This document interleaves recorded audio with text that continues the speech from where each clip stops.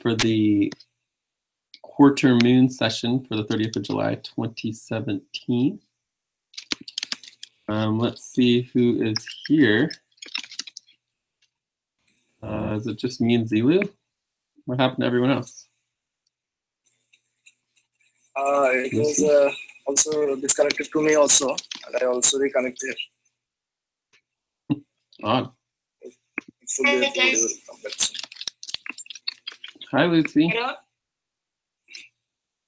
Can you hear us? Lucy?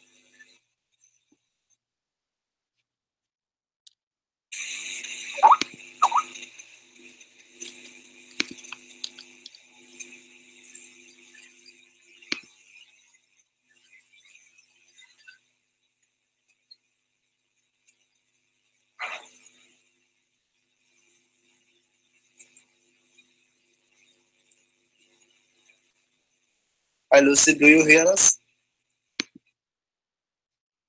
Hello, guys. I hear you. Hi.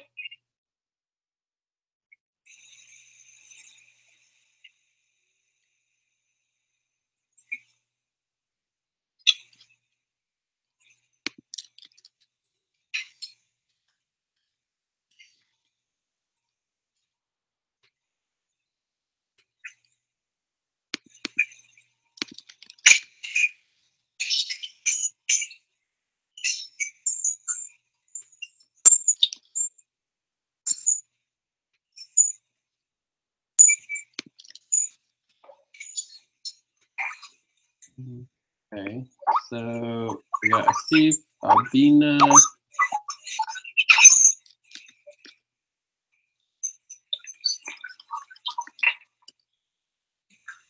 What's your Skype, Albina? Hi, Jay. Yeah? Oh, no, she's already on it. I got it. Okay, cool. Hi, Jay. We have a new Say member what here, else? Asif Sultan Raju.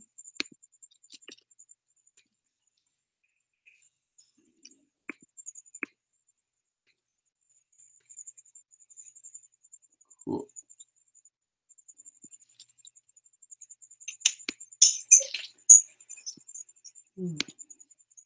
All right, if someone can help with the notes and take attendance here, that would be really excellent.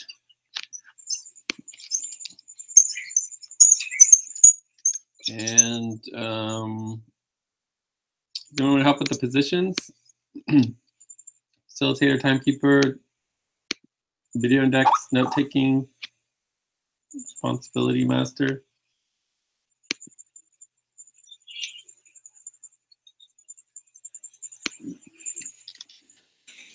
We'll do note-taking, timekeeper, process facility master, and master document updating. Can you write that down? That's too much. Can you just go to the doc and write it down? Yeah, Jay, So we for have me, Zilu, see video how index Zilu, and hey, timekeeper also. see how Zilu just went directly to the doc and wrote his name down? Everyone can do that, and then we don't have to spend 10 minutes trying to get the position set up. So if you can just say one position, I can write it down, and you can add your name for other positions. But you know, I can't do more than one at a time. So does someone want to do note taker or? Hello, guys. Hi, Lucy. Do you want to do any positions? Well, at least now I really try. Yeah, Which one? video indexing. Okay, so I'll take notes, Jay. Albina.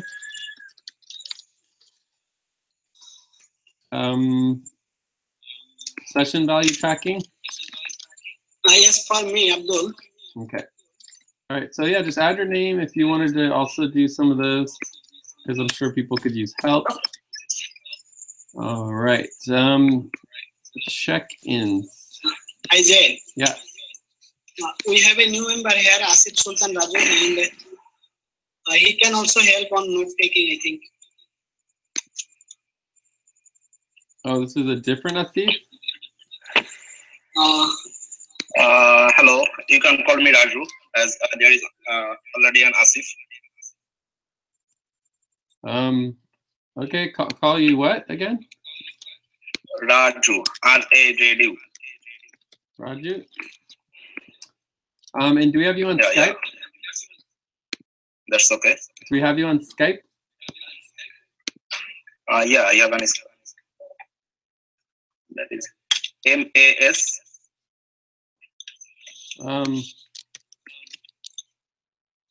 here we go. Yeah, this one. Cool.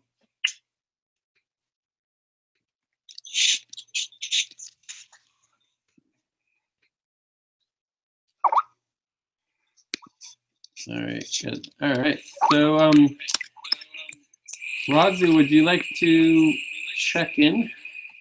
Just tell us a little bit about yourself and where you're from, what things you like to work on.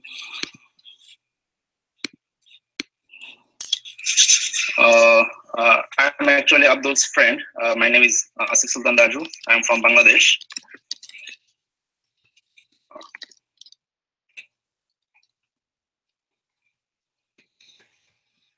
And what So do it's you really like? Keep going. glad to meet you here. And what do you like to do? What is your interest? What are your life dreams, goals? Sorry. What are your Actually, interests? I'm mainly working about account and finance. Great, cool. And do you have any particular life dreams, goals, difficulties, anything like that you want to share? Sorry, I can't hear. Do you have any other life dreams or goals? Oh, obviously. I actually I study in sociology in university. I actually work on social problems and issues. That's my main field of interest. Great. And we also do like a number between 0 and 9 I actually on how you're doing today. I actually work with social organizations locally and internationally. Various types of actually.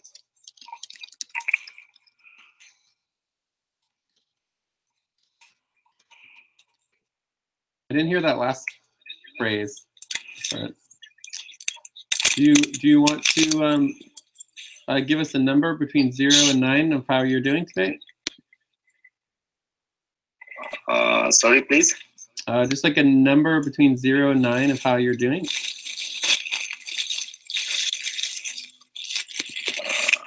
I couldn't get you. Hello, guys. Hi, Thomas.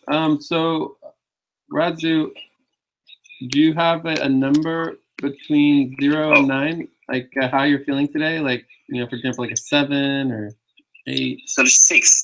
6. You're 6. Okay. All right. So let's go to Abdul.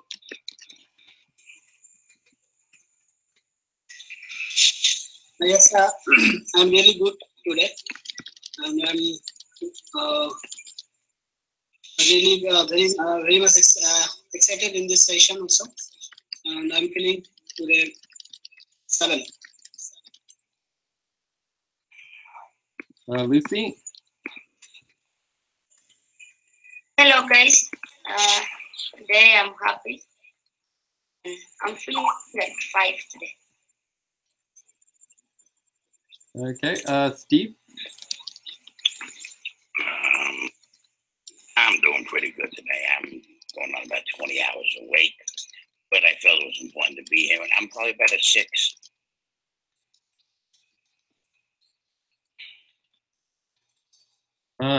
Zach. Thomas. I'm very happy. Though I had a problem with my computer, I was just fixing it a lot. I didn't think that I would make for this session, but I thank God I made it. For me, it's 6. Albina.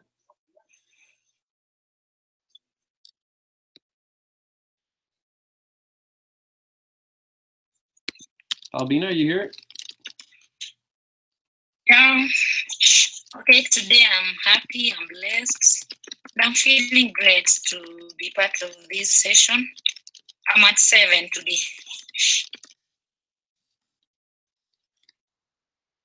All right, and James? Yes, hello. Hi, would you like to check in? Yeah, certainly. So today I've had a good day. I can't complain. The weather has been great and everything, and I'm just feeling happy. So for today, I'm a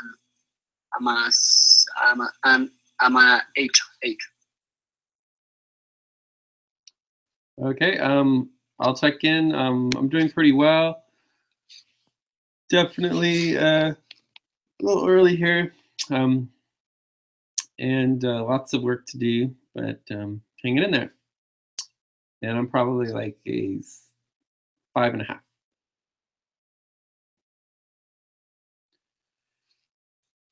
So we're going to go into our desired outcomes now.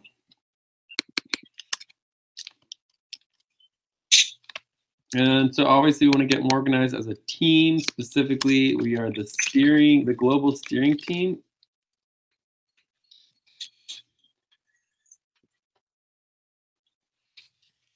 We want to, all step up, take initiative, take on responsibilities. We need to get, our priorities in action and getting done. This includes, some of our overall priorities.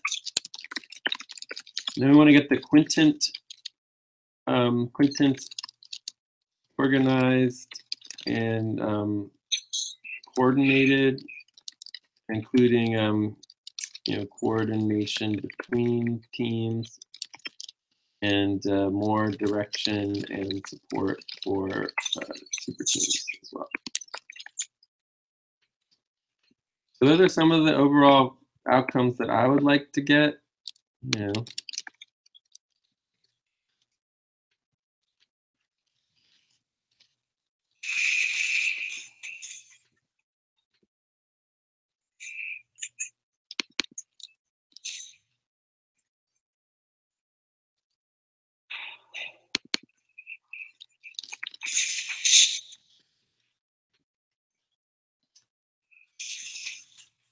Are there other desired outcomes people want to get out of our session today?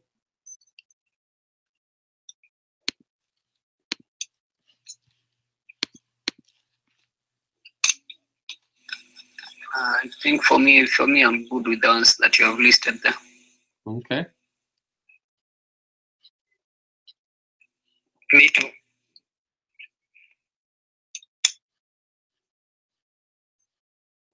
Same to me.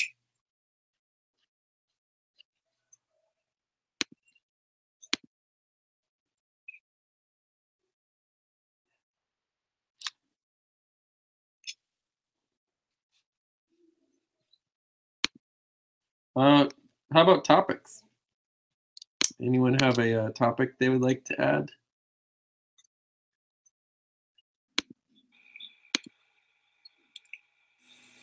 Jake, can you share the document for today? I think anyone should be able to take care of that. Let's make sure we add you to our steering team here. James. Yeah, well, it was shared on the Sonic Skype, but not everybody goes to the Sonic Skype to look for documents. You can check there on Hangout, not shared.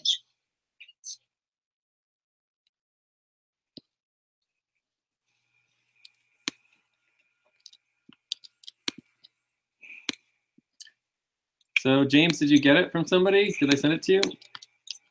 Yeah, it's on. Yeah, I've received it. Thank you. Thank you. Okay, so we have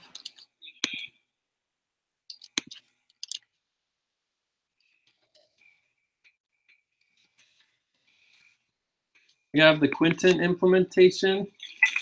The senior management positions, I think that would be a good place to start. We have inter-team communications and collaboration. I think this also needs to be inter-team communications, collaboration, and assignments. And we could read the new full moon priorities and goals, make sure we have clarity on that. This probably would be good to do first so that we know how to assign people. Responsibility organizing, super key. Team equity and daily equity spreadsheets, verifying verification systems. Maybe we'll get to that. I don't know. Priorities, actions, important responsibilities, take initiative, moving forward with getting quittance organized, having better coordination between teams, more direction, support teams. Okay. So, I mean, I think these are pretty clear topics.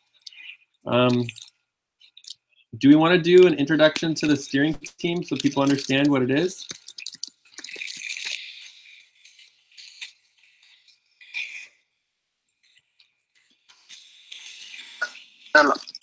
Jay, I think that would be great.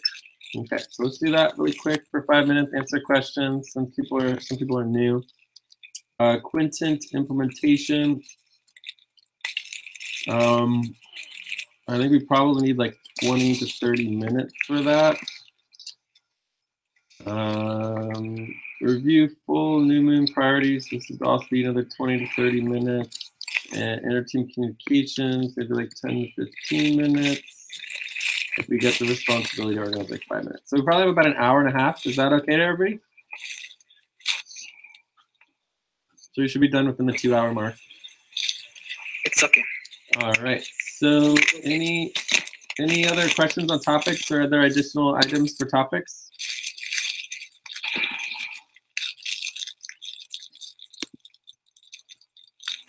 Which I think we can add on or reporting doc, just output hours. Just explain something here. Output hours. Okay.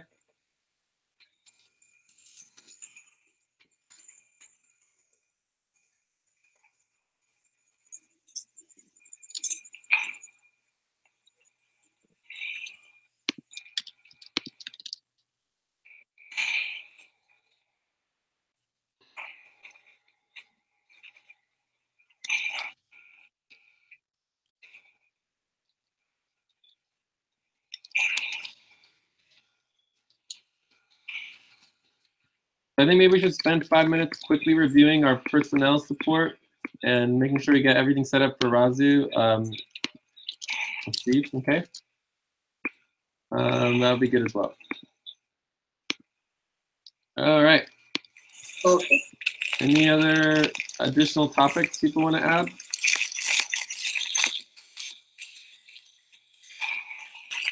Okay. So let's put these under other, because I don't know if we're going to get to them. Okay. So any objections to the topics?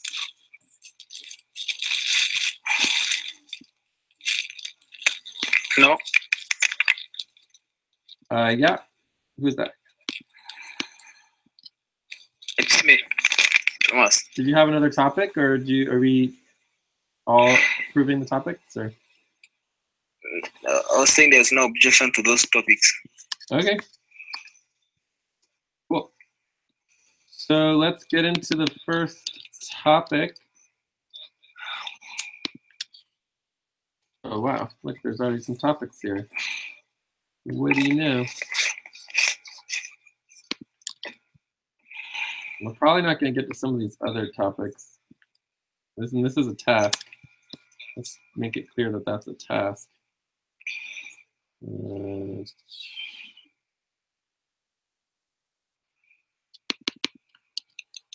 We can always go back to inter-team communications.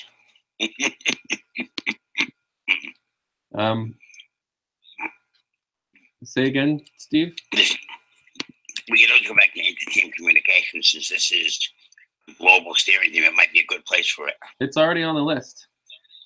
Okay. We have it Sorry, I scheduled missed it. here for 10 to 15 minutes. Oh, it's a little later on in the session. Okay, so Razu and other personnel support. We want to make sure that we have, all the personnel intake docs. We need Razu to do the detailed intake form. Do I need to link that here or not? And so we need someone to take on, we need to review personnel profiles.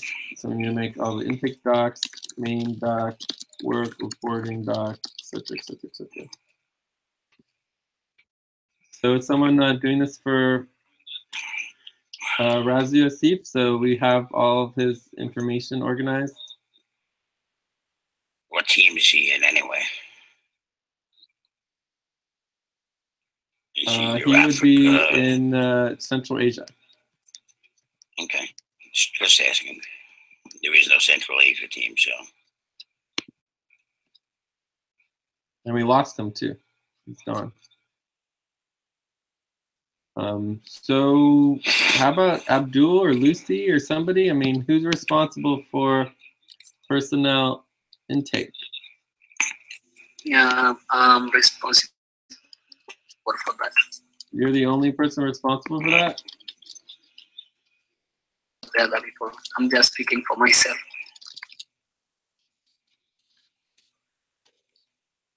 So James, are you gonna help make all the docs and everything for Razu? Yeah, totally. Okay, cool. Yeah, I think Razu already fill up personal intake form. I think.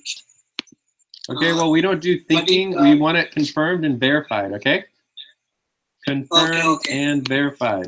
Confirmed Yes, I can also help verified on James everything also. has been created. So, say that last part, Steve. I missed you a little bit.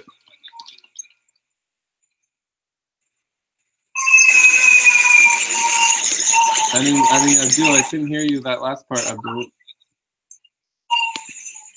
People, you need to mute your mics if you're not talking, please.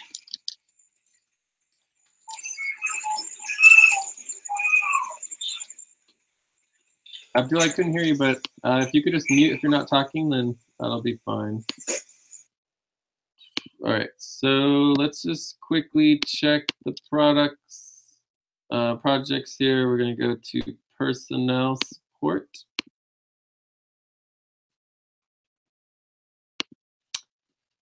And so there's the simple intake form, which obviously he did, but we want him to do the new detailed intake form, which would be excellent. Oh my God, we still do not have the main buddy team proposals here. Like, who's responsible for this? This is like the 100th time that I've asked, or at least the 10th or 15th time. Like, we need to get this stuff done. I don't get it,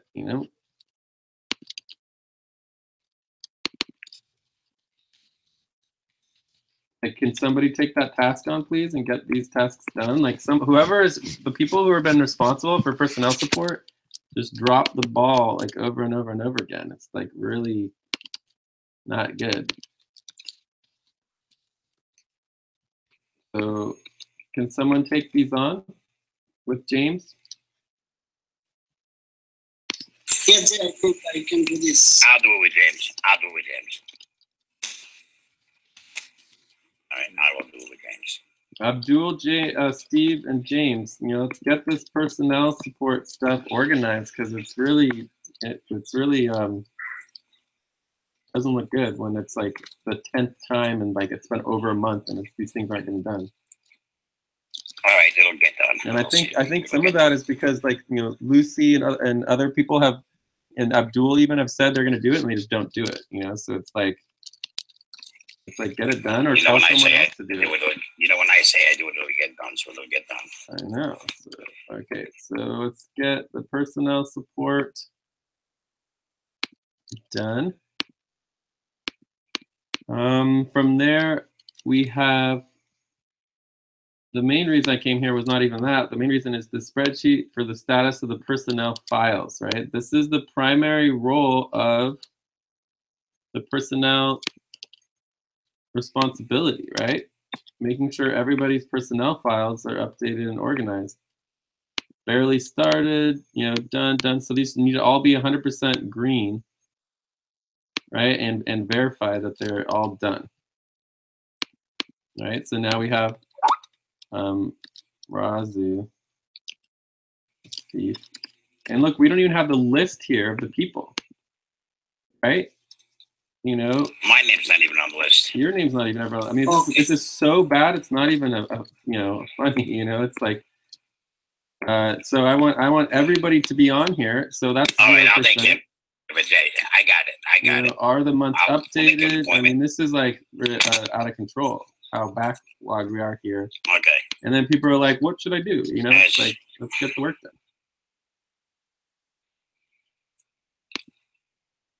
Okay. So, and anyways, like people like Steve should be focusing on the finances. So it's like people who don't know how to do finances should be doing this other stuff. It's like not that hard. All right. So, Yeah, but then I'll never Any get done, other so I might as well questions? just step up and do it. any other questions on making sure Razu has all of his docs and everything? Oh, look, the other Asif is here now. Yes, how are you? Hi, everybody. You want to check in? I see. Yes, sir. Actually, I'm really sorry for being late. I was, outside, and I apologize for being late to all of you. And I'm feeling very much excited for the session. And I'm on the 6.5 today.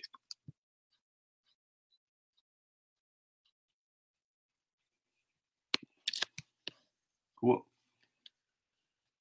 Okay, so any other questions on getting Razu set up and other personnel support?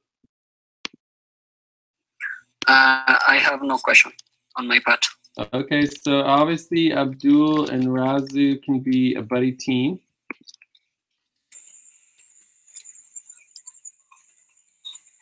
Okay. Are there any other buddy teams that he should do? And obviously, if he's doing finance and everything, he should assign to watch and do training on the finances.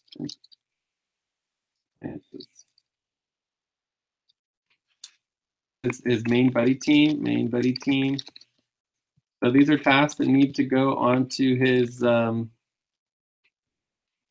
main doc. Okay. Okay, then. All right. So and then we probably need to assign him to a provisional buddy team. Provisional buddy team. Do you have anyone that potentially could be good for him to connect with? Asif, do you have a provisional buddy team? I mean, do you have a main buddy team yet? No, sir, I don't have, and I'm planning to have it with Abdul. It was Zilu, but you guys can work it all out. But for provisionally, we can do Asif and Razu. Asif. Hi, Jay. Yeah. One thing, I have a buddy team on Zillow that on 2 hours, but if it's possible, we can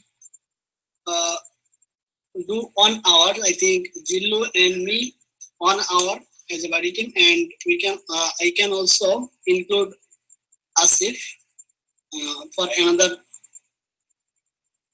hour. I think as a buddy team.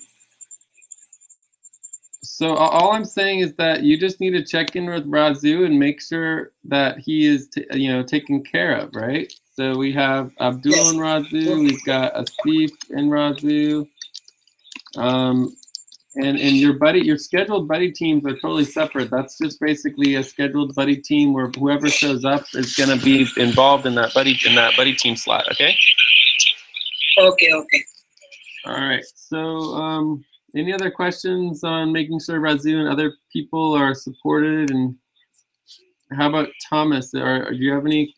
Or Albina? Do you guys have been around for a few weeks? You're still pretty new. Do you guys have any questions or needs? And make sure that you have connections and buddy teams. Are you guys good? For me, I think I don't have any provisional budget team. Your provisional buddy team is Thomas was Albina. supposed to be with you. Yeah. So provisional buddy team, Albina and Thomas, you guys are responsible for getting your personnel budget proposal. And this is the combined proposal to the HR, and you have until tomorrow. So just so everybody knows, August 1st is the deadline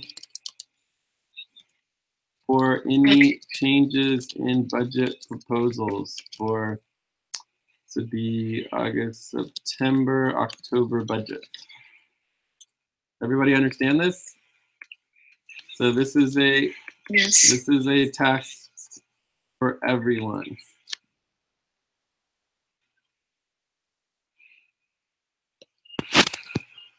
Any questions on the budget proposal due date? Who's timekeeper? How much time do we have left in this item? There's no time. Time is up. Okay, well, let's move on. All right, so introduction to the global steering team. Basically, we have, about 15 people. Oops. So about 15 people across the world. And then we do elections. And then the outcome of those elections equal 2 senior managers for each quintent. And basically the steering team has a minimum of 1 rep from each quintent. From there, senior managers are required to attend full/Newman sessions, and this is the core team, the global core team.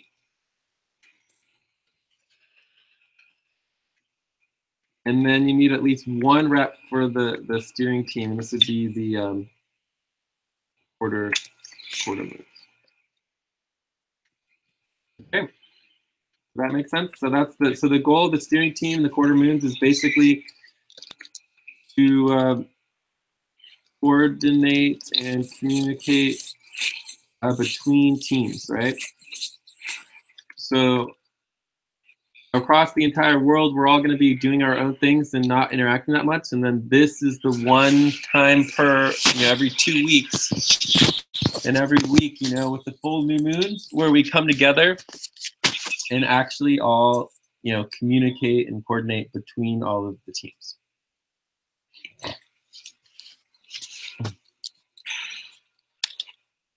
So that's the primary purpose of this particular space. Are there any questions about the quarter moon session, the global steering team? No. So one helpful. So okay, for every quintent, there's a representative in the steering committee. Yeah, so let's go over it today. So we have well, here, let me see if I can pull up this would be just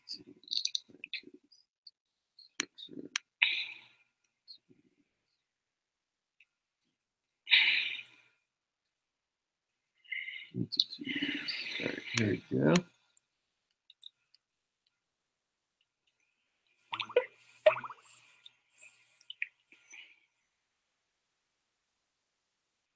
All right, so here's the quintent organizing doc that I've gotten started. It still needs some work, but this is part of where we can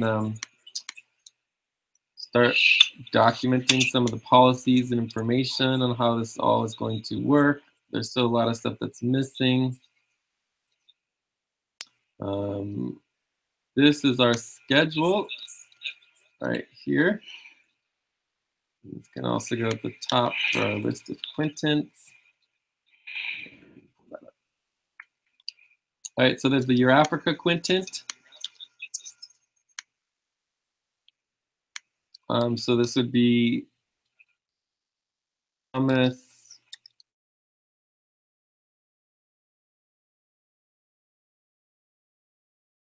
Albina, James, right? Atlantic would be Nelly, Steve,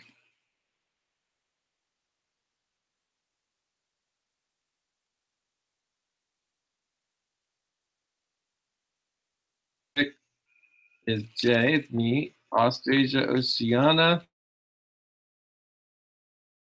Keys and Julie and Benji. We don't have them, so this is missing. Asia is going to be like Zilu, Asif, Razu. Although Razu's not here anymore. Abdul.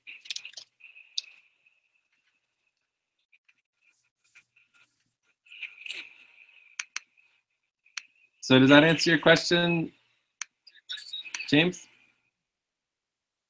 Yeah. That answers my question. Cool. Great. So then the only other thing that we could review quickly here would be the elections. And that would be under our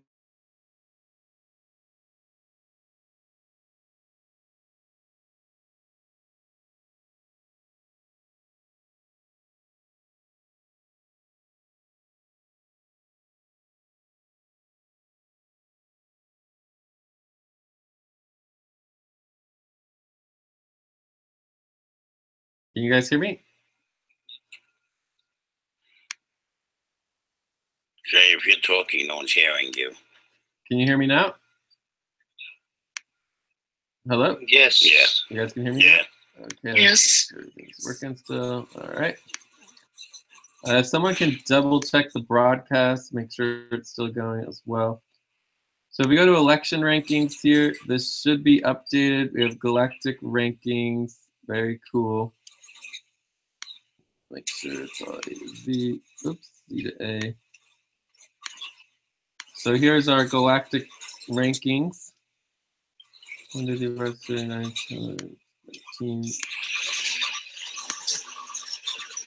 All right, so we have 20 people right now. Tully is in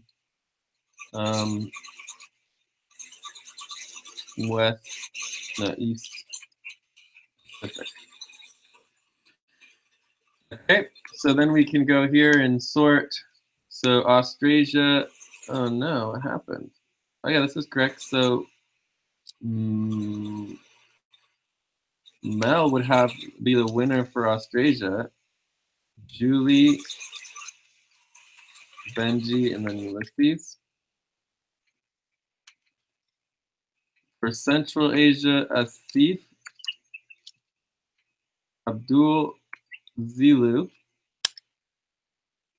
East Pacific is Jay and Heather, and Isaac, James for Eurafrica, and Lucy.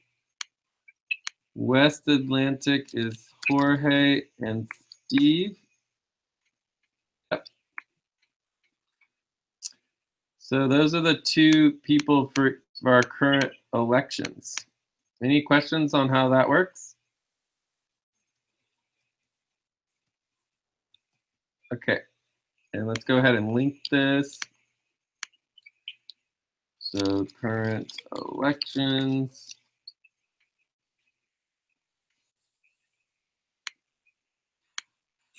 Oh, time's gone. Say again? The time, 5 minutes is up. 5 minutes. Okay, so yeah, we're getting into the next section, which is our quintet implementation. So the next step here is really we want to understand basically, our policies and focus on really one quintet at a time.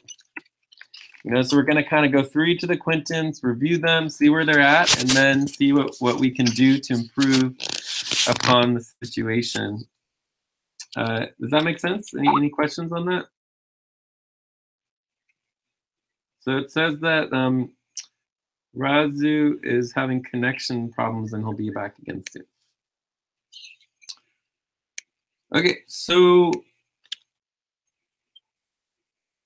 we have the current elections. Let's start with you know, Eurafrica.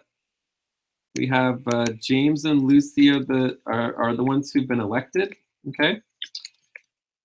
So what we would do for Eurafrica, and let's go review the policy. So basically, the policy is going to be. Let's see if I have it. Where's the policy?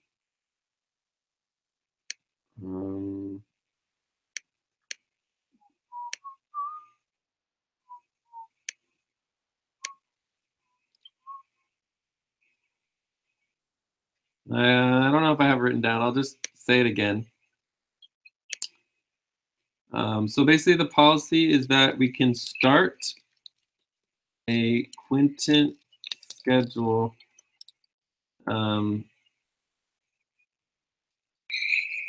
when two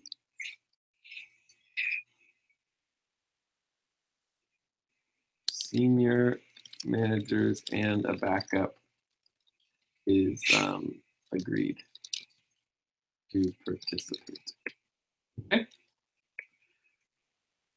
So this is the policy. I guess we could vote on that real quick. Basically, what this would mean is that you have, you know, you need a minimum of 3 people. So basically, a minimum of 3 people to what we would call initiate or start implementation of a Quintin senior manager schedule.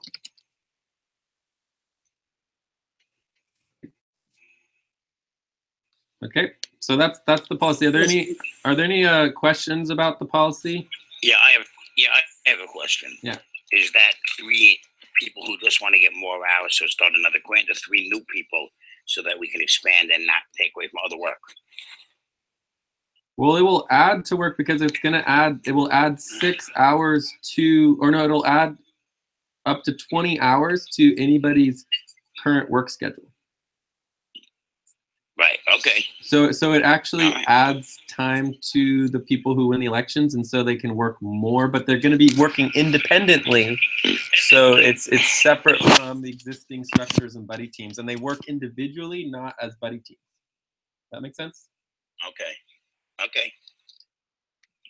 So the question was, just to get it in the notes, you know, does this take away from existing hours? The answer is no. This adds up to 20 hours to individuals' work time. And it's individual independent work. Okay. Yeah. I'm all for individual independent work, as you know. Yeah. So any other questions about the proposal? Any concerns? No question, no question. Any concerns? No, not yet.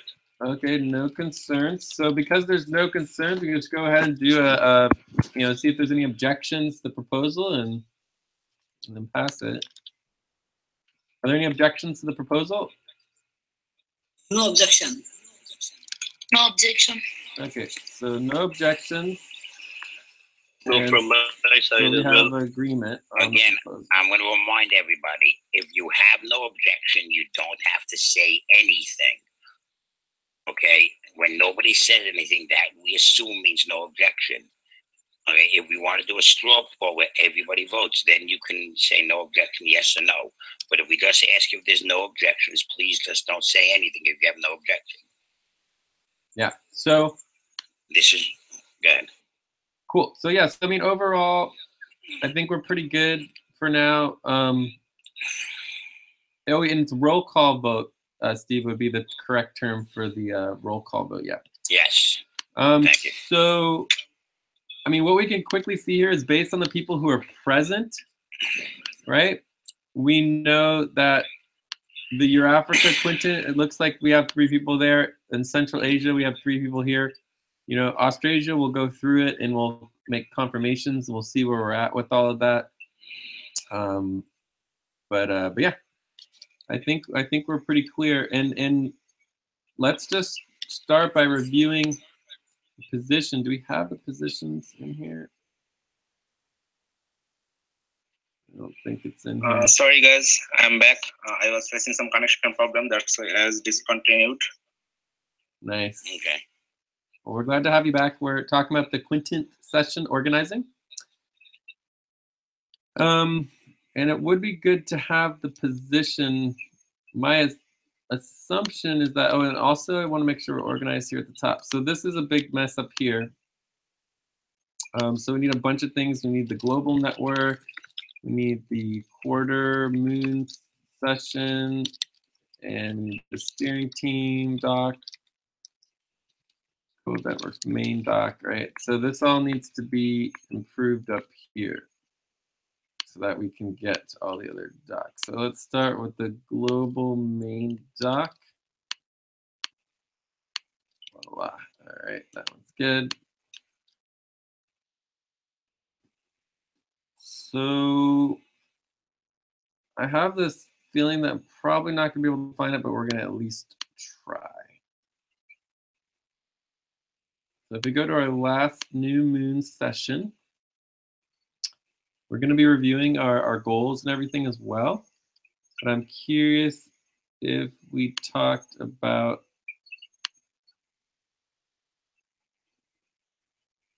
the position description. I don't see it here. So we must have talked about that at a previous session. And that's where we need to get better at our indexing. I think we might have. Yeah. So we'll just review it really quickly, but obviously we're not going to get it exact, but let's just make sure we do a basic review just so people know what you're getting into. So as we said before, so this is the senior manager position, the quintet senior manager position. It's 20 hours per week plus global sessions. And so the global sessions are minimum of basically you have new moon, full, and quarter moon. Right, so it'd be once per week you do a global session, and it's you basically have to do technically new moons, full moons, right, are required, and then you have a minimum of 1 person per quintet attending steering teams. So that would obviously, and this is quarter moon, right? Everyone has to attend new and full moons, but just 1 person has to attend the steering team, which are quarter moons. And this is basically, you know, if it's the middle of the night, it might make sense to just send 1 person, you know, so that everybody doesn't have to be up in the middle of the night or whatever. So from there, you basically work, and you know, it's 6 hours. So two days is 6-hour shifts, right? And you're gonna get a break in the middle, you know, like 30-minute break in the middle. But you're on call for 6 hours, on call. Right, so it's a 6-hour shift where you're on call. It's technically 4.8 hours, you know, of shift where you're on call with a 30-minute break in the middle, but you're still on call. And then you have a 6-hour shift overall. So there's like an hour, 1.2 hours of overlap. So equals a shift hour 6 overall with, you know, a 30 plus minute break. And generally speaking, it's from 12 p.m. to 6 p.m. local time. Oh, wait, and this is also where we want to get. Let's try going back one more time into the full moon and see if we have it here. We talk about quintants, new global structure. Quintant global structure. Senior man, oh, here it is right here. Position, senior manager position. Elections, perfect. This is great. Okay, so let's add this to the quintant organizing right here so that it's all in there. So here are the positions, 6 hours. It's 2 days a week, and then 4 hours, 2 days per week.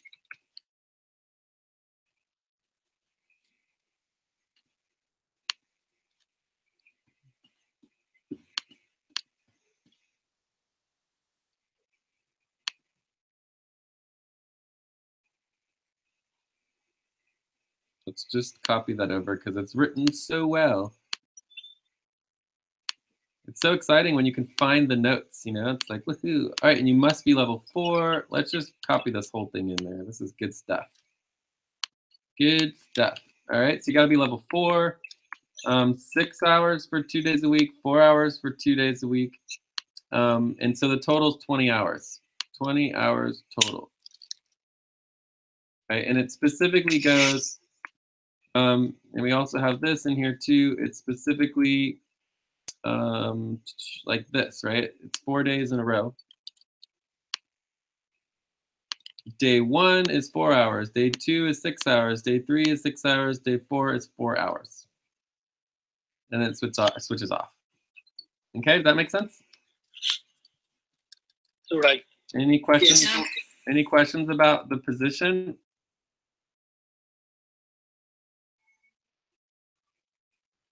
No So questions. So it's a Yes, very, no question. it's a very, you know, intense, high-level position in the global network, and we have no idea how much intensity it's going to be. But part of the reasons why we split this high level between 10 people is to try to spread it out, right? But for those 20 hours, you're basically the person who's in charge, and people are going to be asking you questions. And you have to basically make final, you make final decisions, right? Have authority for final executive, what we call emergency and urgent decisions. And you all need to get real comfortable if somebody from outside of the organization starts to pop in a meeting at a session and know what to say to them, because these are open sessions and anyone at any time, from somebody from exit, somebody who we've never heard of before, could show up and ask questions. Yep. That's why one of the things for level 4 is public interaction. You have to know what to say or who to send it to if you don't know what to say. You know.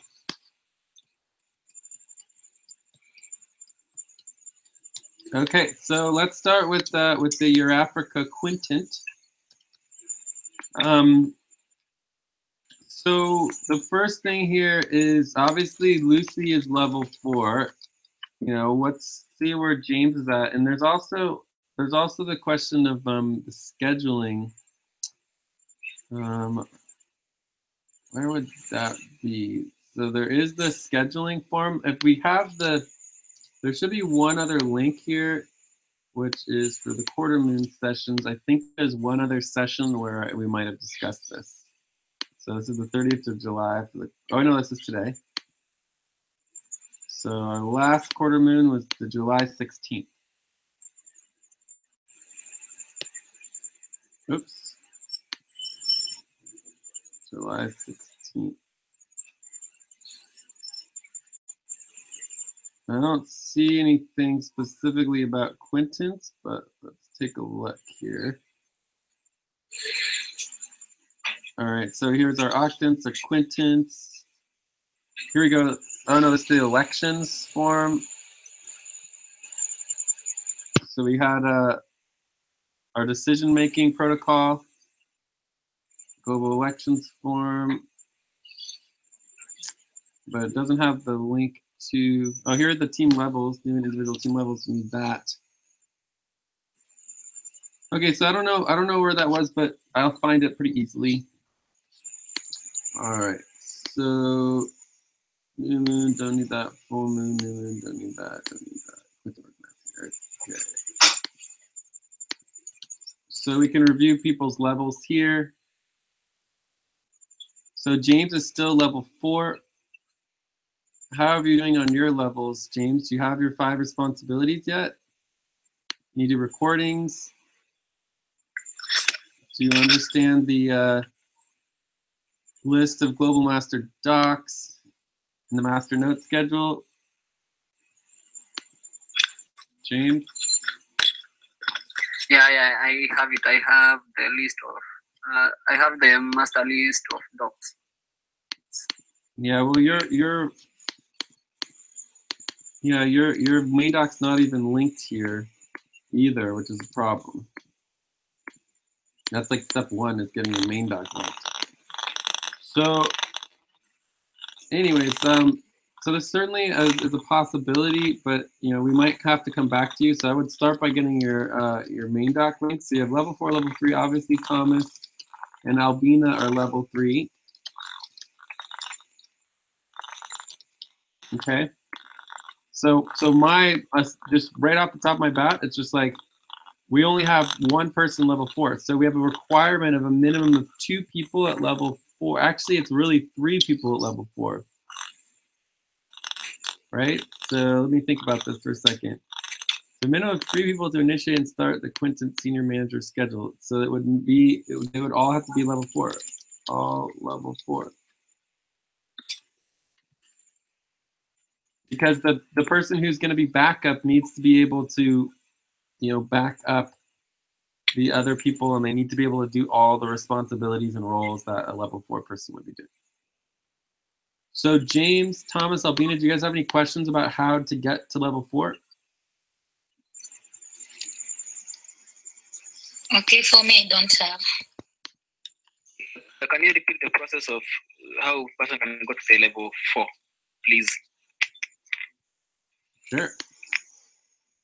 So first thing, you have to have your main doc all organized, right? Obviously, Thomas is a no on that one because we don't have anything linked or created here. And you have to link your main doc to the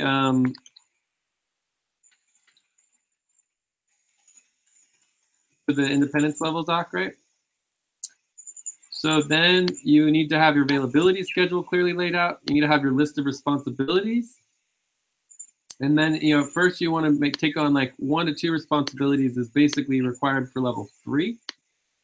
So you take on your first couple of responsibilities, but then for level 4, you need to have 5 responsibilities.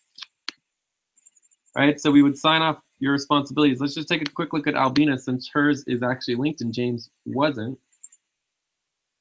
So we come in here, we can see Albina's got a lot of buddy teams. This is very good. I like that. Responsibilities, finances. This is technically a project, right? So this would be a project. Finance is huge. Accounting, again, is a project and not a responsibility. So this is large. Too big. This is a responsibility that I think, Albina, you know how to do, right? The spreadsheet for teamwork, hours, and pay?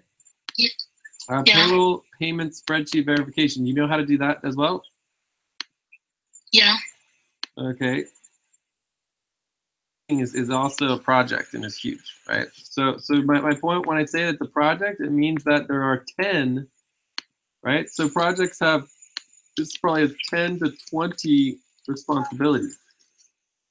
Right? So for you to be able to oversee value tracking, you would need to know all 10 to 20 of those responsibilities, and you don't, right? So right now, we could say that Albina has 2 responsibilities that have been verified, right?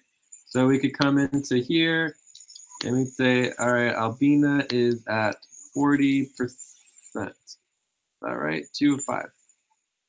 2 of 5 is not 40%. 2 divided by 5 is, yeah, 40%. Okay. So HR proposal, this is required as well. You and James will be making a provisional buddy team proposal, and so that would be your HR proposal, and then you also need to do your main buddy team proposal. So this would be like provisional buddy team. Secondary buddy teams is more for like high level 4 and 5, but Albina's already on her way. She had all of her secondary buddy teams listed, which is great. Tech Connection, Albina's doing good here. Thomas is also, you're doing pretty good on Tech Connection.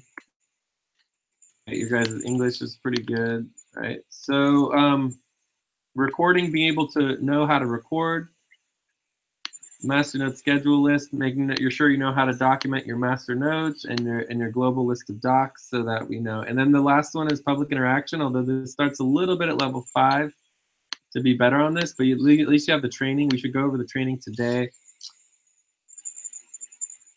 So does that answer your question? Yes, sir. Yes. So I was going to add here to next steps. You training on public interaction. All right, so are we ready to move on from, so basically next steps for is get people to level 4. So we have enough people, they just need to be at level 4. That's the only issue. And we really just need like, part of me feels like you could just get like one person to level 4, but anyways, at least one more person. Any other questions on your Africa, Quentin? So when does the one get? When does that come to? When does that session come? When somebody is taken to the level 4. Right now we could propose it. So I propose James goes from level 3 to level 4, and we would all review it and we would vote on it. But it's like right now James is not, his like main doc's not even attached. Like, so how can we even consider him for level 4 if it's like, there's not even a main doc, So it's like, you just propose it. It's that simple. Any session, anyone can be proposed to be level 4 at any session. Any main weekly session or the steering team, the core team, global teams, any team. Okay. Okay. And that's part of why every single, so let's see. We could review what is good, right? So what's good is that we have 4 people active in steering team. Right, / global team. We've got the main weekly session scheduled and started, right? And then from here, there seems to be interest in the position. All right, so I think that overall, there's a lot of things going well for your Africa, and it's just a matter of really getting level 4 set up and then moving that forward. So we should be able to do this by the end of the budget month, which would be 2 weeks from now. I think in 2 weeks, we should be ready for implementing your Africa. Okay, so we're ready to move on to Central Asia? Yep. Okay, how are we doing on time? We have 10 minutes more. All right, so let's try to keep these down to like 3 or 4 minutes on each one of these because it would be good to go through it. So Central Asia, currently we have 3 people.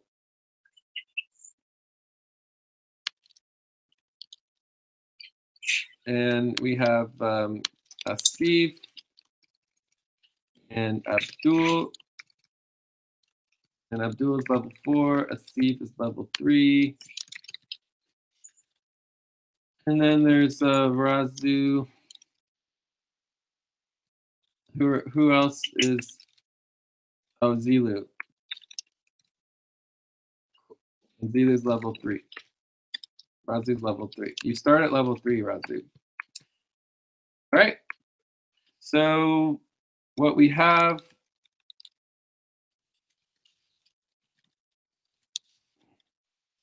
When we have 4 people, which is great. 4 people active in global steering team / global team.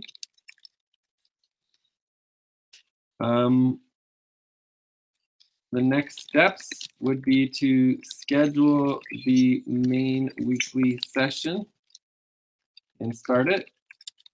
So that has not happened yet. So I don't know if there's interest in that, but as of now, there hasn't been much interest. I also think it seems like, I mean, people are interested in the position, right?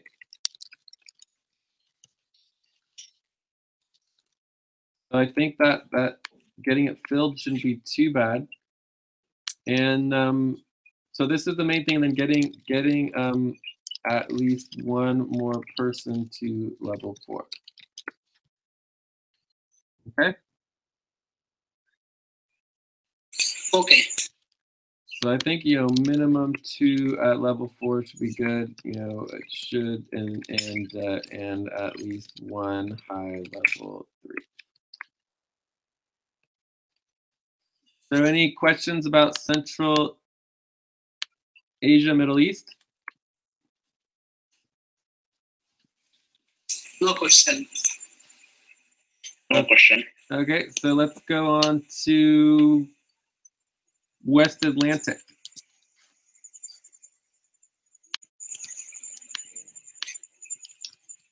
So the West Atlantic, we have Steve and Jorge. Hey, Jorge. Nelly. There's also Nelly, and we'll put a line here. She's the one present. Nelly is also level 4. Jorge is level 3. Steve And is Green. level 4. And Green. So review what is good. So basically we have 2 people from level 4. Is good. And Jorge is just about there. Yeah, 4, and we have one high level 3, which is Jorge. And Green's level 3. So next steps. Oh, and we have a scheduled main weekly session and a America's team support. So next steps would be, you know, get the main weekly session more active. And we need to, basically, we need to, you know, get more interest and Well, the problem is, activity as the person who's at the top of that global list, level. the problem is that the people on that list are also, they're in Atlantic, they're in Andromeda, they're in Pacific, so we're all spread pretty thin, and we try to do as much as we can, as often as we can. We need to get some more people. You know. Need to get more people.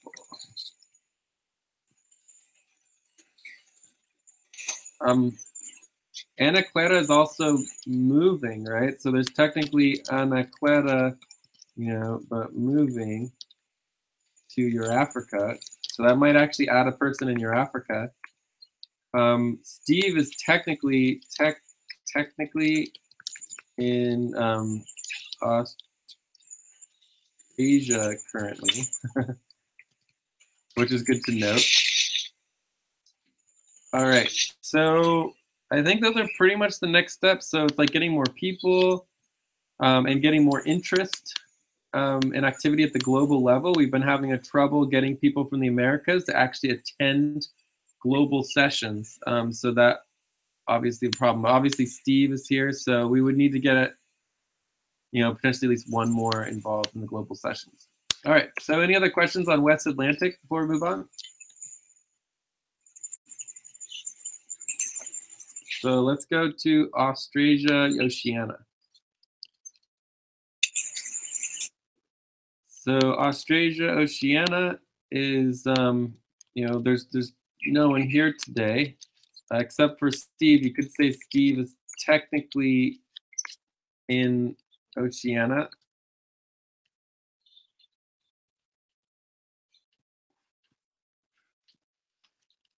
But we do have some people. We have Julie, level 2. We have Ulysses, level 2. I think we put Ulysses on level 2, didn't we? Benji is also level 2.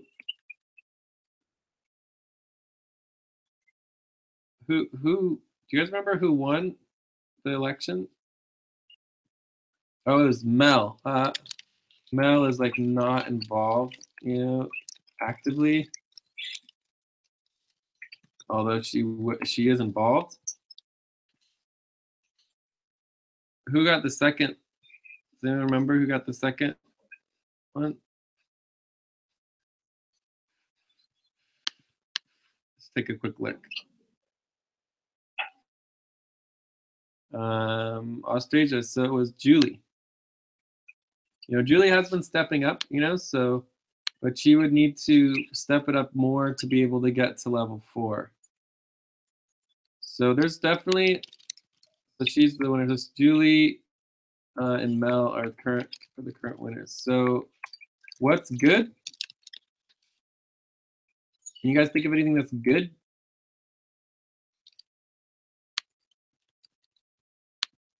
Not much is good. Next steps, I mean, basically you need to get people up levels. We probably might need to recruit more people who can take on more tasks. You know, maybe work some with Julie to help her get up a level. I mean, maybe that's possible. I don't know. Steve could do it temporarily, but what's the point? So we need to get this main weekly sessions. Actually, that is something that's good. There currently is a scheduled main weekly session, and it's active. So that's actually a huge support and very important component. So that's going to help a lot. I don't know how much interest there is. You know, check on interest levels. There's also a lot of buddy teams scheduled in that session, which is a good thing. No, there's no buddy team scheduled. At that hours. That's for the Oceania. Oh yeah, you mean the Oceania session? I guess it does overlap somewhat with Oceania, so there is a little bit of buddy team scheduling with the Oceania. So this is at 7:48 a.m. The Oceania session starts at 3 a.m. Oceania starts at 8, 9, 10, 11, 12, 1, 2 a.m. Oceania starts at 2 a.m. So it's, 3 a.m. So it's 1 hour of Oceania overlaps to Australia, and the other hour is in the Pacific. All right, any other questions on Australia? I think we just have one more and then we're done. So now it's the East Pacific. Wow, only has one active worker. Yes, major problem. So there's Jay, there's Heather. So Heather is not active. Jay is level 5, which is good. There's also Isaac, who is not active. So, and that's it. There's nobody else, you know, no one else active. Although, of course, we have lots of people on the ground here in East Pacific. They're just doing other things. So what's good? Right, and there's lots of us that work that shift with Jay to make sure it gets done. Yeah. So what's good is one thing we have Jay. So basically, you know, I technically work all day already. So I can man down the 4 here, even if I'm not necessarily scheduled or take on this position with others. It's still getting done, so we don't have to worry about it too much. Additionally, we do have a weekly scheduled session. It's not particularly active though, right? So why? Me and Edwin made the last 3 of them. What are you talking about? No, we didn't. The weekly main session.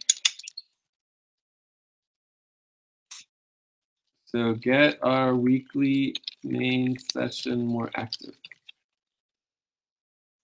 we've been moving it around. It's like it was on Friday and it was on Monday. Like people are not showing up for the weekly main session. Well, no. My thing at the weekly main session after 2 weeks of being just main dream was get the rest of the team to show up. Yeah, Yeah. So it is and it was me and you possible. this week. It is possible Andreen is like, even though she doesn't live within the East Pacific, she might be part of it because she usually works during the East Pacific times. So other next steps is we need to do recruitment big time. And that's in the works. Any other major next steps to move it forward? We're going to have to get people up levels as well. Yeah. Anyways, that should be tough. So anyways, as you can see, I would say the closest ones are your Africa. Let's get some percentages. I would say your Africa is like 65%. It's getting close.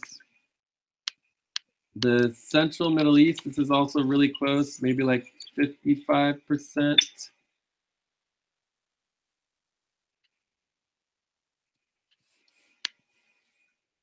West Atlantic is, We're the only over like 2 level 4s. 45%. I mean, there's definitely a possibility if interest stepped up. I can't get much more interested. Well, I know, but we need 3 people who are interested. Yeah, we need to get Nelly off the road. Yeah, not just one. I don't know if she would want to do it. We'll have to see. So Australia is an Oceania. I would say this is pretty low, maybe more like 25, 30%.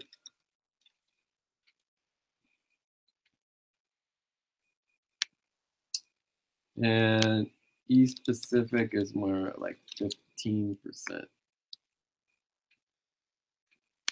Okay. But at least they're moving things forward.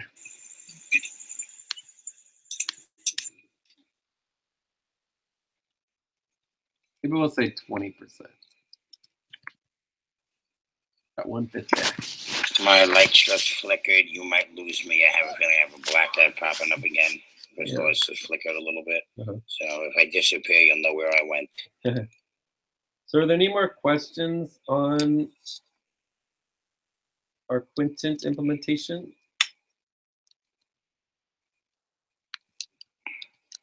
And I'm going to copy all of this into our Quintent organizing doc. So it's indexed. I think we're ready to move on. There's no questions. Going once, going twice. Everyone knows what they need to do to move forward with the Quintents. Yeah. Everyone's got their tasks, and so I think we're on into inter-team communications or reviewing fully moving priorities. I think we're going to do the priorities first, right? Yeah, I think so. Yeah. So priority is to come up with some simple form, which I'll try to come up with in the next few days, talking to some people. So we're after every buddy team shift, you just go to this form, just like you go after a main session, you have value training. One person from the buddy team goes to this form, and it basically says what was worked on. And that's intercommunications collaboration, isn't it? 2 words, 3 words. What? Isn't that? Are you talking about inter-team communications and collaboration? Yes. So I thought we just said that we were going to review the priorities. Oh, I'm sorry. I apologize. Jumping on. I'm sorry. Okay, so yeah, let's just review the priorities really quick. It shouldn't take too long, but it's important. So this would be, you go into the New Moon doc.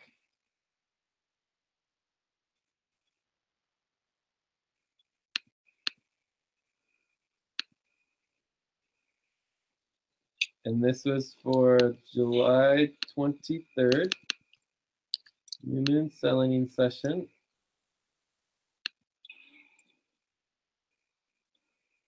And if we were organized, like for future reference, you would just like link the notes right here so we'd have it all ready.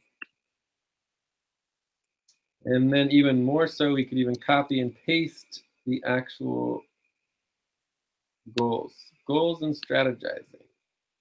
So review our previous goals. So this is it right here. So these are our goals for the month. We're on the first, this is the first week, right? And remember, eventually we're going to change all of our finances and everything to the lunar cycle. Right now we are still in the Gregorian cycle somewhat, but eventually we'll be switching to the lunar cycle. So let's go through it. Client relations. So I mean, I would say that this basically hasn't gone anywhere. Yeah, I'm gonna put like 0.5%. Oh, we got it.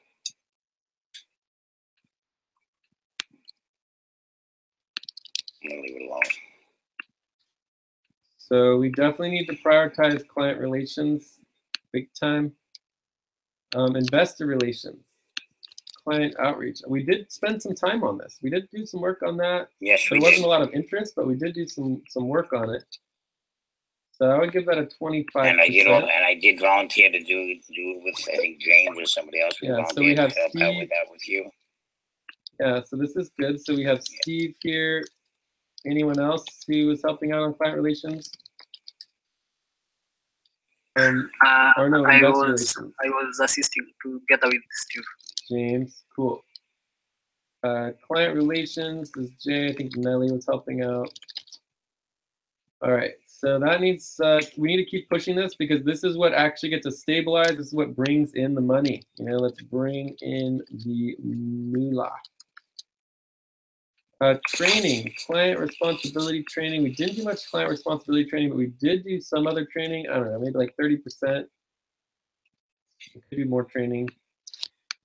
But we need to keep prioritizing training, although we're doing a little training all the time. Worker coordination, we're making a little progress here. Worker coordination is technically a project because it's so big. It'd be good to break it out, but I don't know, maybe we're at like 45% on worker coordination. They want to help out with training or coordination of what people need training, coordination. Recruitment is not going so well. For the local and the Pacific recruitment is just not happening. Well, no. We did send out the emails the other day again to local people. It's not a matter of we're not doing it; it's that they're not responding. Well, there's other things that aren't happening, so I don't know. Maybe we could say, well, let's just keep it at 45%. I mean, there's definitely work getting done, but it's just not getting completed. So Steve's been working on this, and Dream's been working on this. I've been working on it. Anyone else who's helping out with recruitment? Nelly. So mainly just Americas. Does anyone else want to help out with recruitment? Yeah, I just want to help with you people. Cool. I can do. Cool. Awesome. All right. Team development. Take ownership of tasks, responsibilities, and reach higher levels. Well, this is a new goal. How do people feel that we're doing a team development? I mean, I feel like all of this with the whole quintet, getting people up levels, educating, getting organized as teams. I mean, this is all part of team development. So we're definitely doing work. What do you say, Steve? 40%. 40%? 40%. Yeah. Okay. We still have a long way to go. You know that. Yeah, we have a long way to go, but we are making progress. It's not zero. Yes. Responsibility organizing. Abdul was going to do this. I think Lucy signed up for it as well. I can't remember. Yeah, and I think I've been working on some of that too. Have you, Abdul? Have you organized a single responsibility?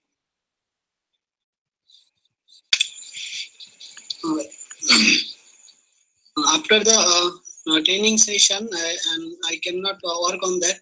So I think I can work tomorrow morning on that responsibility organizing. Okay, well, I don't really care if you're going to work on it tomorrow or not. I think there's higher priorities, but the point is I was asking if you had completed a single responsibility. So I'm going to assume that it's no. So I'm going to leave this at 5%. Our estimate right now is that we've done 10 of 300 responsibilities. So we're very low on getting this done, but we're moving, at least we're talking about it. Global document folder. How's the global document folder and ownership of documents? Yeah, the web. Okay, it is getting them, but again, it's one of those things that's not a priority to get done, and we have other priorities. As I told you yesterday, it will get done, but as long as we have accounting priorities and everything else, it's just not at the top of the list. I wish it was. Okay, but that's not the question. The question is not whether or not it's at the top of the list. The question is, how much have we gotten done on it? Where is it at? 30%, 30%, 20 to 30%. Abdul, is that right? You only think 20 to 30% of our documents are in the global documents folder? I think it's 45% done, I think. Global document folder. At least 45% done. I mean, one of the reasons why it's not a priority is because it's getting done. Like mostly where all of our documents are in the folder. So 45% would imply that 55% of all of our documents do not have the correct owner and are not in the global documents folder. Well, I don't know about 50% not having the right owner. I think most of them have the right ownership because I've been jumping on people about that. There's a couple that are owned by you that I got to talk to you about. Well, no, my account, Jay's Life, is an approved account. Okay, Jay's Life. Yeah. Okay, Jay's Life. Okay. Yeah. So we have four approved accounts, 4 or 5 approved accounts, including Unionet Global, the Americas one, and the global one, the global network one. So, anyways, I mean, I would think that this could potentially be higher, because I think that we have most of our documents are in the global documents folder and that they're owned by an approved account. No, I think most of them are in the folder now. I would say this is probably more like 55%, but maybe it's even higher than that. The point is, though, is it's really not about that. It's about verification. So maybe we need to create a verification system of like, you know, we have a documents folder. We need to be verifying and know how much we're getting verified, which is obviously a lot less. So how much is actually verified? I don't know. Maybe only 5% of documents have been verified. You know, whereas maybe 55% are, we can estimate, are actually looking good. It's not more. It could be higher than 55%. All right, implement of the global quintillion structure. I think we did really good on that today. So we're maybe like, you know, 40, you know, maybe 35%. Moving forward on that, which is good, right? Finance and taxes. There has been a lot of work done on this. We're still a ways to go. Maybe 30% on this. So we just look at for-profit. For-profit, we have Exit Inc. Finances and taxes, I think, are at about 60%. Innovate United LLC is probably at like at 55, maybe 50. Let's go 50. It's over the halfway mark. UIS is not looking good. Like, did you find the bank documents for UIS? No, I haven't even tried yet. That should be the easiest one. I don't know about the easiest. No comment. But it will be. It will be. I'll leave that alone. Yeah, well, I mean, we just need to prioritize that, and like, you guys need to help me like get focused on that because we have so many other priorities. Okay. I'll nag you. I got it. I'll nag you. Yeah, so this is probably a little bit. Well, this is probably about that, and obviously everything else, you know, is low. Yeah. All right. VZ mesh. Yeah. So I think this is a pretty good like review of where we are at, and this is everybody. Everybody. Part of me just feels like, you know, I was thinking about this morning and really wanting to put aside everything else and get these deadlines done. We have these taxes that are due like now. You know, for this just all needs to get done as soon as possible, which is a problem. So this would be one goal that I would put out there. All right, so let's say these would be new goals or new supplement goals. You know, or how Implementation strategies. So we're not here to brainstorm new goals. We're here to you know, think about new items, like what can help us get the work done. What do we need to prioritize? So prioritization. So we need to prioritize finances and taxes because they're due.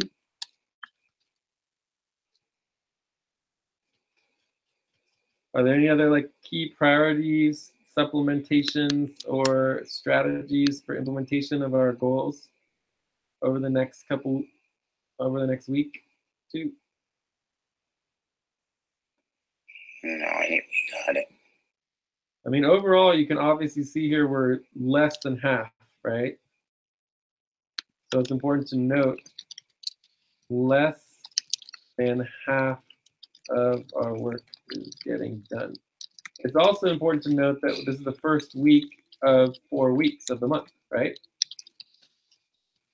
Right, so we have 2 additional weeks, or 3 additional weeks to get all the work done. So it makes sense that we'd be less than half, but we do want to step it up because we're, you know, yeah.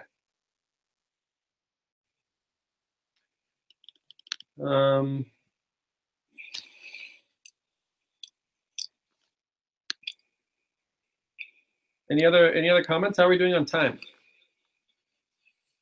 We have 7 minutes. 7 minutes, okay.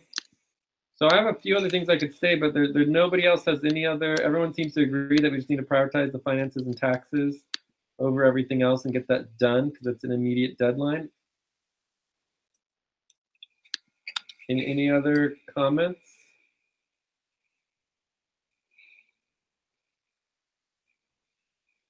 So we definitely also want to prioritize some finance and taxes like training, like that would be the next step. In review, we need to review everything that's happened. You know, another thing that, well, here, I'll go over that in a second. Okay, so any other questions, concerns? Let's see if there's anything else here that, I think another thing that has to be prioritized is recruitment because we just don't have enough people still. Right, that's has to be a priority. We need East, we need East Africa, we need Pacific, we need Atlantic. You know, so that has to be priority because until we get more people, we can't get all the work done. Additionally, there is like a couple things within recruitment that are like sub responsibilities, like sub responsibilities / overlap with other projects. And how are we on finances for recruiting new people? Well, that's exactly it. We need to do accounting and budgeting for knowing where we stand in recruiting people and getting us into the budget. So it's kind of accounting review, budgeting review, and approval and decisions.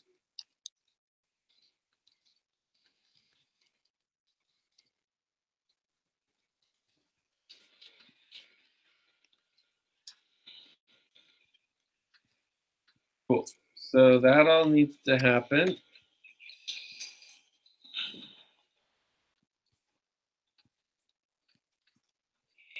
All right. Excuse me. Does anyone want to help out with any of these besides Steve? Well, besides me? Besides me? Okay. Maybe Asif and Abdul, you guys can help prioritize as that. It's like Albina just got dropped off. So try to connect soon. Okay. All right. So the next thing I want to go over is organizing. So we need to organize our priorities and understand importance and basically, focus, right? So we need to be able to change gears, focus as a team, get different things done at different times, and be flexible. So, I mean, the main thing here is that we all understand the overall priorities. Does anyone not understand the overall priorities? And is Razu here? Yeah, Razu's still here. So basically, the overall priorities is what you're being hired to help with. Right? So someone who's new probably won't be able to work on the overall priorities.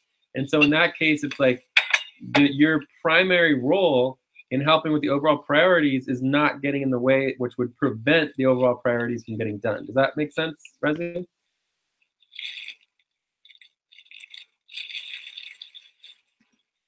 Steve, Rezi, Sultan, yeah. Does that make sense? Makes sense to me. Yeah, totally. Are you there, Rezi, or?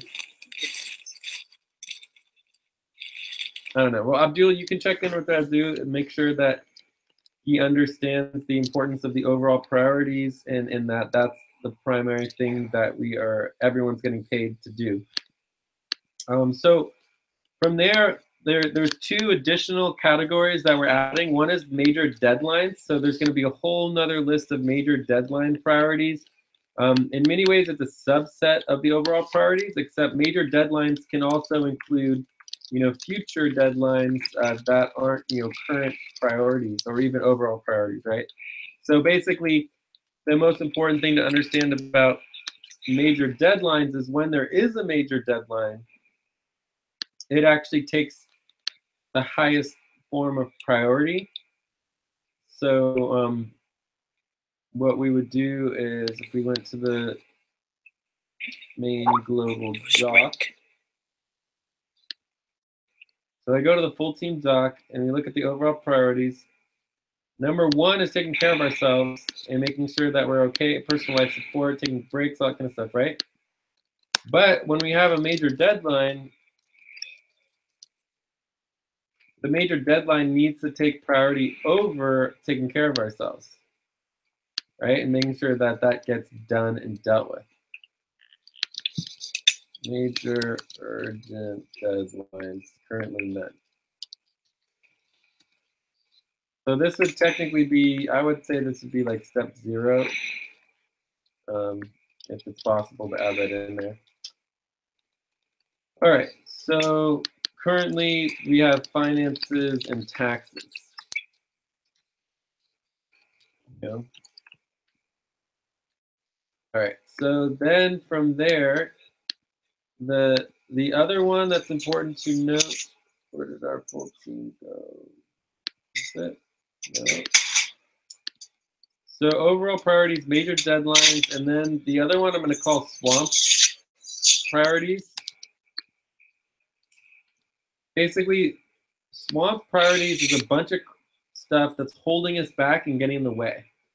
So there's like a bunch of tasks, a bunch of responsibilities that aren't getting done, things that are holding us back that might not necessarily be an overall priority or even a major deadline, but they're getting in the way of getting all of our other overall priorities done, right? Or they're getting in the way of getting the deadlines accomplished and really getting the deliverables. Like, this is,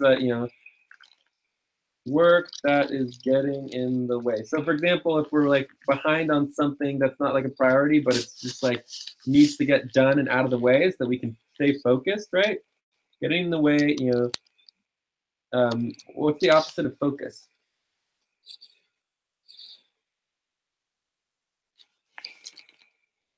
What's the opposite of focus?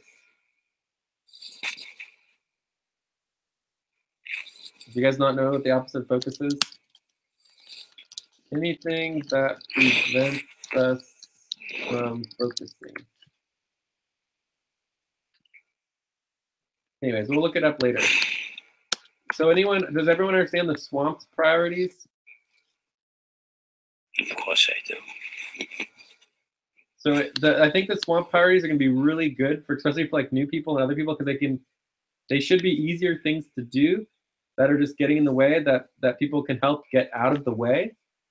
And this would also be part of our life support systems as well. It's like if you have things in your personal life that are getting in the way of, being able to achieve the overall priorities, I mean, that's directly as applicable as anything else.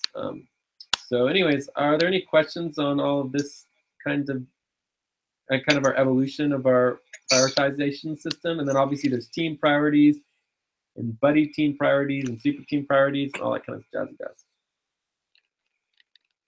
Cool. Time is finished for this topic. Okay. The only other thing I'll say here is that, my role needs to be focusing 100% on the overall priorities, right? As well as like major deadlines, if we have them. So basically, when you're asking me, you should be supporting and helping the overall priorities. And if you're asking me something that's not, then you're basically distracting me, and you probably shouldn't be asking it. And you should either ask someone else, or you should wait until we get our overall priorities under control. Because right now they're not. Like when you go to the overall priorities list, there should never be yellow on the overall priorities list. Yellow is bad. Yellow means that we're behind schedule, that there's major problems, that we need to like catch up as quickly as possible, and everybody needs to get in gear quickly. Our overall priorities list should be normal white, and these should be our priorities because they're important, not because they're like, shit, you know, we need to get all this shit done right away. We're deep shit, you know? So like if you see yellow on the overall priorities list, you should be like, oh my God, I need to drop everything and help as much as possible to get the overall priorities done. Does that make sense? Yeah. So the goal is that the overall priorities should not be yellow. They should just be like our normal overall priorities. This is what we're working towards. These are our priorities. And they just shouldn't be like urgent problems that aren't happening. It should be like, yay, we're doing our overall priorities and everything's working well, and we're doing our trainings and everything's going well. Right now, things are not going well. We are way behind, and it's not good.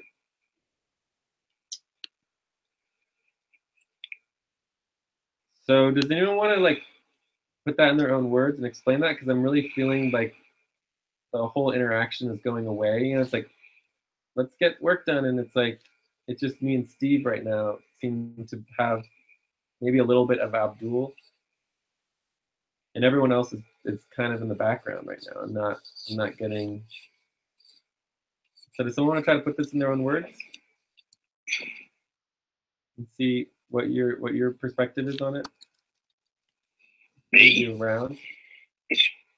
Say that I'm on vacation in the Philippines and I have to work that hard that I can't even spend time with my family. Well, you don't have to be here. That's my perception on it. Well, you don't have to be here, Steve. What do you mean by being here today? But no. I'm not talking about this. I'm talking about making other shifts that I couldn't, you know. Jay can't afford to take a couple of days off. I can't afford to take a couple of days off.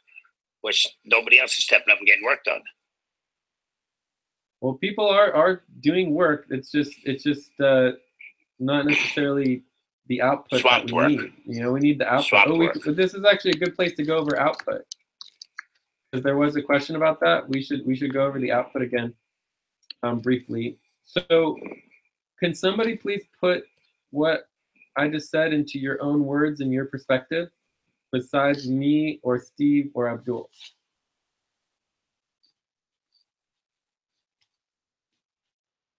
So we need somebody who hasn't been talking much today to step up and say something about getting work done and achieving our overall priorities and getting us back in alignment with the work that needs to get done, including doing recruitment. I mean, we just need to do recruitment. Thank you, Jay, for nice briefing. I got to understand the overall priorities, major deadlines, and strong priorities. You probably asked me before about this. Great. You said that you do understand them? Yes, I do understand. Okay.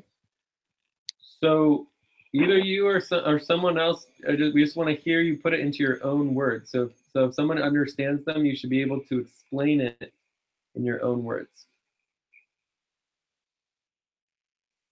So Steve, James, Thomas, Lucy, Albina, Zilu. Jay? Yeah. Talking about the overall priorities for me, in my own words, is that okay, for now, people are doing work, but the overall priorities are not being taken care of, and this is creating some kind of chaos, because you find that the overall priorities, they carry almost everything that is we are supposed to be doing. So it is just up to us to step up and take on the overall priorities. Because when you go to the overall priorities document, you find that almost the entire document is yellow, which is not a good color. So yeah, that's my perspective. Cool. So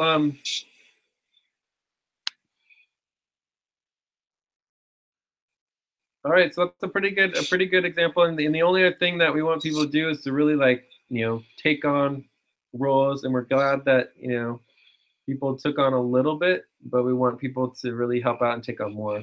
And I just want to mention that, you know, Zilu has been doing some pretty good work up here. We want him to do more, but let's make sure that's all getting done. And It's almost done. Yeah, I think we're ready to move on, but let's just do a quick little 2 or 3 minutes on output. Right, so everyone has just like general work hours, which is like training, you know, meetings, you know, whatever, right? Watching some training videos, meetings, talking, right? Doing other random work that's not assigned. Then you have your assigned work hours. So assigned work hours are like, you know, actual work for what needs to be done. And so you're actually assigned to do it as opposed to general hours. So then you have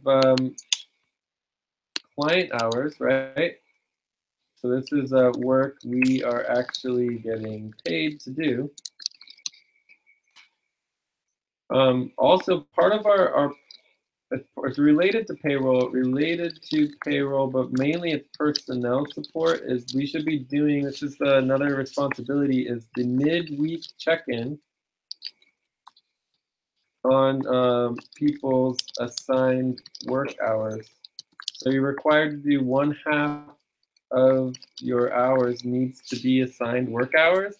Obviously, if you're brand new, maybe for a week or two, you might have slightly more because you're doing, you know, you're doing trainings and things like that. But if people aren't doing assigned work hours in their work report, you know, check to make sure it's in the work report, right? I mean, there's people like Jorge who've been around for 3-4 months who still aren't tracking assigned work hours. And so this midweek check-in for the payroll should be catching that, right? So I think this is like Julie, Albina, right, and others who are helping out with payroll and stuff like that should be checking to make sure that people's midweek assigned hours are happening, right? So let's make sure that it gets indexed. All right, so you have your client hours. So this is work you're getting paid to do. From there, you have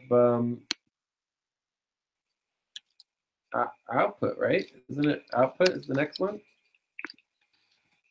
So output hours is actually completing the work.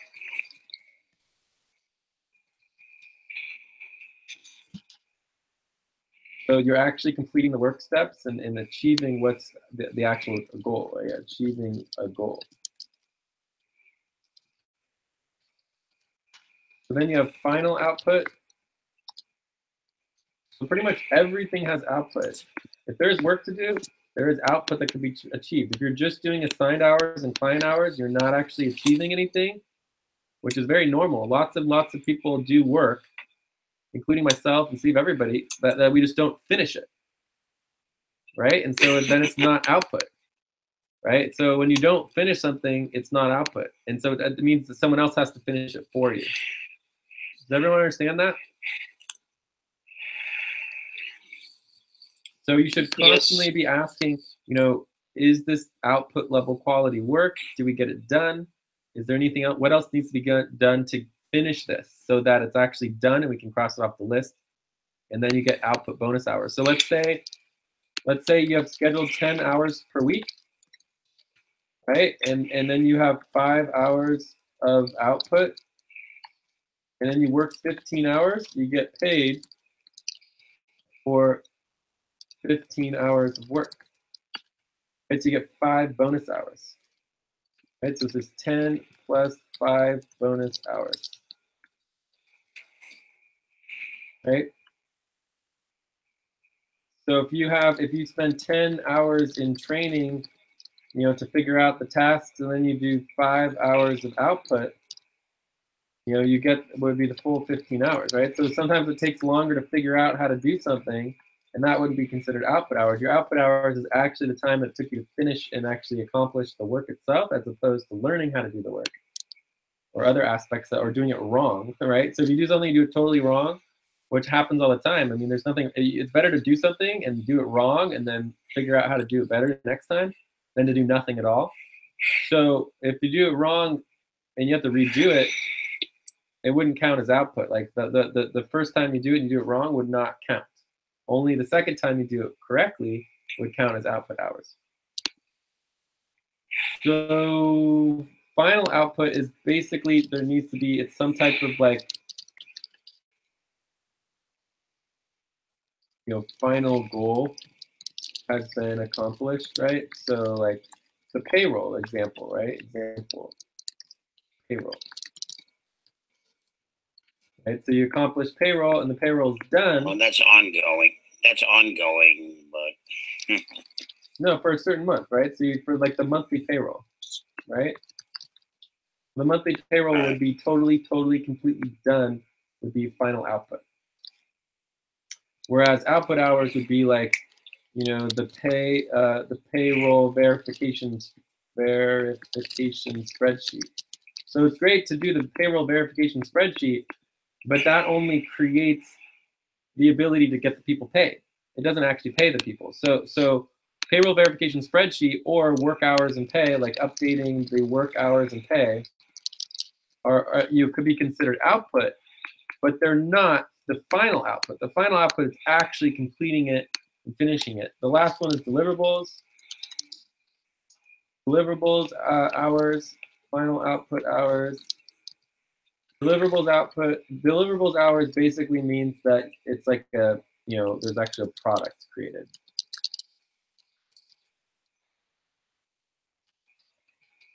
So when you pay people, the monthly payroll gets completed, which is great, but there's nothing actually created, right? You're just paying people to do the work of creating the products, right? So it's not technically a deliverable. A deliverable is basically like, you know, a finance report. So final finance report completed, right? So it has a link. You can see the finance report, see the report, and you can see that it's done.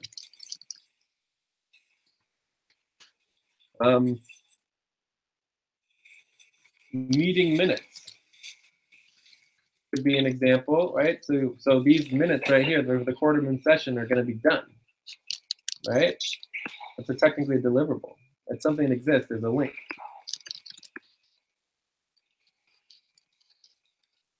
Another example would be, well, why am I always doing this? How about someone else give an example of a deliverable or final output? Or if anyone has questions. Oh. You want me to do it? A budget that's turned in, that's completed. A budget. Completed and approved. Completed and approved budget. Right. If you don't approve the budget, it doesn't do anything, then it's no good. It's not a deliverable if it actually hasn't been approved and updated. Completed and approved client budget. Yeah. Well, no, it could be an internal budget as well. But like, if you create a draft budget and you send it for approval, it doesn't get approved, and you want updates, you got to update it. So it's like output going back and forth until you create the final budget that then is approved, and then it's a deliverable, right? You have to think 10 steps ahead. There's actually the making of the budget itself isn't the actual deliverable. It's working with all the people and all the steps to figure everything out to get the budget approved and getting agreement on the budget. That's the deliverable, which is much, much harder than just creating a budget, which is already a lot of work.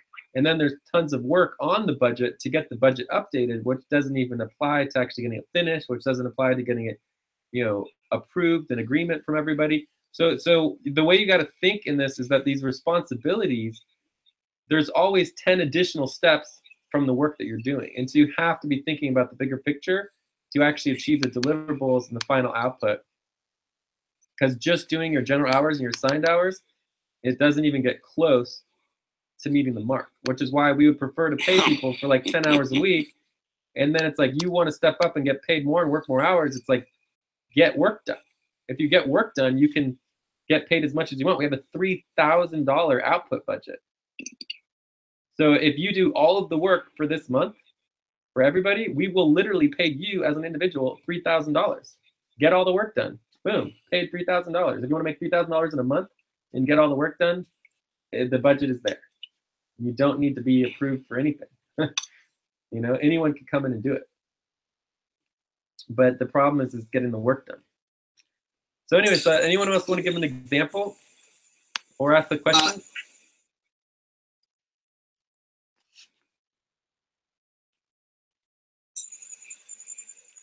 Hi, Jay, I have a question. Yeah. Today, Jill and me working on individual time and equity asset spreadsheet, and we working on that spreadsheet on hours, and we done the updated. So can this work as a output hour?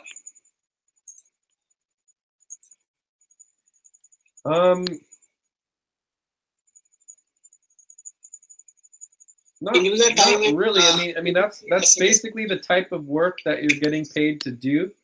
So you're talking about this updating the work hours and pay, right? Yeah. Is this what you're talking about? Yes. So another question for me, for output hours, any specific task or responsibility, or just ask for output hours, have any specific task or responsibility? First of all, everything is based on responsibilities, right? There are thousands and thousands of tasks that need to get done, and we just don't have the time and the ability to just, you know, hold every single person's hand for every single little task. As a responsibility owner, you own that responsibility. It's your responsibility to figure out the tasks that need to get done to accomplish the responsibility, right? So, and if you don't know what to do, then you ask, right? So this is a great one for Razu. The worst possible question, and the thing that gets me the most upset is to ask the question, what should I do? I don't know what to do, what to do, right? That's the worst possible question. We have 300 responsibilities. We have, you know, at least like how many, like 24, you know, overall priorities that are behind schedule. Like there's never ever a need for anyone ever to ask what needs to be done. The question is how to do the work, right? I'm working on this. I did this video and I have a question about this and how does this happen and what should I do here? It's just like, ask us for help. You know, don't ask us what to do, right? Minimally, you could say, you know, I could either work on A, B, or C. Which one's more important, right? You see how much different it is to say, like, should I work on this, this, or this? You know, which is the most important versus saying, I don't know what to do. I'm just totally lost, right? It's just like, if you're totally lost, you can't work. You have no idea what to do, then that is, you know, a obvious red flag that you should not be working and you need to stop working, right? You're not getting it. You're not getting the context of here are, you know, 10, 20, 50, 100 responsibilities, work on something, you know, like figure it out. So, and then we're all working in buddy teams, right? You can ask help from anybody to get help, right? You don't need to learn and do everything on your own. You just need to do something and keep focusing on it until you learn how to do it. And it takes time. So as far as just getting into this specific of the work hours and pay, the answer is pretty simple. So let's say I went to the current work hours and pay doc, which I don't even know how to get there. You'd think that would be linked to my main doc. Oh, it would be linked to my main work report, but my work report is crazy. So the easiest way for me to get there is through the payroll. So if I go to payroll and we pull up spreadsheet of team work hours and pay. Is this what you're talking about, Zilu? I mean, Abdul? Was that a yes?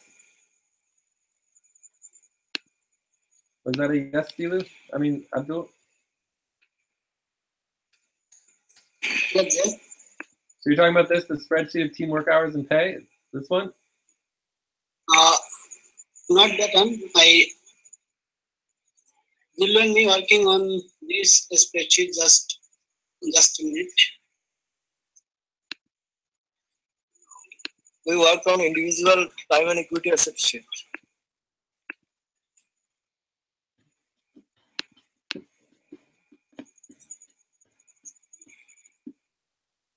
Okay, well, first of all, this is not a priority at all.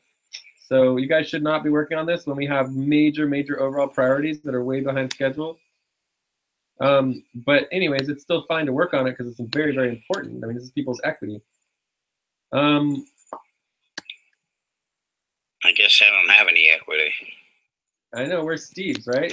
Steve's. And other people. So neither do you, Jay. Neither do you. Well, no, I have lots of equity. Mine's just way too complicated for them to be working on. Yeah, well, so is mine if you want to think about it. But I mean, no, yours isn't too bad. You only have a few old equity. Old equity. Yeah. So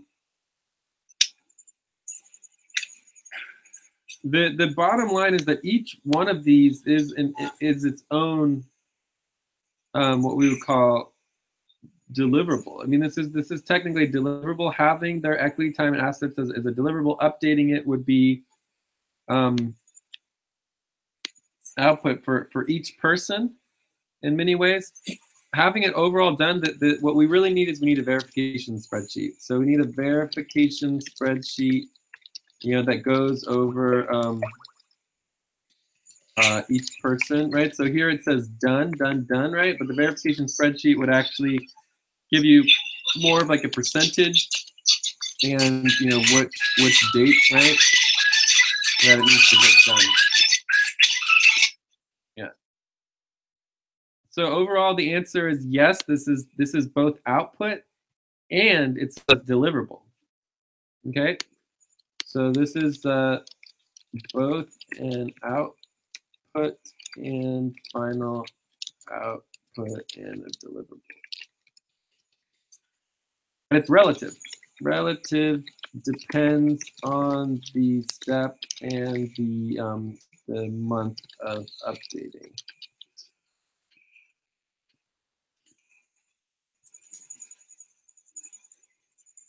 So because it's an update, it would be primarily final output hours. Final output hours would be updating that particular month, et cetera, et cetera. But overall, as a whole, creating anybody, like if you create Steve's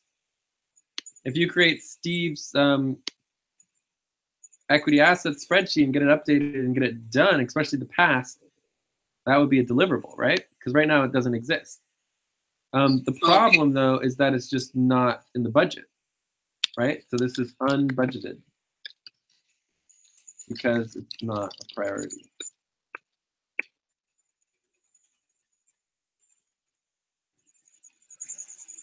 So let's take a quick look at the budget. I mean, there is somewhere I think it does fit into the budget a little bit, but I just don't think it's like a huge component of the budget. So we go to the output budget. And so you're working on, so there's past value tracking, right? So this is EXA. Not as much FQN, but there are some parts that it relates to. It's because it's part of value tracking. And then you have value tracking overall, $50. So I mean, it's just very low on the list. Really this really doesn't involve equity and assets spreadsheet. So I mean, maybe we could give you like a half hour on it. If it all got completely done, you did the whole system, you did the verification, and everything was totally done on it, we could. But let's think about it for a second.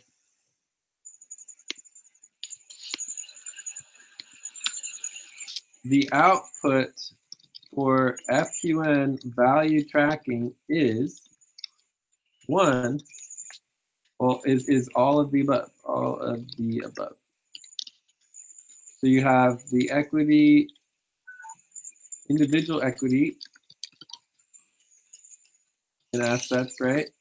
You have team equity, and you have daily / weekly equity spreadsheets. So this is the FQN values tracking, right? And then you could also say that this is part of it as well. So it's like, unless you get all of this done, you're not really meeting the needs of the output. Does that make sense? It's like, it's great that you did the individual time and equity assets, right? And as a whole, that by itself is important, but it doesn't actually meet the goals of FQN value tracking. Does that make sense? So the output is that all of these need to get done all the time, and that is our value tracking system, right? Most importantly is the daily, weekly equity spreadsheets and the team equity. These two are the most important. So here I can put them in order of importance.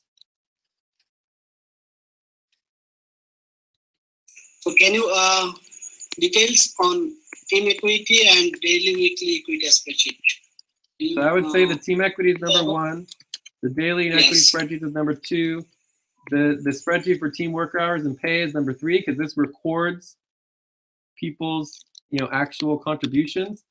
And the subset of this would be people's individual work reports, right? So individual work reports is part of our value tracking. And then number 4 would be the individual equity assets, right? So this would be the least important of FQN value tracking, which would relate to the actual budget, right? And most of this budget is for value tracking for EXA anyways, right? So the idea that it would be for us, we could definitely break it up between EXA and FQNs to say that, okay, past value tracking, this is mainly for EXA, not FQN. But it's still possibly applicable to other things as well.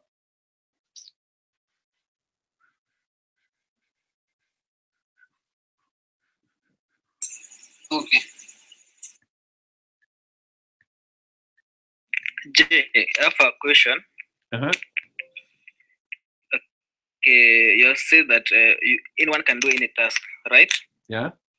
So, okay, how can one know that this task is undone or somebody is working on that? Or okay, rather than if, for example, me, I see some tasks, okay, they are marked yellow, meaning they are not done, or they need some attention. How can I know that? Okay, how will someone know that someone is doing the task?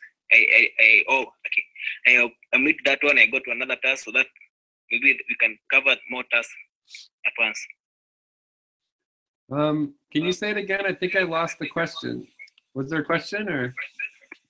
It was a question, yes. I was asking, how can someone know that okay, the tasks that are needed to be done? And that's the first question. The second question is, how will someone know that okay, one task is being done by so and so? Let's say like Lucy or James. So I'll omit that one. That task is being done by Lucy or James, and I'll go to the next one. How will someone know about that?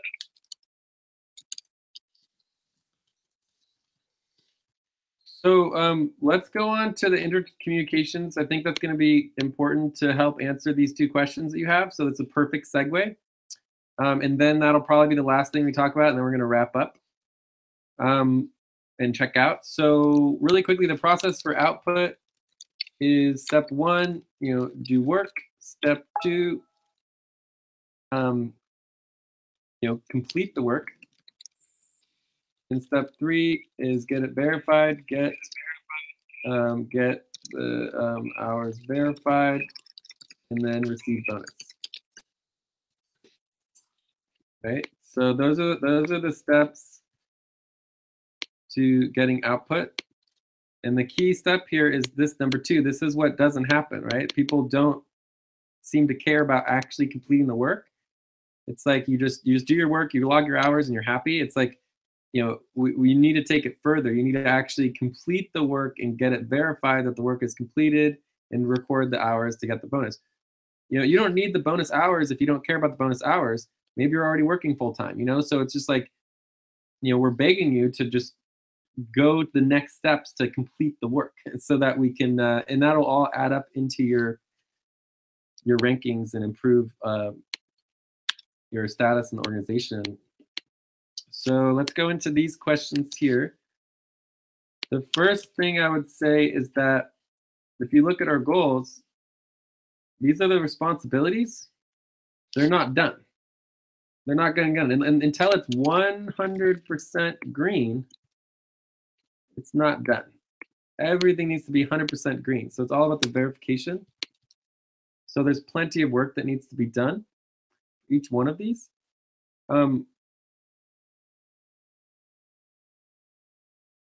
If you're not sure what needs, how to know if the work needs to get done, basically, unless you have verified yourself that it is done, or it has been verified by someone else, then it's not done, or you need to verify it. That makes sense? Yep. Right, and this goes back to the verification spreadsheets, right? We have the verification spreadsheets. We have every responsibility listed. You could always add a responsibility. Where do you find the verification spreadsheets? They're on the Buddy Team schedule. Right, so if you're on the Buddy Team schedule, which is right here, and you come over to the right side, you have the info button. These are all the responsibility verification spreadsheets, right?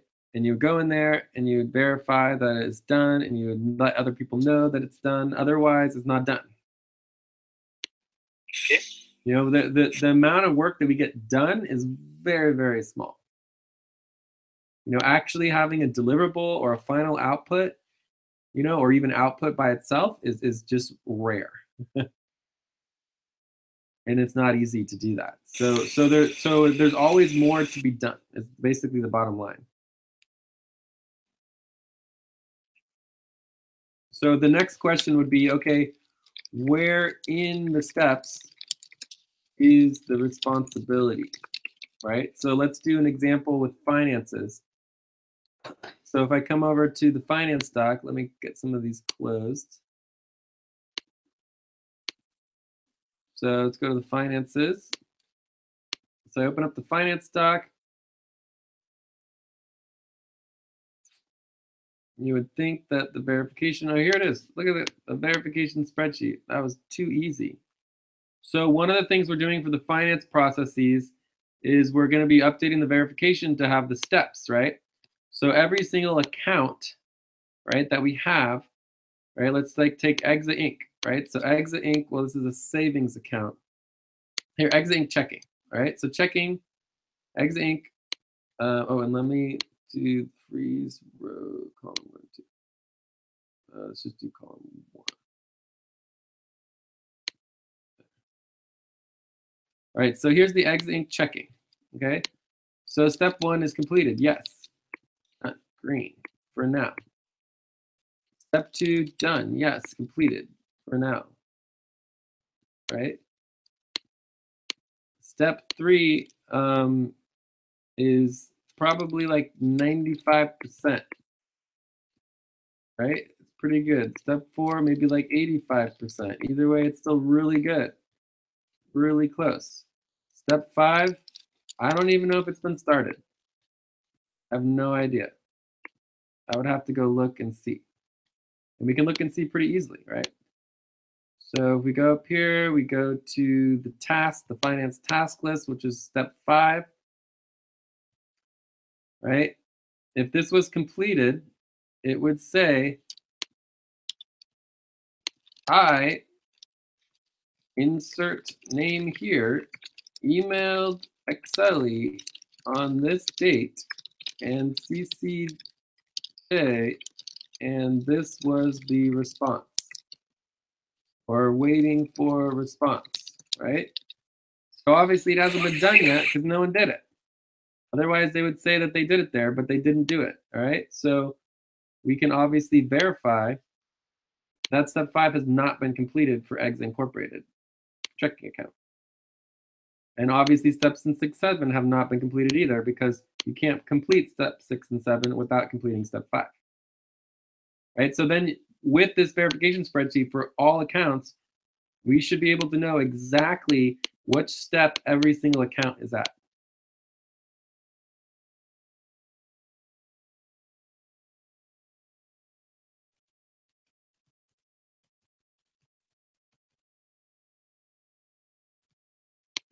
Does that help answer your question, Thomas?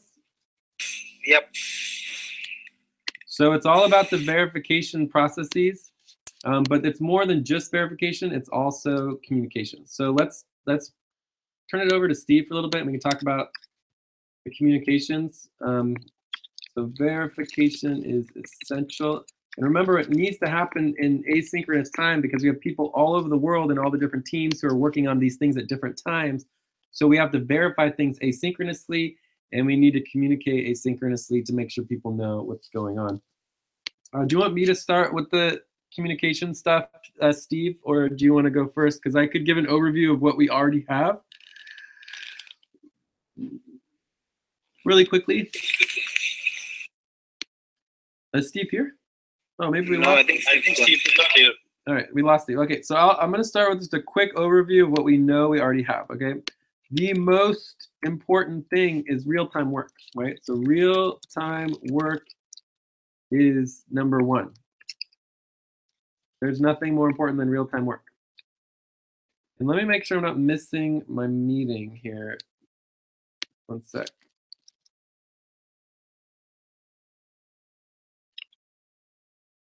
All right, I have another meeting at 11. Okay, so it's real-time. Say again. I couldn't hear your question.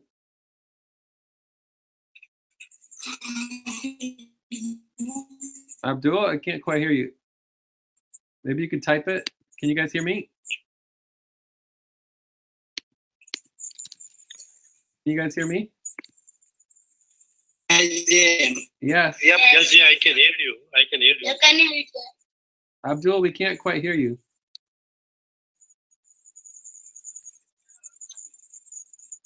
All right, well, Abdul, if you can type what you wanted to say, that'd be helpful. Just type your question. Where is it? Here we go. Abdul, please type your question. We can't hear you. All right, so number 1 is real-time work, okay? That's obvious. Like, real-time work is what it's all about. Number 2 is your notes, right? So this is your buddy team doc notes, right? And just like documenting your work, what you do, et cetera, et cetera, et cetera. People can see that. Number 3 is what's called the master schedule notes, the master note schedule. Okay. So if we go to the master notes schedule, let's just take a look at, I think I have it here, main doc. Where is it? Overall master note schedule doc. So here's this week's master note schedule for the Asia network. Obviously, we're going to have other master note schedules besides the one for Asia. But if we were doing this properly, it would already have in here. So it has buddy team, Abdul, Albina, Lucy. Oh, double team, yeah. So what we're missing here is we're missing at 9 p.m. Australia time. We have the quarter moon steering team.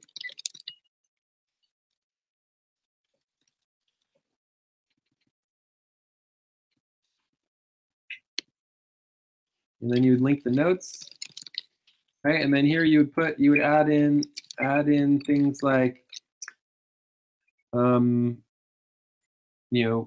outcomes. What did you accomplish? What did you not accomplish? right? We would put the time, right? 3 hours, right? So this is where you're actually like, look, I did the Swiss Foundation requirement main doc, right? I worked for an hour, 2 hours here, 1 hour there, right? So this is where you track the value and time of the work, right? So this is where you actually track the team equity, you track the buddy team equity, right? This is where all that happens. That's pretty much like the main things, right? So if we're doing it correctly, we would go into our quarter moon, and all of our session value tracking would be copied and pasted, or at least this part, like the actual outcome of who gets how many points, would get copied and pasted into our weekly note schedule.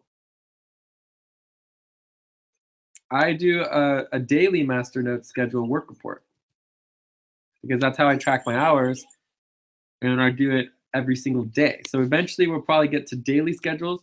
This is a Asia. If we do one for your Africa, it would be in UTC 0. In the Americas, we would do UTC -6 for America's time.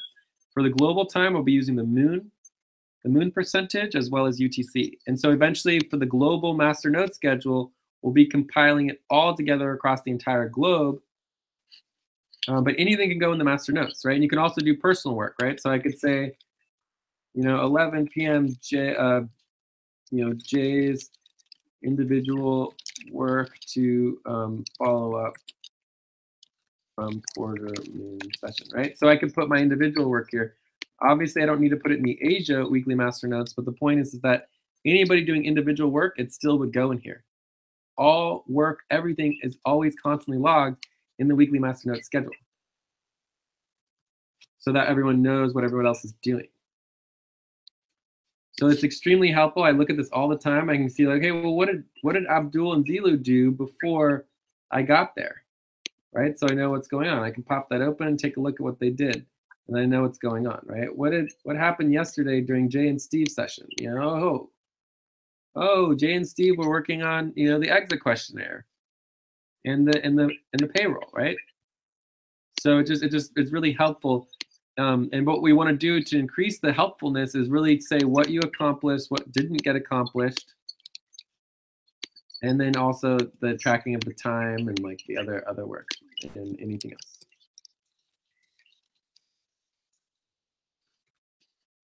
So is any questions on what we currently have?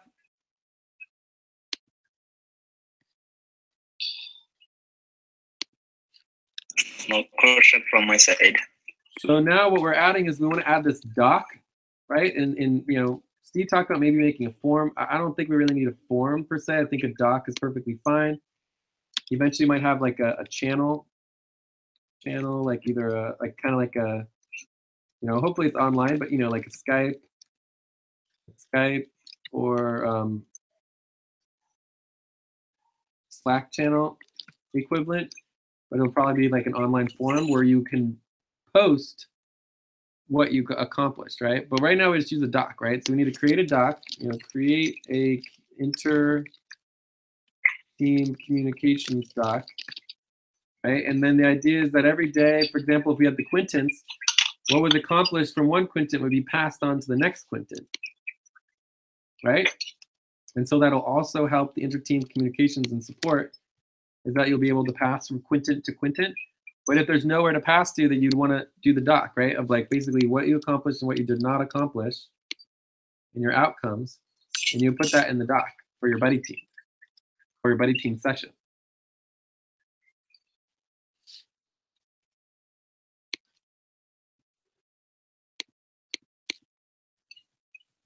So, I mean, I think that's pretty much it as far as like what I have. Do other people have other ideas in terms of inter-team communications and collaboration?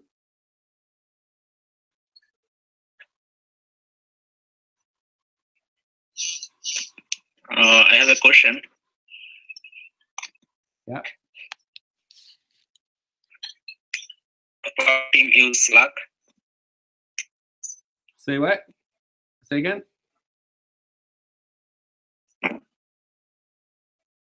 I couldn't hear you. You want to say that again? Does any of our team use Slack? Well, we do have a Slack. We don't Slack. use it much. Mainly, we're using just Skype, and eventually we're gonna have an online forum because we don't like Slack or Skype because they're not publicly accountable. They're not public.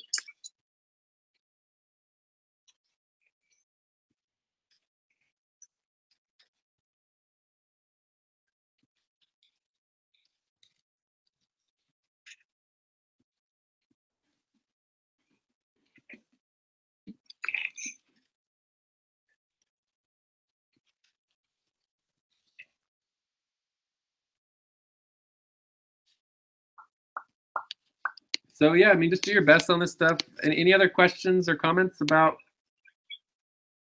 inter-team communications and collaboration?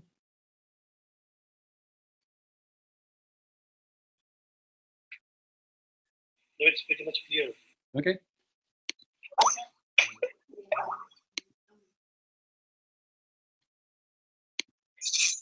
All right, so the only other thing I can think of is basically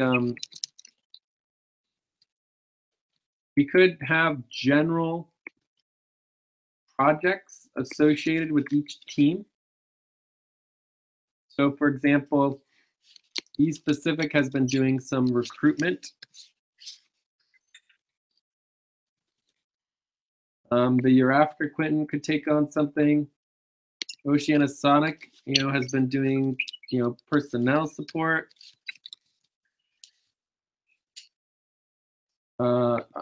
Americas has been doing exit value tracking. Australia could do something, has been kind of doing some Quentin implementation. Central Asia, Middle East, what could Central Asia, Middle East take on? West Atlantic, right? Maybe West Atlantic is helping out with finances. Maybe Oceanisonic is also helping out with some finances.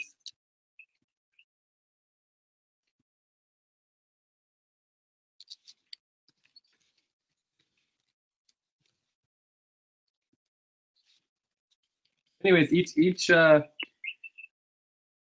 team could take on like a couple projects that they're, even though everybody's working on it, it's like we know that that team is going to try to focus on it so that you're distributing the projects across the world to get everything done,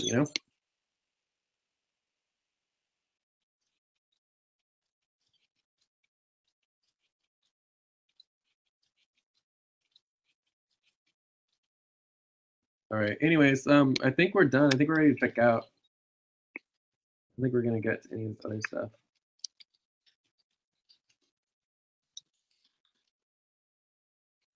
And the timekeeping is definitely, we got to get better at timekeeping. Because we just always are going over. Then we really should, like a next step, let's just check in on next steps. So we can do that part of our checkout as well. I mean, we really do need to get better at like trying to end all the questions and all the stuff and getting broken out into teams and doing, buddy teamwork. It's like, let's like get broken up into buddy teams and getting work done.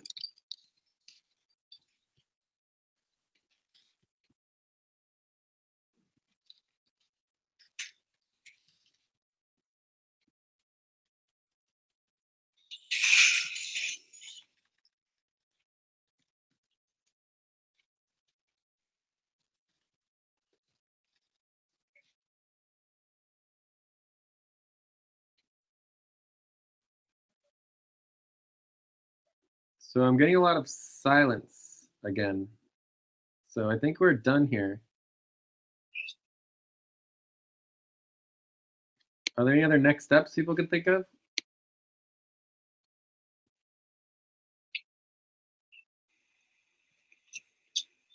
Okay, so let's check out and like, let's talk about, I think the questions are, next steps.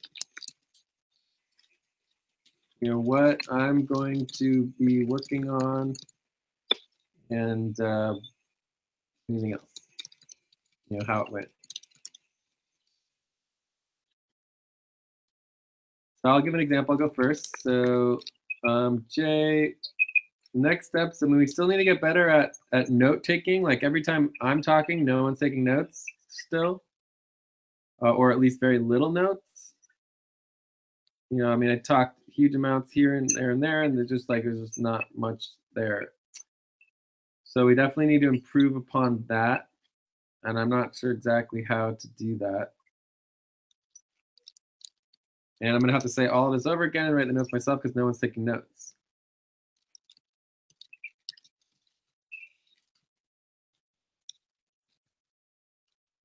No one taking notes while I'm talking.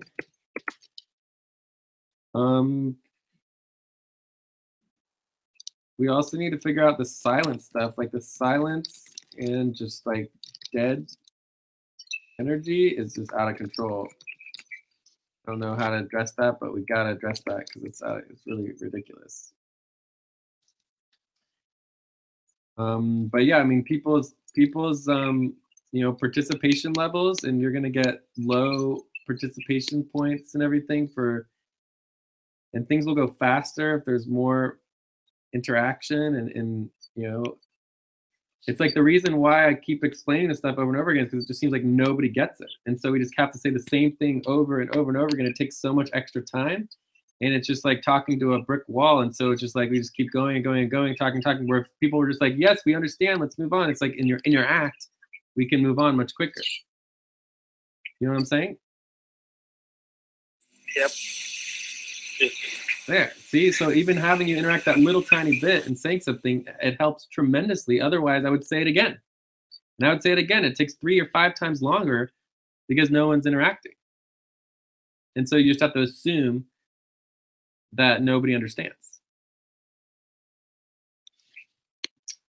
And obviously, people don't understand the need for taking notes. Right, so that's obviously not happening. What I'm going to be working on is I'm going to be working on the Swiss Foundation for the client. And so it's mainly like legal. I'm also working on client relations and billing and making us money.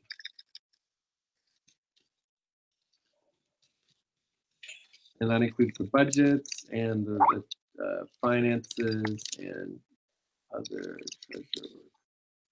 I know we can't hear you, Abdul. If anyone can respond to Abdul and say, like, no, we can't hear him. Yes, I can respond on it. Cool, thank you. All right, so I think that's pretty much it for me. Let's see, Asif, do you want to check out?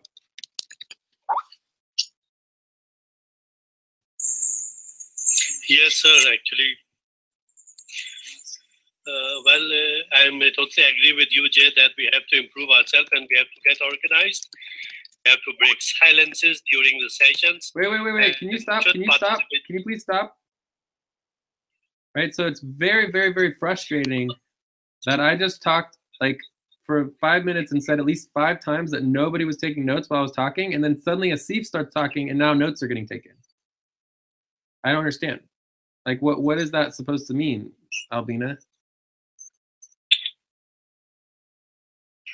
Jay, I'm sorry. Today my network is down. Okay, just on off.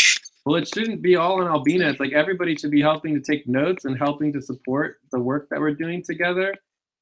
And if Albina's not able to do it because her network's down, other people should pick up the slack and help.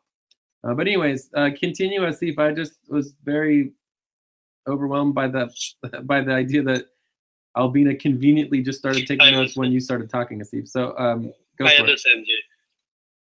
Yeah, okay. And during the sessions, we should break our silences as well. So, yeah, that's what, and what, you know, I'm working on. Mainly I'm working on African finance and responsibilities in the future, in this coming, and we'll be collaborating with Abdul and Dilu as well to get, you know, more organized and finish my tasks and move forward to the level 4. Well, in the last, I will just say that I must welcome Mr. Raju Asif on board. and hope that he will be a good part of our team. And yeah, we all hope for the best for Mr. Razu Sultan. And that's all from my side. Thank you for welcoming me. It's really glad to meet you people.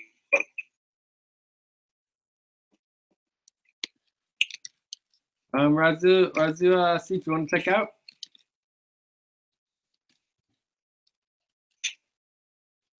Should I write or talk?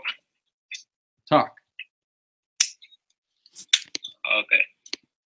Thank you. As it's my first day, I hope I will be able to follow with other people and will get and will have them done as soon as possible. And what are you working on? What are your tasks? I have to talk with Abdul and guys about my task. As I am not sure what should I do or to discuss with the team. Hi there. Uh-huh. I think Asif Sultan Raju is a good typing knowledge, so I think he can help on tech in our. Cool. Well, yeah, that'd be great to have you help with note taking for sure. But yeah, you have a couple things. You need to watch the training on the finance videos, the main buddy team. So Abdul, you need to be working with Razu as well, and make sure that he has access to the finance training videos, and make sure he knows where the buddy team information is. Here, I'll link the buddy team information real quick, so that's there. All right, let's go on to Lucy.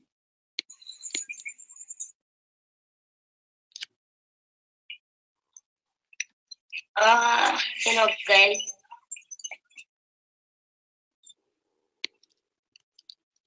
Today's session was very nice. Though I was well, but I attended and so many things have been said. And what I'm going to work on role and finance.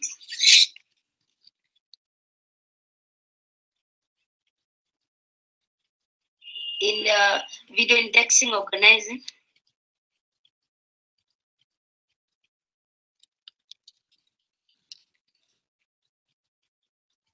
and payroll verification.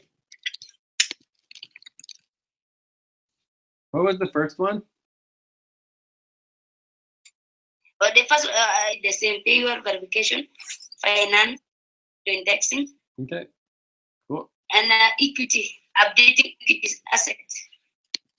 I really would prefer you guys not to work on the equity assets. We just have so much other stuff to do, and you guys need to understand that the individual equity assets are like the most lowest priority of FQN value tracking. It's good for the individuals so that they know what they're getting, but as far as like for us, it doesn't help us at all. Okay. Move things forward. Okay. What about value tracking? Value tracking for what?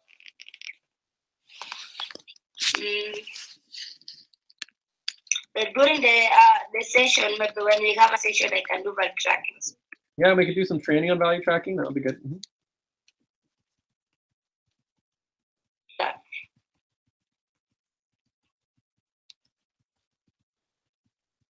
And documentation.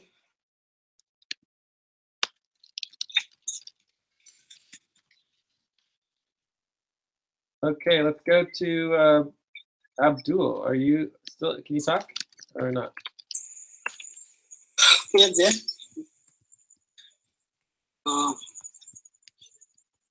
I think pretty good session today, and I want to focus on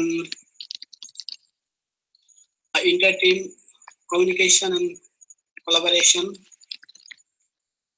and then work on training to Asif Sultan Raju, then responsibility organizing the spreadsheet, and Remember, responsibly organizing isn't a spreadsheet. Yes, okay. And then I need to create the doc for project doc that you show me today morning. And also payroll verification. I want to help Lucy on his work. Finance.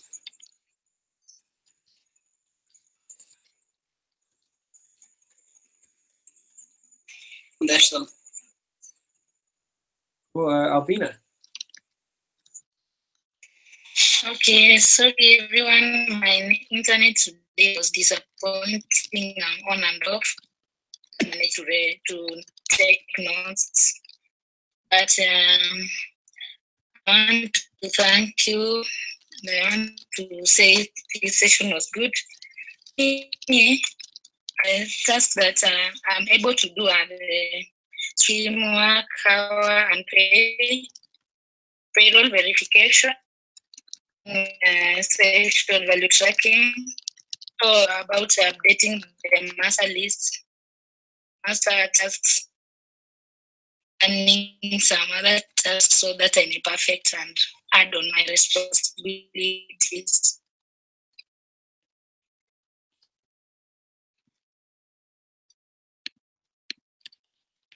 Cool. Thanks, Albina. James.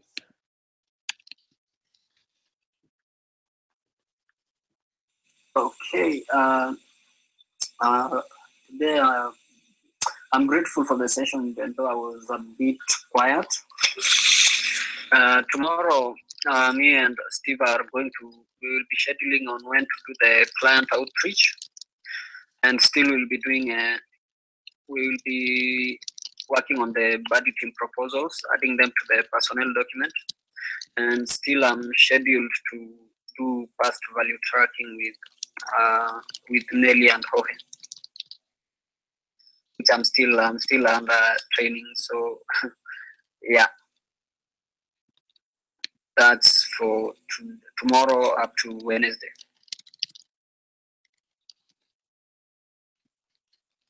Great. That's my check. Thanks, James. Zilu. Yes, it was a fine session, and I'm having a little problem with my electricity, though it's have gone for twice, but I bet perhaps I have given priority of the responsibilities that I've already put it on the sheet, and I'll focus on those. What can I do? I think it's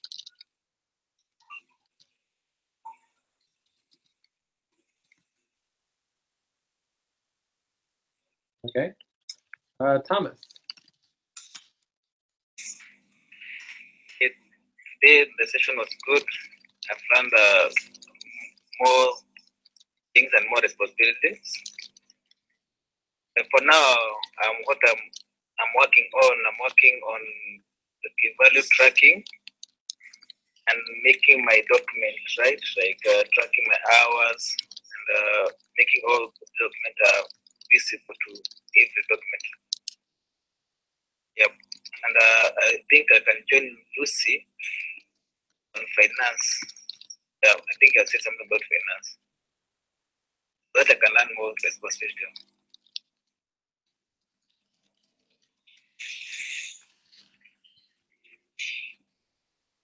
Awesome. I think that's everybody. And is there anyone else that I missed?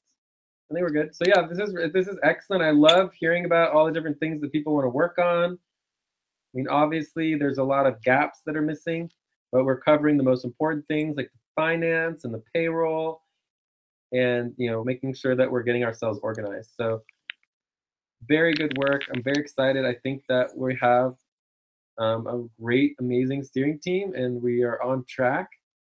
This is only our second team meeting, which is possibly why it's so long. These should go quicker in the future, and plus some people are always up in the middle of the night, so we really do want to keep these under like 2 hours, and definitely between an hour to an hour and a half. would be the ideal. So that has to do with the timekeeping and getting us all focused. And I think it's most likely it's that we're putting in additional time because we are, it's like we're just getting started with our new steering team. Yeah. So I think that's pretty much it. Any other last questions or comments? Help with the session value tracking, I guess. Yeah. So I guess we're done. Good work. Jay? Yeah. I was thinking maybe after the session I could have a few minutes with you. Well, I have another meeting right now. Do you have a question that you can ask right now? It was just about the finance and taxes. Since you said okay, the taxes are yet to be done, so I was thinking maybe if there's a way I can assist, it would be great. Yeah, I mean everyone to help out with the finances and the taxes. It's kind of like all hands on deck. Let's get it done as quickly as possible. And you can talk with like lots of people. Like Lucy's helping, Zilu's helping, Abdul's helping. So just there's all the training videos you can watch. So there's a lot that you can help out with the finances and taxes. Okay. And just part of helping is like when we have buddy team meetings, just to get us focused, right? Let's focus on the taxes, make sure they get prioritized in the buddy teams and that we're all working on them, throughout the week. Just keep reminding us that they're priorities. Any other questions? I just want to ask Jay, apart from doing the tracking for our session, can you train us on client work? I didn't quite understand. Did you ask me to do more training on client work? Yeah. Okay, well, value tracking for client work. Value tracking for the client. We do have a lot of videos on that. The Americas team, does a lot of value tracking. They could use help for sure.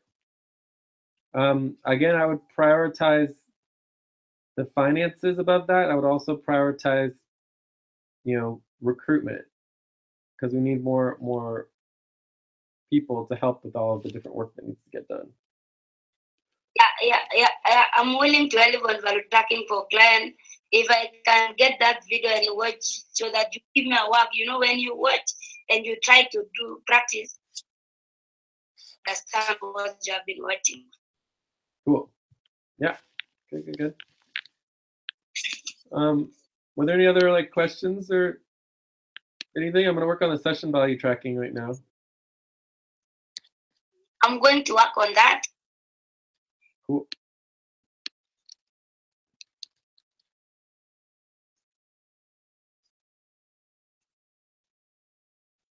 I think I can join you, Lucy. We work on that.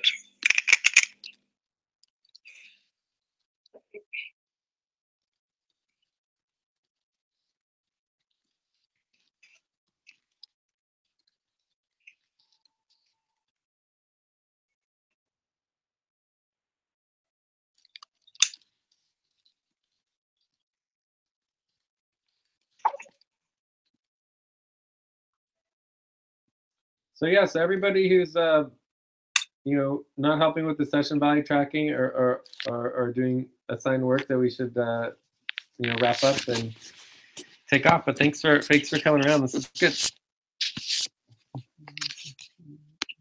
Thank you, Jay. Thank you. It was again a good session that you have defined each and everything in details, and we will try to focus more on the work assigned to us. Thank you. Thank you once again. Okay, take care. Good work.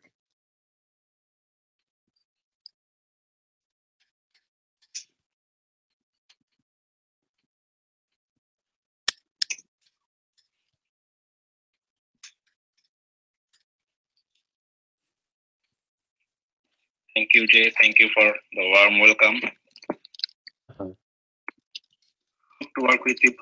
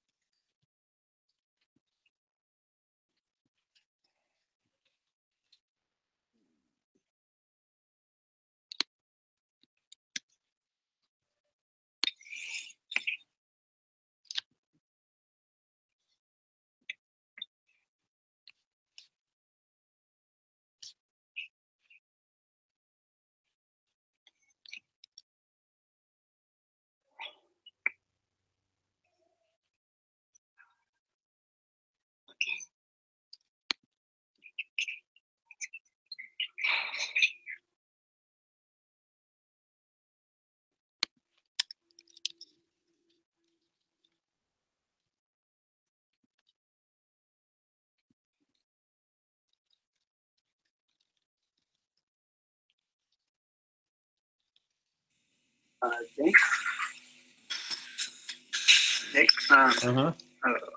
Okay, I'm going to do a quick update on the contact list to include Razu. Okay. But the entire I did a complete update of the contact list yesterday, so it's up to date. Great, and just make sure that we do need a separate private contact list and a public contact list, and you need to get permission from every single person before putting their information on a public contact list. So I think we're still missing the communication understanding about the difference between the public and the private contact list. So I think the easiest way to think about it is that the public contact list really should be a private contact list unless everybody gave permission to have their contact be public. Does that make sense, James? Yeah, totally. The one that I have right now, people have given me permission to include their information. So that's why even I indicated on those contact lists that it is public, so everybody is aware that the information is open to the public. Okay.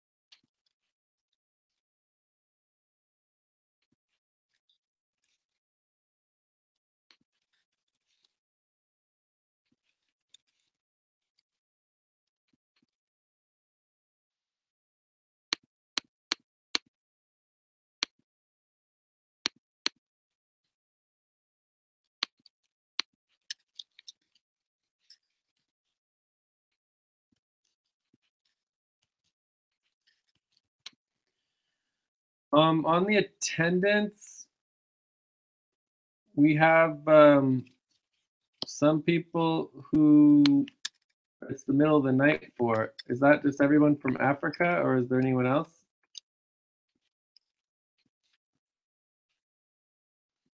Does anyone know that? Yes, yeah. Do you guys know who was at the middle of the night? I think those of before us, we are at 8 p.m., 9 p.m. So is there anyone from 9 p.m. to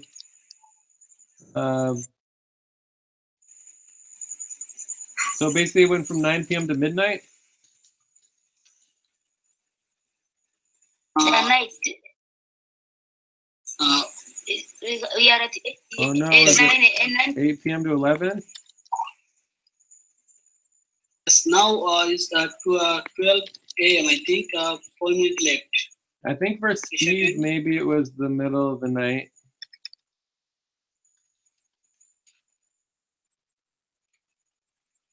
But I guess that was it, huh? Okay, so I guess the middle of the night wasn't a big issue. Maybe just for Steve. So we'll give Steve an extra one or whatever.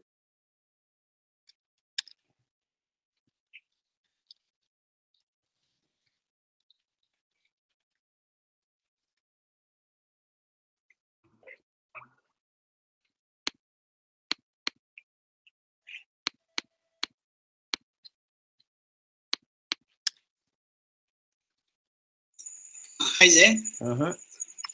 In Bangladesh time now 11 and 56 p.m. now. Okay, cool.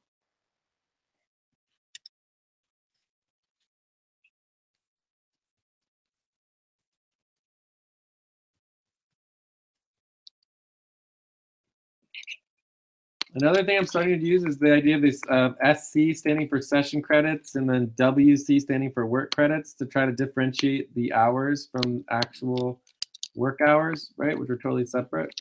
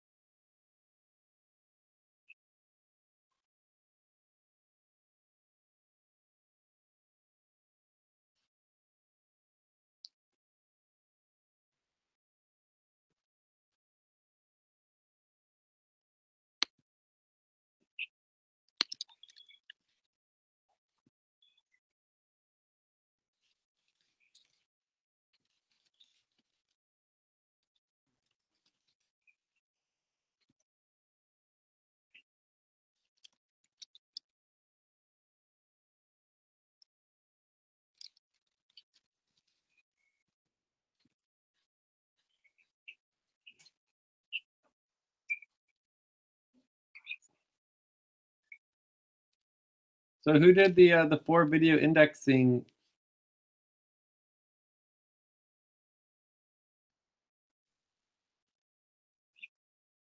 Who did the video indexing points? I did the last one. I don't know the first. Okay.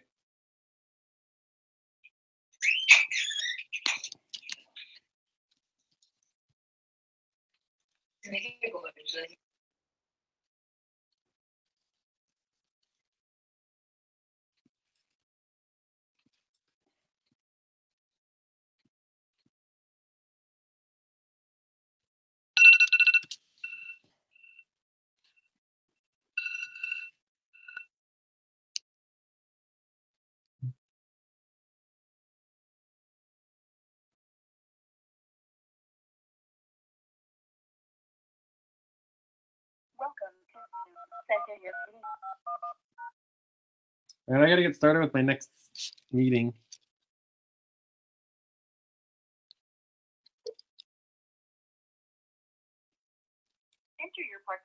Okay. We can just I can just complete. I think Abdul is now. I can do it. Okay. You are in the Zoom meeting now. There are 2 participants in the meeting.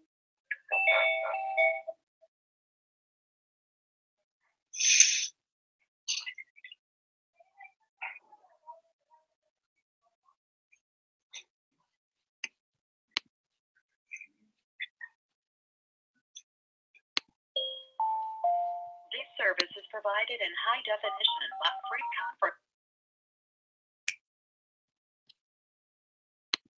access code accepted. You are the only participant in the conference.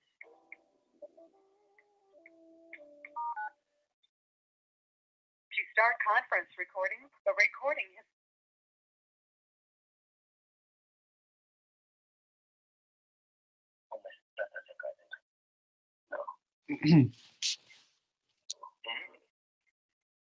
Good Sunday morning, Jay. Yes, Sunday morning, and I've already been To California. working hard for a couple hours. But yep. All right. So shall we dive into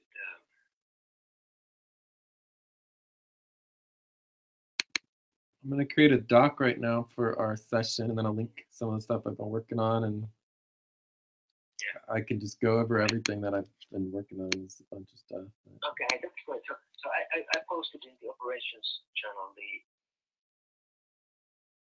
my questions, which I want to understand better. And so number one was what is the relationship of Exa network to the foundation?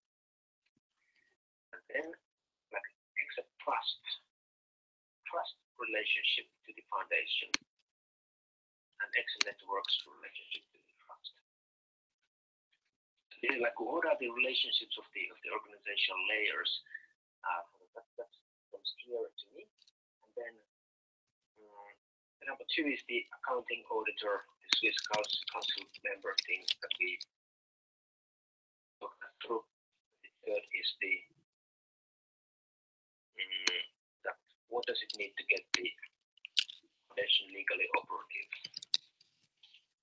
Sort of the concern.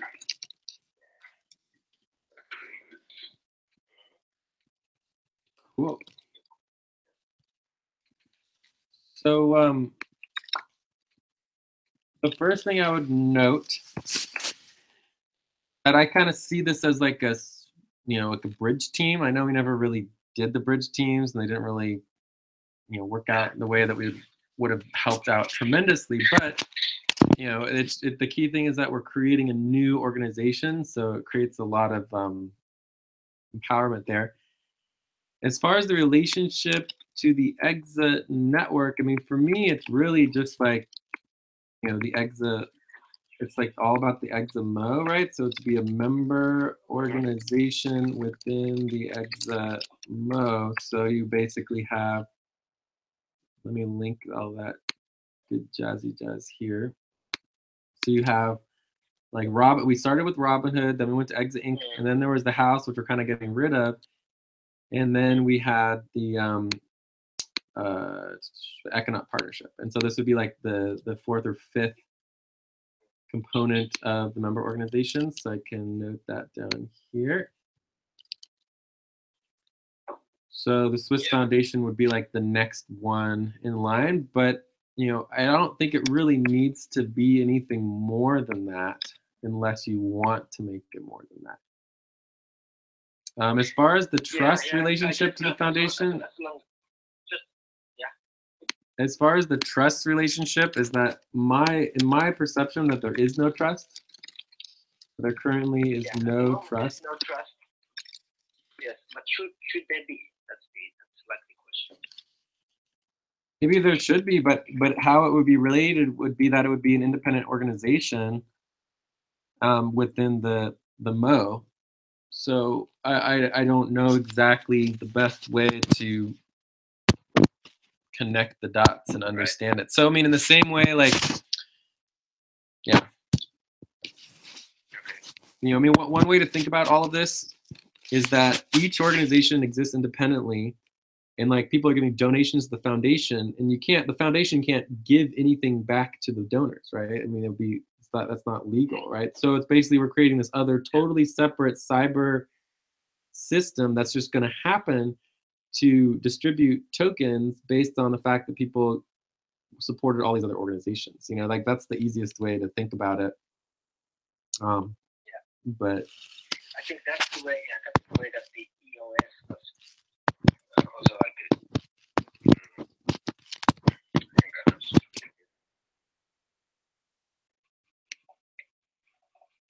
So anyways, those are my, the last one, accounting auditor, Swiss council member, and their costs, getting the foundation. So yeah, so I mean, obviously everything will evolve as far as the relationships go. And it's possible that, you know, I mean, one of the key characteristics of EXA Inc. and Economic Partnership is they're in some ways temporary. Whereas obviously Robinhood Co-op is not temporary, and then the foundation might not be temporary either. You know, so in that context, the foundation might have a larger role beyond just the creation of Gravity, but we could dissolve it as well. That's certainly a potential discussion point. So are we good with number one, or are there other comments on number one? Teddy? No, I thought the foundation could do several token generating events.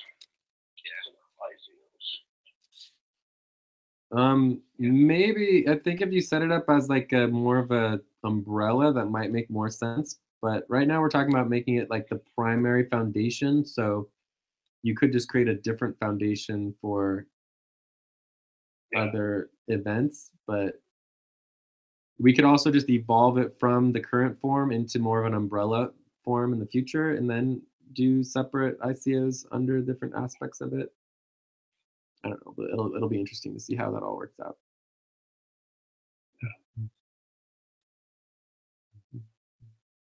But either way, I'm not sure if that's necessarily our focus for right now, to think about, you know, a year in the future about what the foundation may or may not be. I think our focus for today is just, you know, what are the minimum requirements that we need to do to understand what the role of the foundation is, and then be able to start implementing it, right? Yeah. So are there any other questions on number one, or should we go on to number two? So, okay, then the question is, the XMO,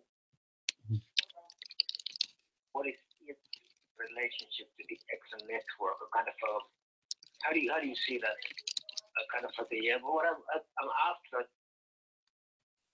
how is the XM foundation, the foundation, how is it governed? Basically, that's how do we arrange that it kind of stays under the control or guidance of the XM network, and is it only through the members of the council members?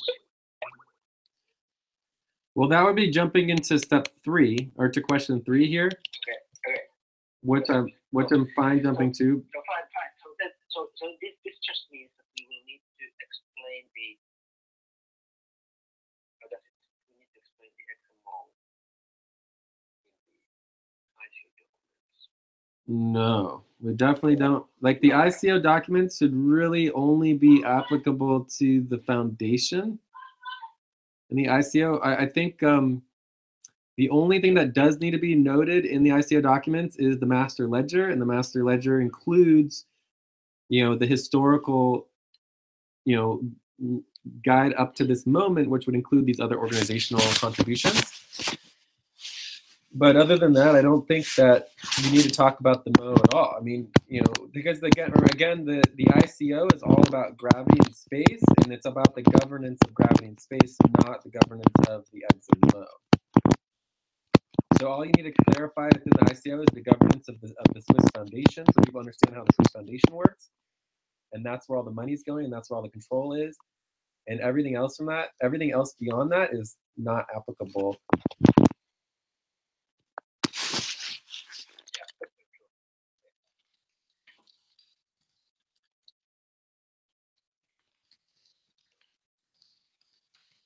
Oh.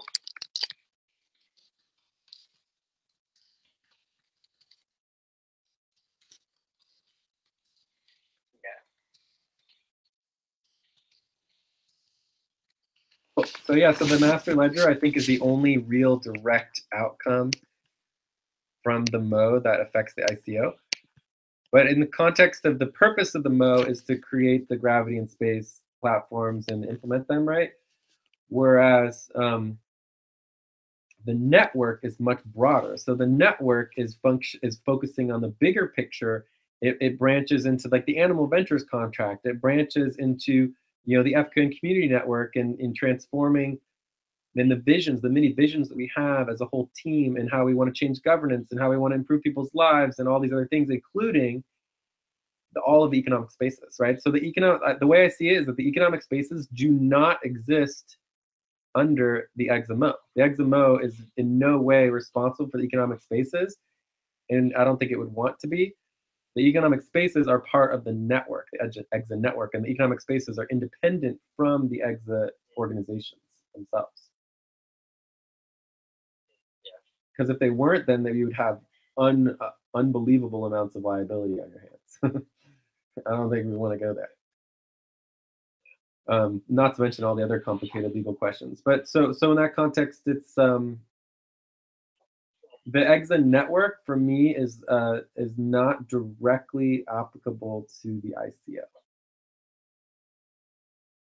You know, so the only place the network comes into the ICO is the idea is, like, let's say we raise over, you know, $50 million or over $50 million, we can start adding, you know, components of the network into the bigger budgets, right? If we raise 200 million, we could have, you know, a line for, you know, Singularity Coin, and a line for, you know, the house union, the household union, and, you know, FCON Community Network DAO, and, you know, all these other different components of the broader network, you know, and economic spaces that we wouldn't be able to support directly if we only raised like 30 million, you know? You know, so that those community components will be within the big budget, but that'll be the only place that they come in at all in the ICO. Because everything else is going to be focused exclusively on the Gravity technology. Okay, fine. I got it. Yeah. Focus, focus, focus. And I know it's hard, easier said than done, right? But a bit. That's good. So basically, the consequences are then also that we can be really clear. It's only about the foundation, and it's kind of, and then it's important that the governance of the foundation, and that's the number 3 question. Yeah. So then the number 2. So should we just start with our minimum requirements here and then talk about auditing afterwards? You guys want to talk about auditing first? Yeah. Yeah, the auditing we will need, right? I mean the accounting, sorry. Yeah, so the auditor, so the requirements I have is auditor, Swiss domicile, initial foundation document signed in front of notary, and then I think there's a component about the core team comes in on the approval, and then the other suggestions is the accounting. But should we just go over each of these in that order, or do you want to start with the accounting? Yeah. Yeah, let's start. Auditor? Okay, auditor. So the auditor should be pretty easy. I mean, it sounds like this Sylvia management has an auditor in mind, and also the lawyers have an auditor in mind. And they said they go with the same auditor for all of their foundations. So we should just do whatever it is that they're suggesting. Yeah.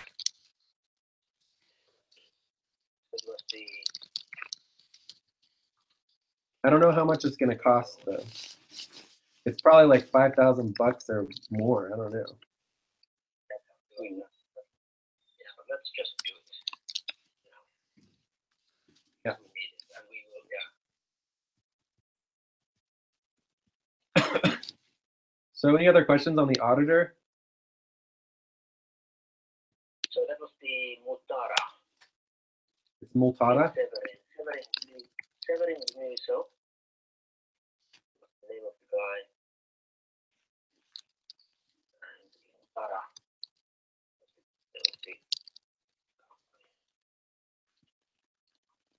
Cool. Yeah, so we'll definitely jump on that. I think that's pretty just like done deal on the auditing.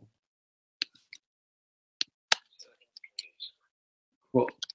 Anything else on the auditing?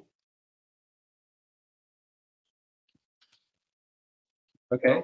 So then the next is the Swiss domicile address. $1,500 a year is definitely expensive compared to most things in the United States and other registered agents, but it's what it is. So I think that it's not a big deal. And I don't think we have to pay this all. I don't think we have to pay any of this upfront.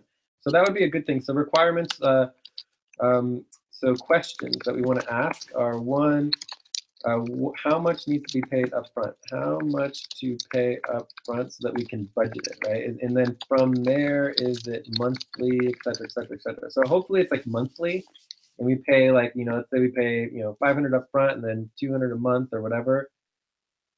That would be ideal so that we can fit it into the budget.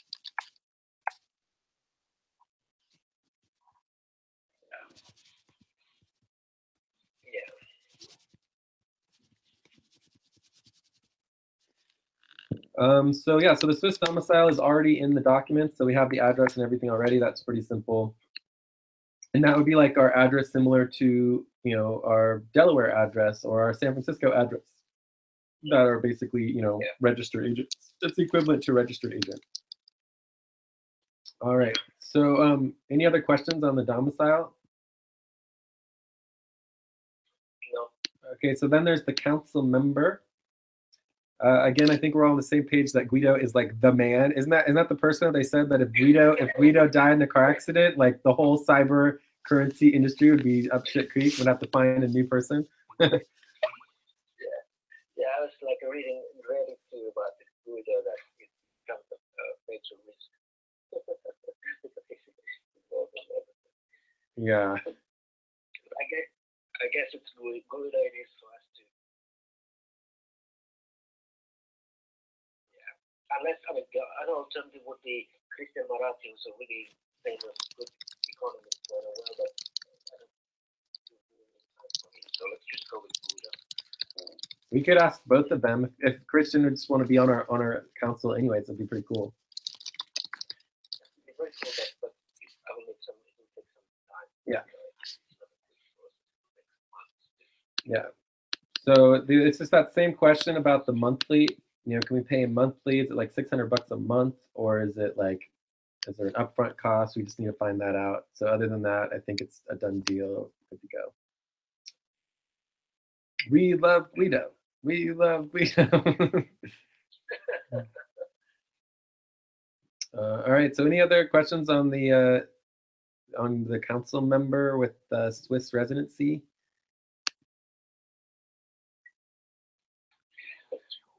Okay, so how about, so we're good on that, right? So ready to move on? The next one, the notary. So the notary is actually one of the more complicated components. Obviously, the easiest thing to do would just be for, while Akseli and Tere, the two of you, are in Finland, to take a train or a plane down to Switzerland and do it all in person and just have the two of you be the founders. Put the money down and like make it happen. Yeah, so do you think that's definitely really a more simple thing than to have the notary? Well, that is the notary. Yeah, that's what I'm saying, that that's the kind of what to have a power of attorney to give to. I don't know about the power. I think that the power of attorney is actually used for a different thing. I'll have to double check on it, but I thought that this was to represent, the founders in the Swiss government for all the paperwork, right? Whereas the notary is used for the actual signing and approval of the paperwork of the founders. Okay, so right. So if you're in Switzerland, it's really fast and easy. The other alternative is what's called a international, it's like an international notary deed of blah, blah, blah, blah, blah. And basically, if you do it that way, it just takes, takes an extra, week or two. And I don't know exactly how long, but basically there's just all these extra layers of verification, approval, because basically, I don't know if the two of you could actually meet in person in. Yeah, I'm looking at in Finland. Yeah, so if you looked at, if you met in person in Finland with the Finnish notary and did that whole thing as an international notary transfer and everything, you guys, it might be a little easier for both of you to do it together. If you try to get multiple countries involved, it gets even more complicated. And then it's like each individual notary has to be, you know, verified, and it's just, it just adds layers and layers and layers. So obviously the easiest is to just be in person in Switzerland, you know, take like a, you know, a half day, zoom down there, zoom back. I mean, if you guys did that, that would certainly be possible, but not necessary. I mean, I think it's fine to do the international notary deeds and just, it just takes a little longer, but I think it's fine. Yeah, it's like 200. Like 200. We could set up. What do you think? I didn't quite understand like how difficult it would be to just get it done. Yeah, maybe we'll have to find out. But what needs to be done, Jay? Can you repeat that so that I understand? If we didn't go to, what would we need to do in Finland? So go to a, just to review what needs to be done is all the paperwork need to be signed and approved, kind of like, it's like in lieu of founder minutes, right? In lieu of a meeting, it's like you're basically signing these documents that declare the organization into existence, right? So that needs to be done for whatever reason. You know, a signature isn't enough. It needs to be done with a, you know, a notary, an extension of the government, someone who stamps and signs off as a witness. So you need like a legal witness to witness this act, and so that has to be done in the presence of somebody from Switzerland who approves that. The only other way it can happen is that you have a notary, that a Swiss notary is signing off on the Finnish notary, and the Finnish notary, you would go to like, you know, a legal notary in Finland who would be doing all the paperwork that would then be sent to the to the Swiss notary to finalize it and then get it into the government in Switzerland. Does that make sense? no. So it just adds like two extra steps to do it out of Switzerland. So it takes an extra like week or so, but it's not like a big deal, you know. It's just extra steps that just have to happen.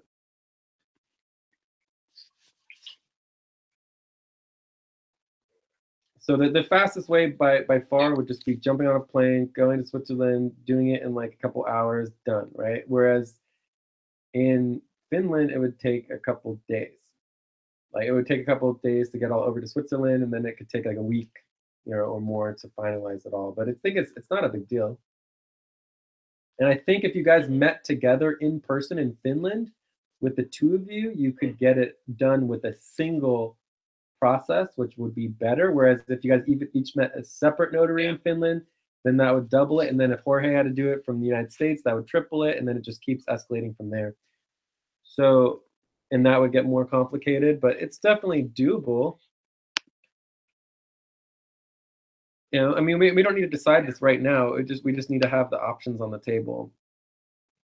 And we can't do anything till the documents are done. So we still have a couple days to just get the documents done, you know, without and investigate the costs and so on. Yes. So let's review what she said, or what she said at some. So if we were in Switzerland, we could just go to the law firm and go to their notaries. Right? Their law firm has notaries; they could just do it all for us. Super simple. Otherwise, you hold the founders meeting. Please note that delays the establishment process. That you'll have to obtain legalizations and super legalizations for some of the documents, and this would shorten and facilitate the process if you were to come here instead.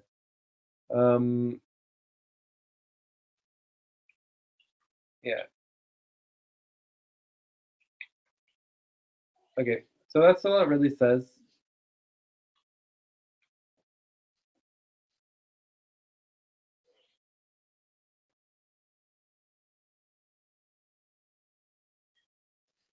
So anyways, I mean, I'm not too worried about it. I think like whether or not you guys go to Switzerland it's not a big deal, because if you guys don't want to go, I think it'll be fine. It'll just take a little longer, but it's not a big deal. It shouldn't take that much longer. You know, and it's going to cost a little extra money because you have to pay the notaries in Finland and everything, and then send all of the dual documentations of the decisions that you guys made. That sound good? So are you ready to move on from the initial foundation doc? And do you guys understand that the foundation documents are pretty minor? Like you can have a single person initiate the foundation. Does that make sense? Like you don't need like 5 people to be founders, right? You can just have 1 person, or you can have 2 people. You know, right now we're talking about potentially a maximum of 3, right? And then the council, the founding council members are totally separate from the actual founders who sign the deed in the organization into existence. Are you guys understand that process? That there's 2 separate things? Yeah. Okay, so we're good. All right, so I think the only other thing that needs to happen to initiate the moving forward of the organization, obviously we need to talk about all the details about actually getting it legally operative. But I think there is a step where the core team or the super board or you know, some of the executive team or whatever is involved in basically signing off and accepting the ICO. So the Swiss Foundation has the legal right to accept all of the money in the ICO, right? But other than that, it has no power within the organization. The organization itself is controlled by the core team, and specifically what the core team controls and you know, the super board is where the money of the ICO is going to go, right? So if the core team and the super board doesn't think that the Swiss Foundation is set up in a way that it's going to be able to represent the needs and interests of the core team, that is the place where the core team currently is involved in ensuring that the foundation meets the needs of the ICO. Does that make sense? Yeah. So if you set up the foundation in a way that basically is some bullshit, you know, like, you know, 3 people who are going to be in charge of like potentially $100 million, the core team should come and say that's bullshit. You know, we're not going to allow that. We're going to set something else up and make that where the money goes, right? So the Swiss Foundation doesn't control the ICO. The ICO decides where the money is going to go, whether it's going to go into the Swiss Foundation or somewhere else. Does that make sense? No, it doesn't. So say that again. So because the foundation it will be the issuer. Yeah, So but how can the core team then control it?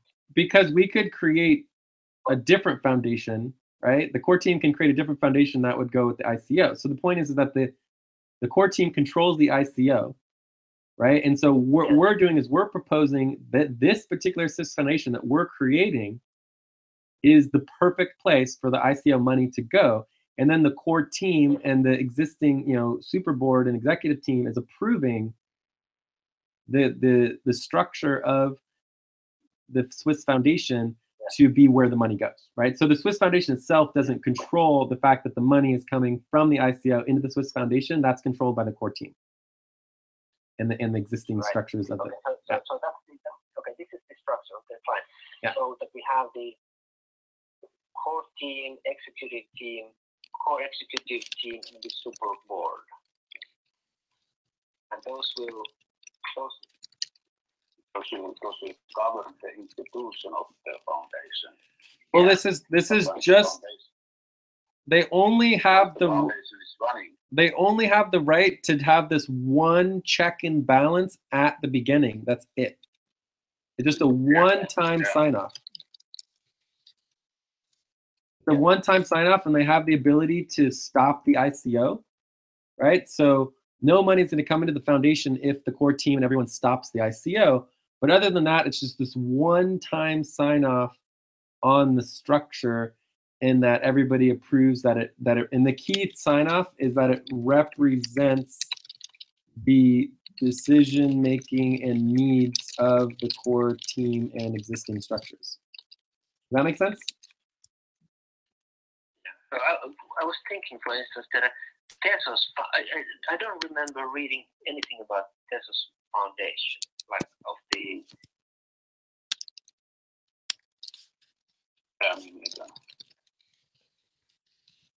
who is there or what's the. I'm telling you, most of these organizations are all in the background, and people don't hear hardly anything about them because they're not transparent. You know, it's all. Tezos Foundation has a Facebook page. So anyways, as long as we're all on the same page, that basically we're going to move into how do you get it fully operational? How do we create the structure and the decision making? And then this will basically be a proposal. And then we're going to move forward to creating it, but we're also going to be proposing it to the existing structures and get everyone to sign off on it, that everyone agrees that this is a good structure. It'll represent the needs, no matter how much money we raise, whether it'll be accountable, right?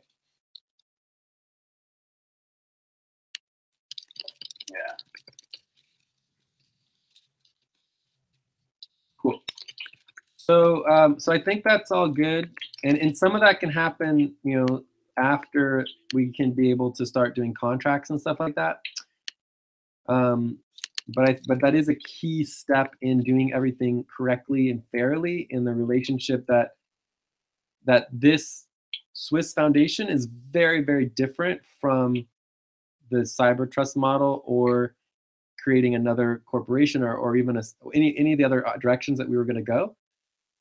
This Swiss Foundation is much more disconnected from the core team than we've had previously been involved in, but there might be some solutions to that we need to check in on. So there's some questions there, but let's get into, are there any other questions about the core team relationship in this short-term process? Yeah, then the only thing is that, yeah, when do we need to have this meeting? Let's set up the meeting to. What meeting? To institute the foundation, the super board, executive team super board.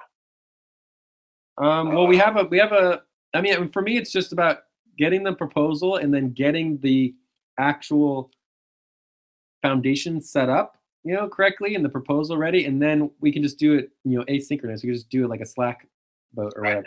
Okay. Yeah. So I don't think it's a big deal. The bigger deal is actually the council, getting the council set up itself. So, and that's where the meetings come in.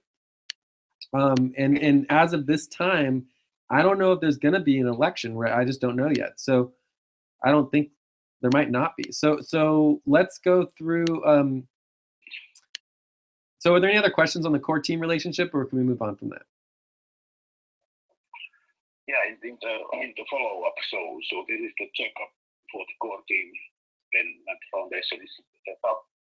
Yeah. What is the thing then that after that nothing happens between the core team and the foundation? Well, depending on how things are structured, which we're going to talk about next, it's very possible. I mean, it's technically possible. We need to ask the lawyers. I have a bunch of more questions to talk to them about.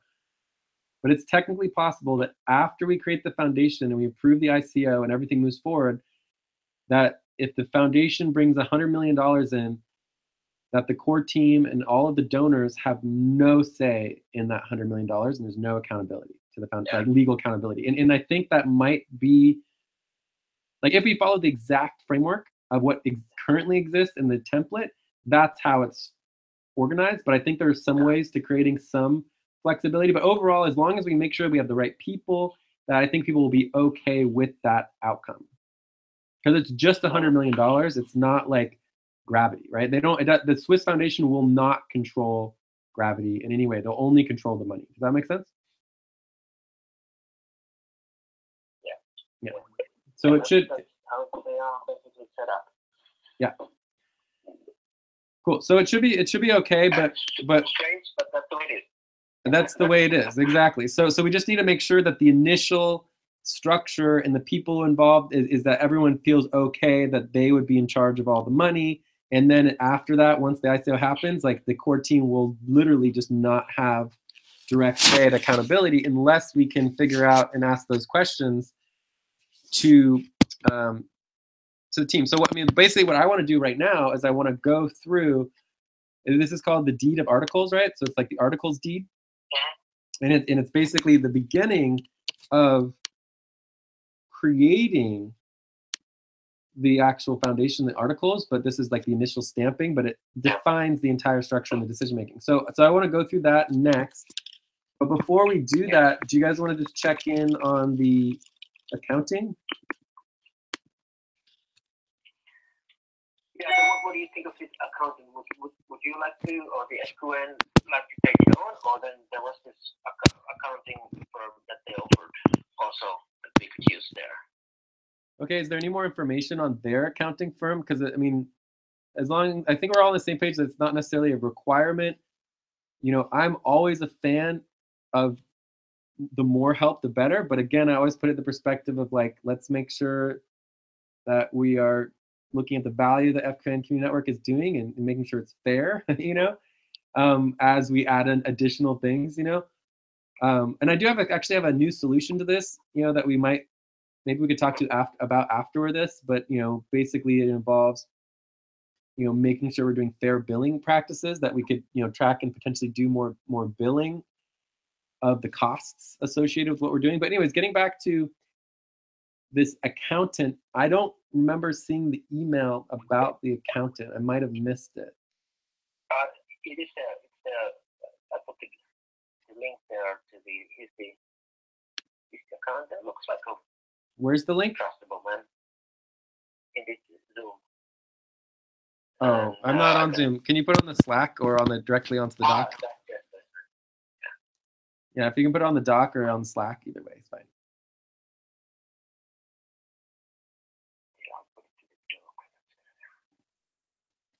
Just like under the accounting section. Yeah, there you are. Thanks. Nice. Is there any prices or anything, or?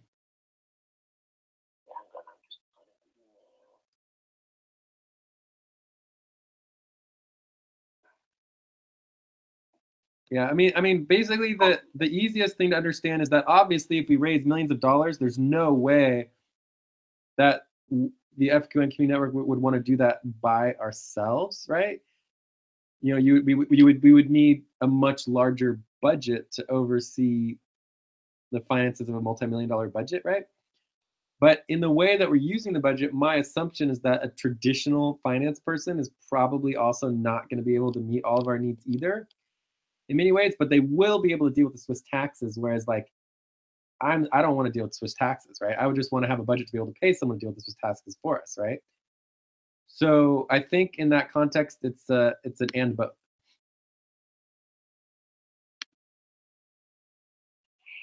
So we just need to figure out how much it costs, and then it's kind of like an and both, and we'll just have to see. Yeah, exactly. So I forwarded you the email too. So this might be basically their go-to guy with the foundations and their accounting. Yeah. They require executive summary, business plan, and corporate documentation. Yeah, so this can happen. This can happen later too. They require an executive summary and business plan. Yeah, or either. And you're sure this doesn't have anything to do with the auditor? Yeah, no. The auditor is different. The auditor we must have those in the. Yeah.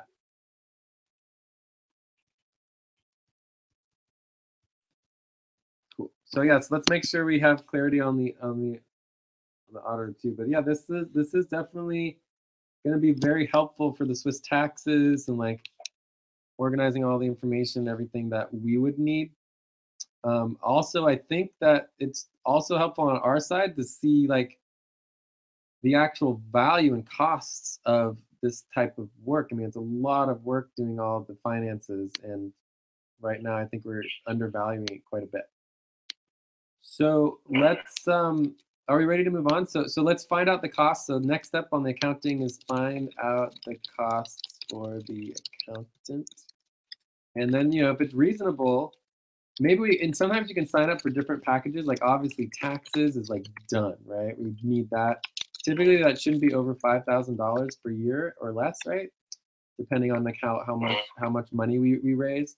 It could, I guess it could be more if we raised $100 million, but so yeah, so the cost of the accountant for taxes, and there might be like, you know, monthly ledgers or like, general accounting and other things. Anyways, we'll have to see what the accountant packages are, because there might be a couple different packages that we may or may not want based on the costs and everything. So that'll be good. Okay, so yeah, I'm not reading this. Yeah, okay. Who should follow up with the accountant? Do you want me to do that, or you guys want to do that, or? Yeah, you can do it. Okay, so maybe I could just send an email. Yeah, maybe I'll just send an email. Yeah, send you the email. Yes. All right, so Jay is going to email accountant. Oh, whoa. That's funny. It's like all white. Let's change that to black. There we go. All right, so email accountant and ask about costs based on how much you raise. Okay, so typically like 5% of funds go to finances, but maybe this would only be a component of that. We'll see. All right, so I think we're good on the accounting.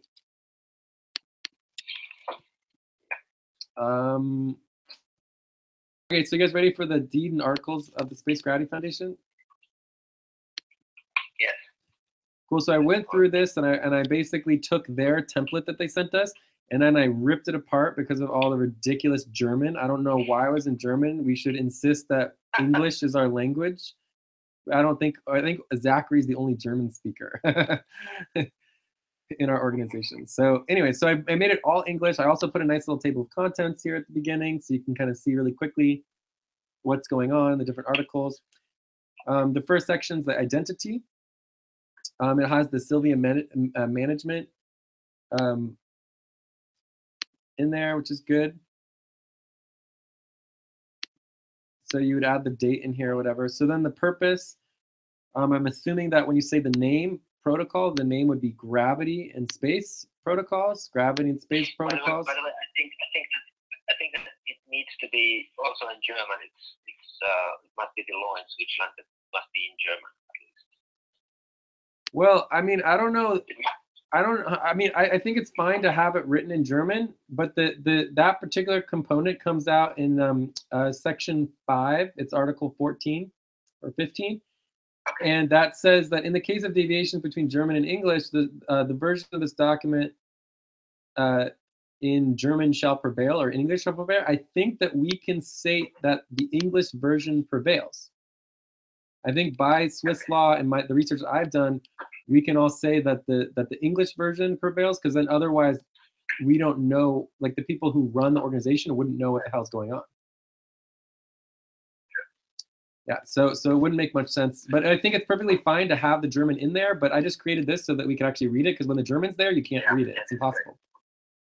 Okay, so but having the German in there in the official version, it doesn't matter. I don't care about the official version. Yeah, okay, so when it says name, I think that would just be Gravity and Space Protocol. So we just add Gravity and Space Protocol, the Gravity and Space ecosystem. I'm pretty sure that's all that is. So then assets is the $50,000 initial contribution. I think we can, basically the easiest way to do that is kind of remove it from either existing, what do you call those convertible notes or other Equinauts or whatever, or just put it in the name of the entire Equinaut partnership. I don't know. But anyways, we're going to give that money so that you guys have access to it, and then you'll be able to directly transfer it to the lawyers, and they'll take care of it for us. So it shouldn't be a problem. Organization. So this is the main issue here, is the bodies of the foundation. So you have the council, and then you have the statutory auditor. And so the question is if we can appoint a board of directors. If the council could basically appoint, some type of higher level directors to model, like the council would be more like the membership and the directors would basically be more like the board, or if that we could create a membership electorate.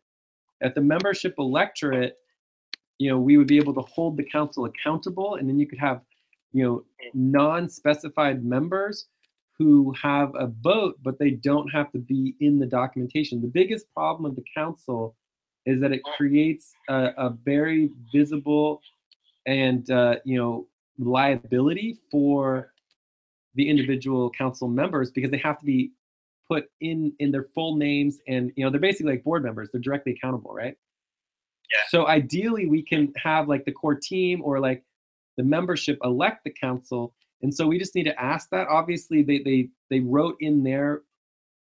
Oh, and going back to the purpose, I personally am in support of the purpose being exactly as written, and not adding anything else. Right.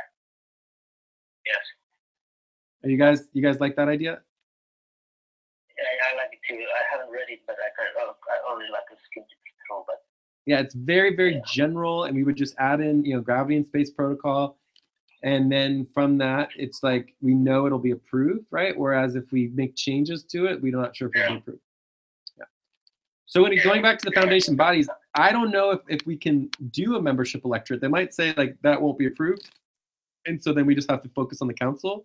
Well, I think we should ask to do a membership electorate, because that creates the accountability measures, and it creates a reduced level of accountability to the core team and other people who want to get involved, so they don't have to be on the council to be involved, because otherwise you're creating this, expanded council unnecessarily, and then creating all this additional liability unnecessarily, and then creating a multi-tiered structure within the council that is also unnecessary, if you can create the membership electorate. So we'll see what they say, but if we have to create the membership, so the membership electorate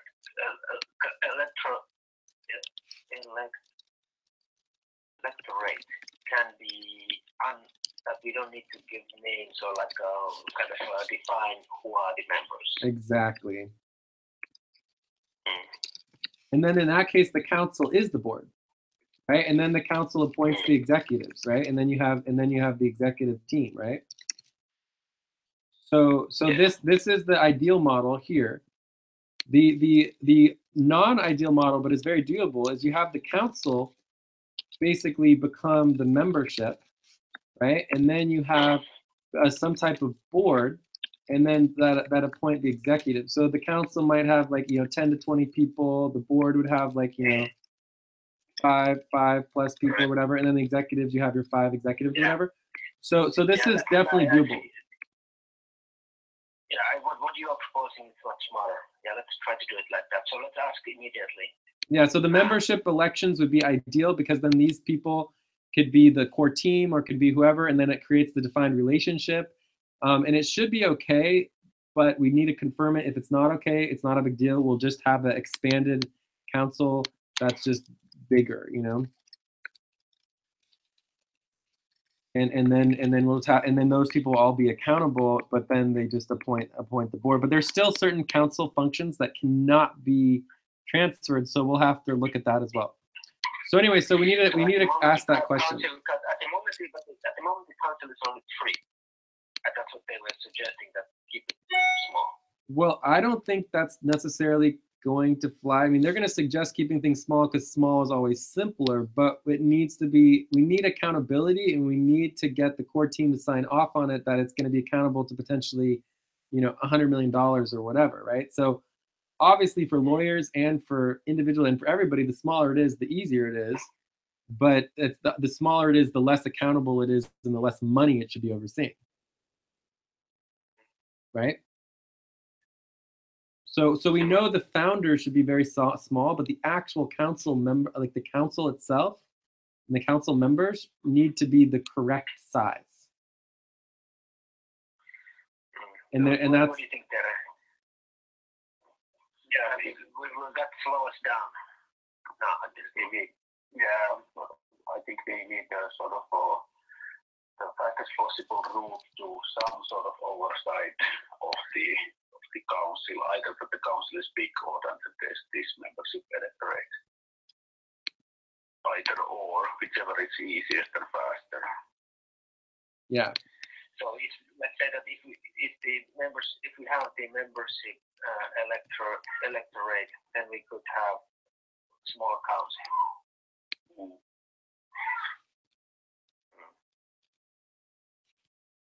To start, yeah.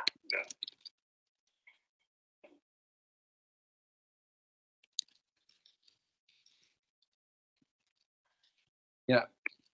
I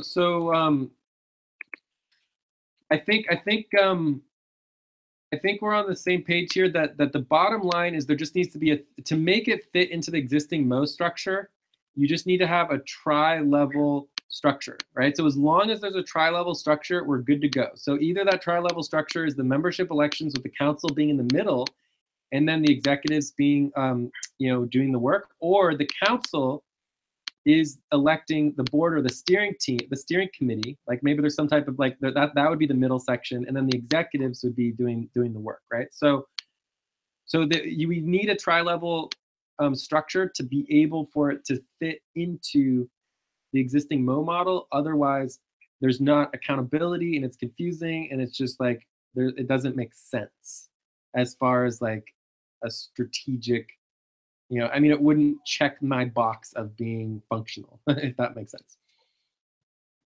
So then the number of people are just like, how many people is the core team going to require us to have? And we would want to do the minimum. So it's the minimum number of people that everybody in the core team feels comfortable signing off on for the ICO. Does that make sense? And we can start it. We can start it and start signing the contracts with Mark before the core team signs off on it. Does that make sense? But there should be a plan. The core team should know the plan, what's going on, and the executive team and everything, and then we can move forward with getting it started, and then the council can always add additional people to be on the council to fit the minimum number of people that everyone feels okay with. So the number of people who are on the council to start with doesn't have to be the number of people who are on the council to be able to approve it for the ICO. Does that make sense? So what kind of meeting shall we need to organize to decide on that? And we need to do it quickly. I think this is the meeting. No? This is the place that the three of us can basically make those decisions, create a proposal, and then just talk to the executive team about it, talk to core team members. As long as it sounds okay. So the first thing is the three of us need to agree to it, right?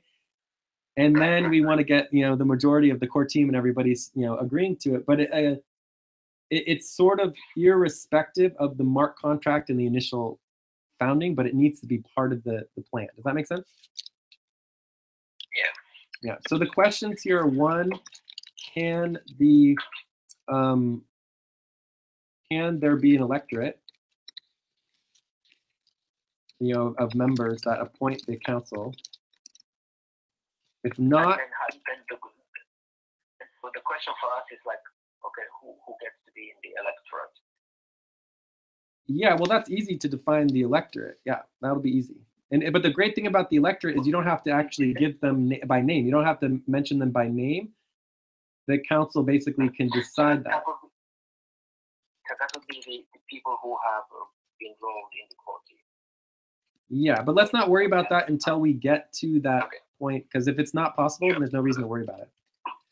So the second question is, if no appointment, then we want to create the steering committee / board and an executives, structure, and making sure that's okay.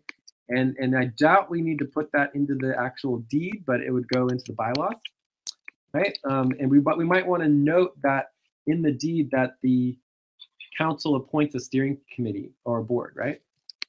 So, and then the third component would be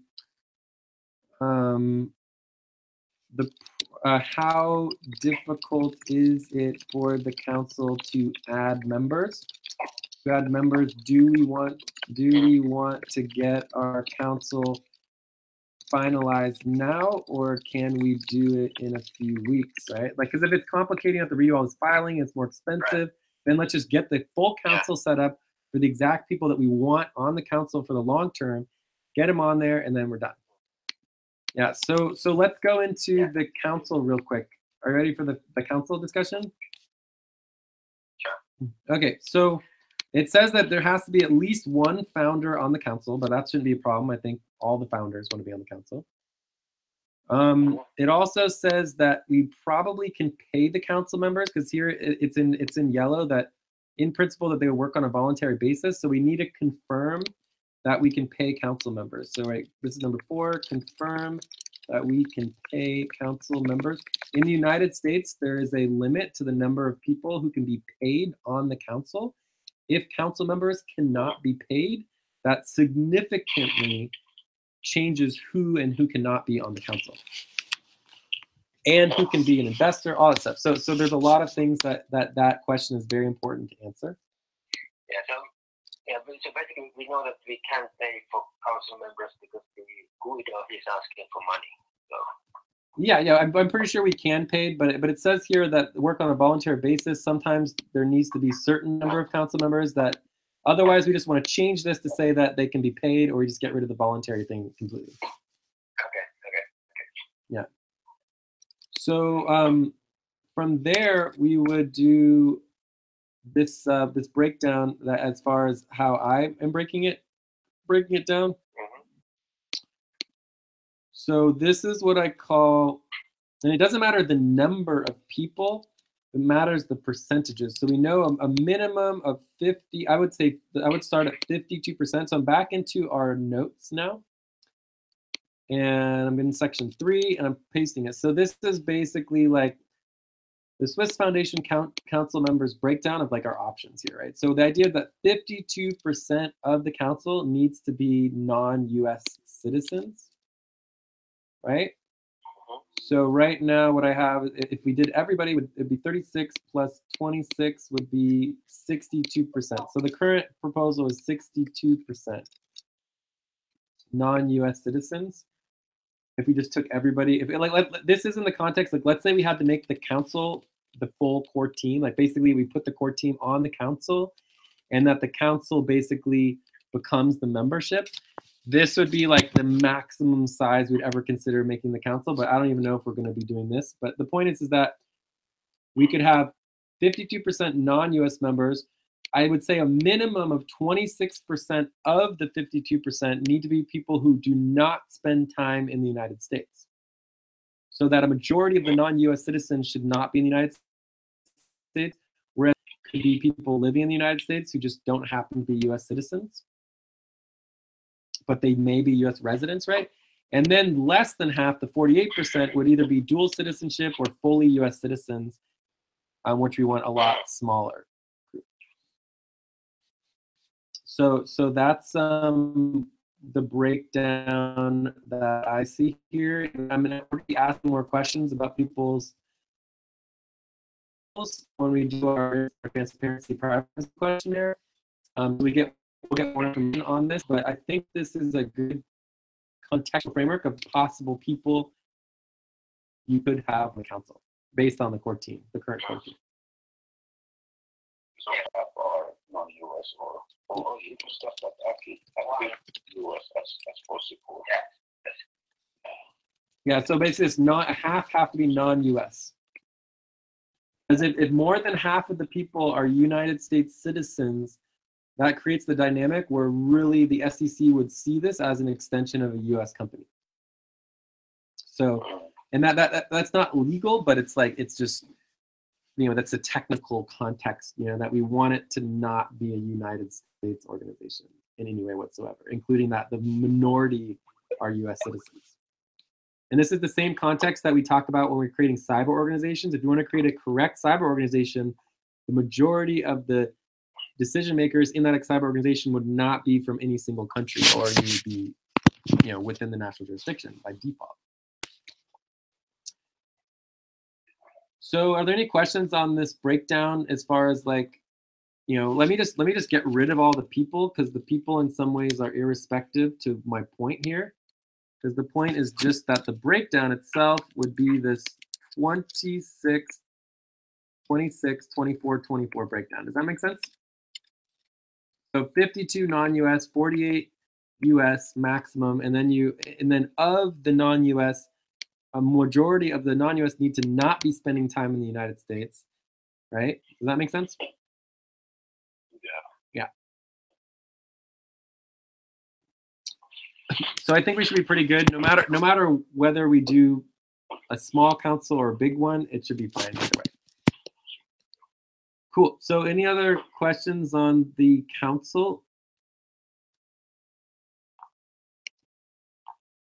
let's review the deed a couple times. So we have the first members in the council would be appointed, and there's no maximum to the number of members that can be on the council, but they do have to list their name and address in the deed. Yeah. Cool. And then the biggest problem of the way that it's written is that the council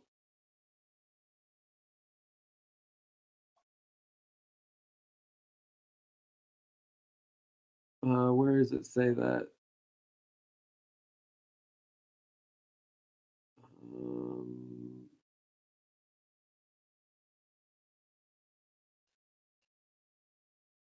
Oh well, I can't find that. But basically, the council controls its own membership and it controls itself, and so therefore the council is fully dependent. Everything is dependent on the council, and the council has no accountability to anybody except itself. Does that make sense? The way that it's currently written, the council has no accountability except to itself, which creates a interesting dynamic. And actually, there is the other accountability that it's accountable to the Swiss government, but who cares about that, right? Yeah. So, anyways, I think we're ready to move on from the council, but hopefully we can figure out a way to make sure the council has some accountability, and then we can keep the council really small, which would be ideal. Because a small council is better, and then you just hold it accountable, and then you're good to go. So, any other questions on the council or comments about accountability or size or anything? Oh, here it is. It's the Constitution and completion. It says the Foundation Council shall appoint and constitute itself. And then it says, whereby the founder shall have the right to nominate new members of the Foundation Council and the president of the Foundation Council for election. So the goal would be if we could change that to say that there is a separate election where it elects the council members, which would be ideal. And if we can change that, then it's a done deal. Everything will be, it doesn't matter who's on the council. Terms of office are not applicable. Say that again about the other thing. So the way that it's in the template that they sent us, the Foundation Council shall appoint and constitute itself, whereby the founders. Oh wait, this is even weirder. Whereby the founders shall have the right to nominate new members of the Foundation Council and the president of the Foundation Council. So weird. So this actually gives a role to the founders separate from the council. So that's also very odd. I mean, basically, the easiest way to do this is that there would be, instead of saying that the council and the founders have all of the power, which is just a silly concept, because then there's no accountability and they are just accountable to constitute and appoint themselves infinitely and control all of the assets by themselves with no accountability. It would be easier to just have an electorate and membership that appoints the council and holds the council accountable, and that the council appoints its own president, and that the founders basically are no longer applicable after they found the organization. So that would be the easiest, simplest way to do it. That would make the most sense to the fact that we are a much broader based organization, in a community. Well, shall we try that formulation there and ask, just put it there? Yeah, this would be an additional question I'm going to add to the questions, which is basically about the founders. Yeah. Can we take out the founders' role and empower the council to appoint the president? And then, of course, to come back to the electorate, can we have the electorate, which is already our question 1. Cool. So that looks good. Any other questions on the council or the decision-making, all that? All right. Terms of office, it says a year, but it's really not applicable. I mean, or 2 years, but I mean, the council controls itself in the current way that it's written, so it doesn't really matter. Responsibilities. So the one responsibility that's a problem in this idea of the election is that it says the election of new members of the Foundation Council is done by the Foundation Council. So and it says that we're not allowed to delegate or manage that particular component. So if that is the way it is, then that's just the way it's going to have to be. That the Foundation Council controls its own membership, but all the other rest of the stuff is perfectly fine. So exclusion of members, dismissal of auditors.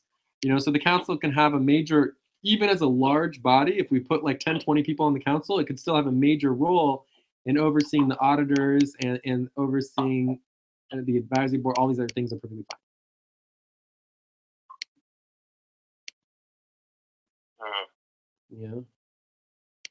So it looks good. I'm thinking the Guido now, like kind of, is it a good idea to have him there at all? Should be like a big effort to find somebody else? No, I think Guido's perfectly fine. I think it's fine. He'll just be one vote, and it's all majority votes. So yeah, I think it's fine. I actually would prefer to change the. Yeah, there's a simple majority of votes. Yeah, it's a majority vote, but I actually would take out the tie-breaking vote.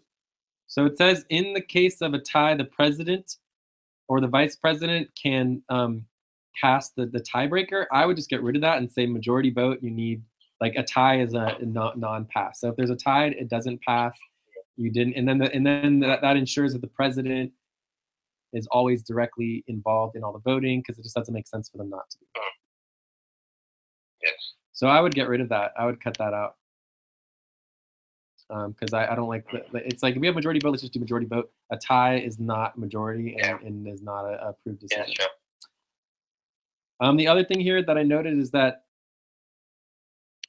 the meeting agenda and invitation for agenda items needs to be done 30 days in advance. I mean, that's a problem if we want to approve Mark's contracts within 30 days. So I would actually change this to like a week. I would say 7 days. That's right. Let's just get this shit rolling. We all know who we are. We don't need to like have some ridiculous council that functions in bureaucratic ridiculousness, right? And that 7 days is also the same framework we use for Exit Inc. Yes.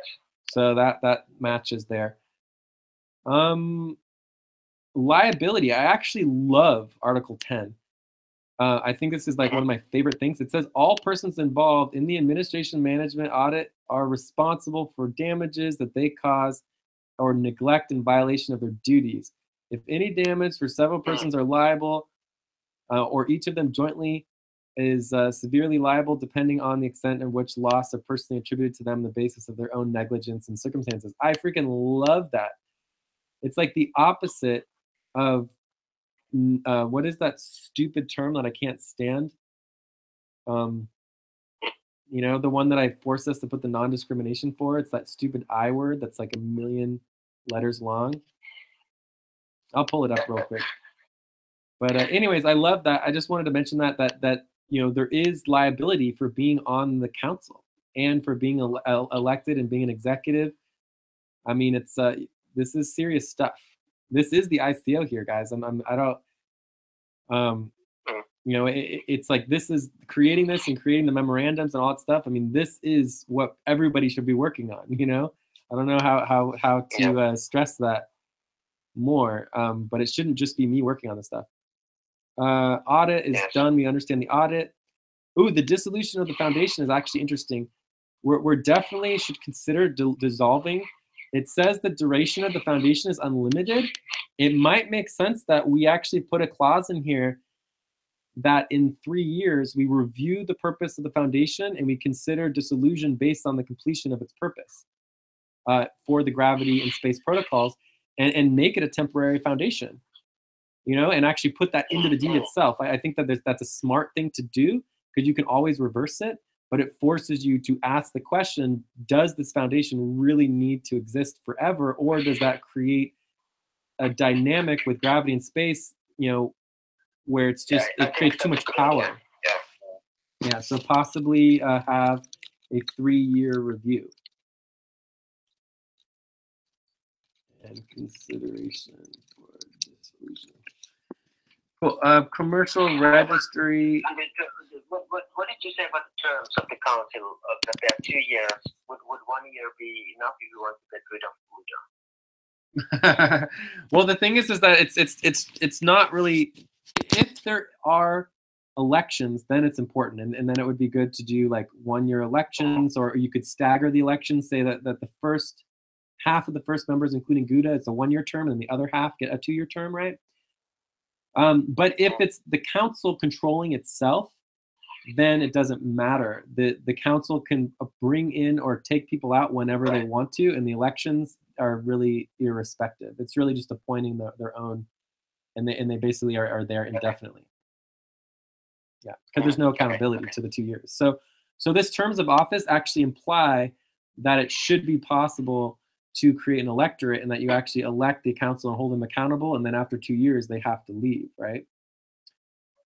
Right, and the key here is it says re-election is possible for indefinite periods of time. And then it says this weird thing, by completion of 75th year of age. If you're 75 years old, suddenly you get kicked off the council. It's like, what? I don't know what that's all about, but I'm not worried about it. So yeah, so I got rid of the tiebreaker. I'm not worried about the 2 years. We could easily change it to 1 year. It's like whatever. Or we could even elect someone and say like, Guido, you have a 1-year revision. We'll review you in 1 year. Liability, audit, dissolution, we covered that. Commercial register, obviously that's very, very important to get in the register, and we're taking a very small but realistic risk, that we're moving forward with everything before we get in the register. But my understanding is that we didn't get in the register and we had $100 million, we still get to keep all the $100 million. It might actually help us, because then we could dissolve and keep all the money and put it in other foundations. Or not foundations, but like trusts or something else. But anyways, I don't think there's any way they would not allow us. And then I'm suggesting that English version be the definitive version, and then there's going to be a bunch of copies of this that are going to be official copies. So I think that's pretty much it on the actual creation of the council, and it can all happen very, very quickly. Like, let's say we put 5 or 10 people on the council. We just have a meeting. The council at that moment, would appoint like some type of president or executive, and there's the secretary. And then at that moment, 5 minutes later, you can, approve the contract with Mark. So it's just a single meeting, bring the council together, have meeting minutes, start making decisions. It would have to technically happen after the deed is signed by the founders, but it can happen simultaneously. So as long as the founders' deed is signed, before anything else happens, including the registration and the lawyers signing off on it and all that baloney phony, the council can come together, take meeting minutes, and as long as it's all in alignment of that timeline, that first, and we can double check. Let's make this a question. So 4 or 5. So the double question. So we have 7-day period of wait instead of 30. Right? So that's a question that I want to ask. Then 6 is that, is the only thing required to have a council meeting is the founders sign off with the notaries happening 7 days prior. So that is my understanding, that the notary happens, the founders sign off on the deed. The notary happens, you announce the council meeting, 7 days later, the council meeting happens. Done. So it would take 7 days. Founders sign. And then 7 days after the council can constitute itself. So with the notaries. Yeah, so the founders sign with notaries. That's step 1. Step 2, that you announce the council meeting immediately. And then step 3 is that 7 days later you have council meeting. So that's my understanding. So we should double check that, make sure that that makes sense. So, because then we can do it very, very quickly. If that's all it takes, I mean, it's basically, we should be able to get that finished up very, very quickly. And then our only other option is basically to get rid of the 7 days and make it like 3 days temporarily, and then change it back to 7 days later. And then we could do Mark's contract in 3 days instead of 7. Right? Yeah, but that council meeting does have to happen, because at the first council meeting, without the council meeting, you just don't have anyone who can sign the contract.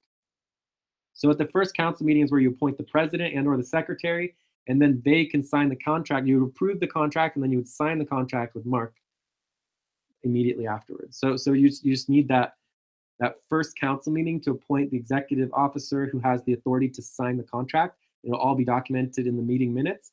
Guido and or that other girl that we were talking with, maybe it was Guido, would might have some ideas of like how the meeting, sometimes like in certain countries, certain types of meeting minutes need to be structured in a certain way. So there might be a specific structure of the meeting minutes, but other than that, as long as it happens in the right order, it should be fully legal, and then the foundation can start contracting with, Mark and anyone else that it wants to. Right. Yeah, and this should happen all before all of the official government, applications and all that other jazzy jazz. Like this all, you should be able to start functioning legally before the government is all in the whole registry and all that kind of stuff. But we need to confirm that. If that's a problem, that's not the case, then we might need to prepare for an extra X number of. Yeah. So who can confirm that? The lawyers. We have to talk to the lawyers again. Yeah. Like we need to talk to Thomas. So we either need to make all these questions in an email form and send the email. Like I could write up all these questions and then email them to you guys, or we need to schedule a meeting to talk to them in the morning or whatever, on Monday or Tuesday or whatever. So I would say send them to them.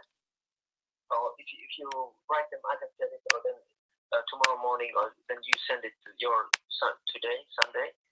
So it's for them Monday morning, and then we ask for that we could have a meeting tomorrow. They might be. But I would maybe. Yeah, what do you think?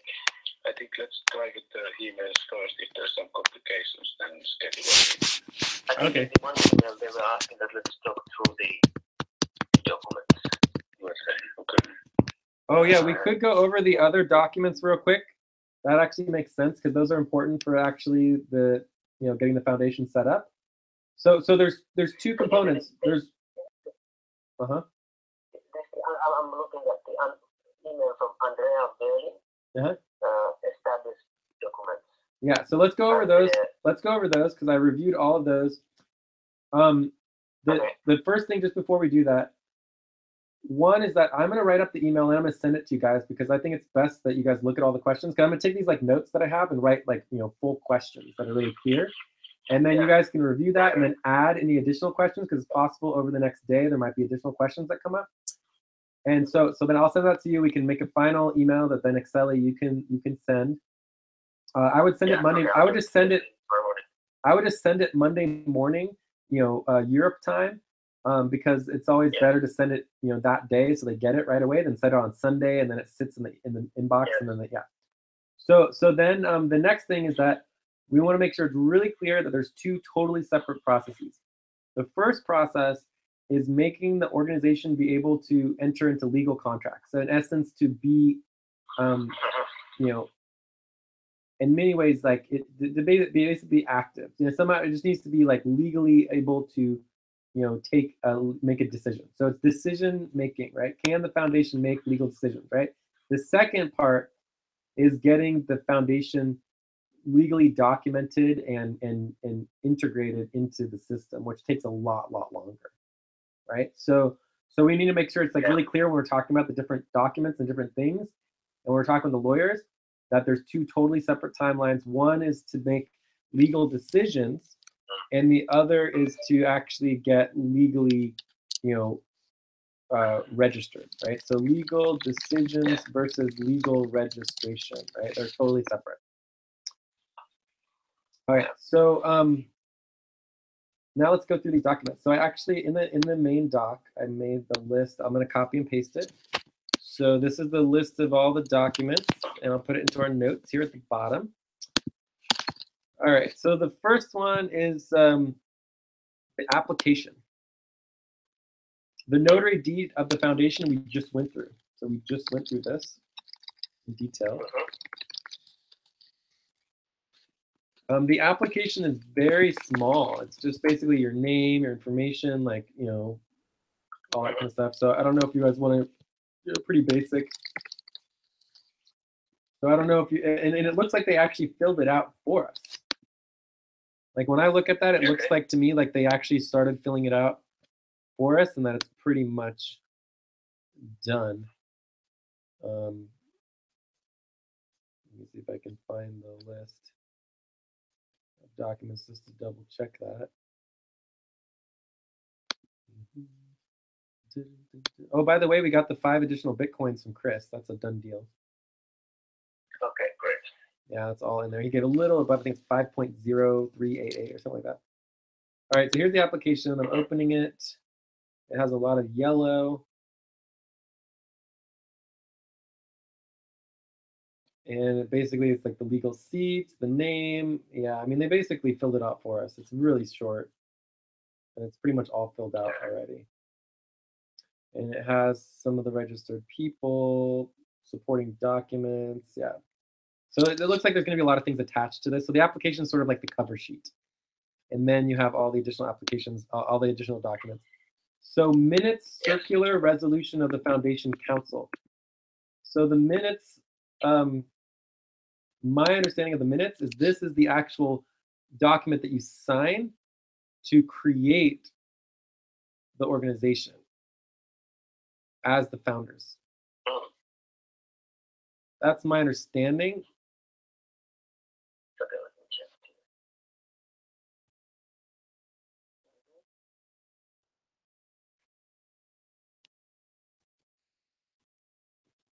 All right, maybe.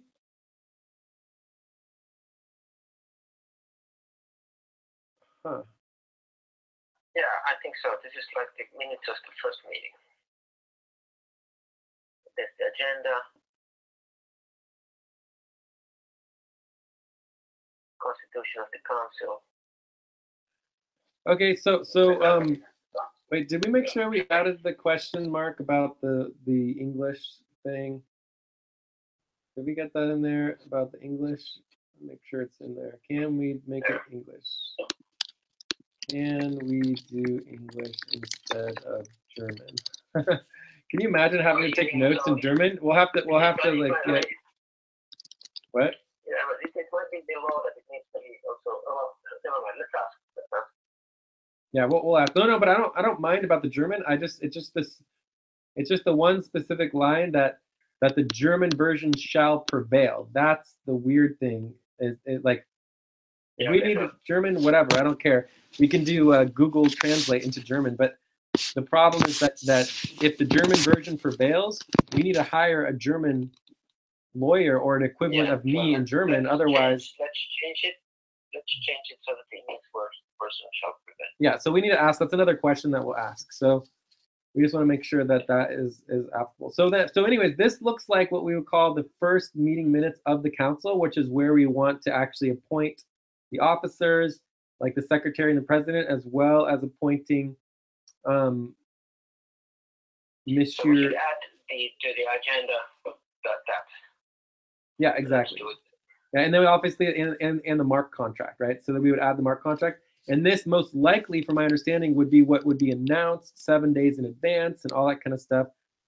So we'll just double check. But obviously there needs to be an initial meeting minutes of the council for its understanding that it's stamped and created in order to register. But I don't think this is part of the process of being functional because these are legal decisions. So you have to be legally able to make decisions before you can have your first council meeting. Okay? Yeah. All right, so next document. is, so this is like actual council meeting agenda. You know, notice 7 days in advance.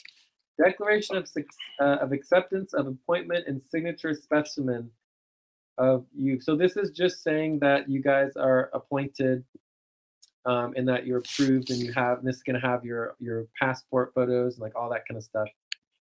Does that make sense?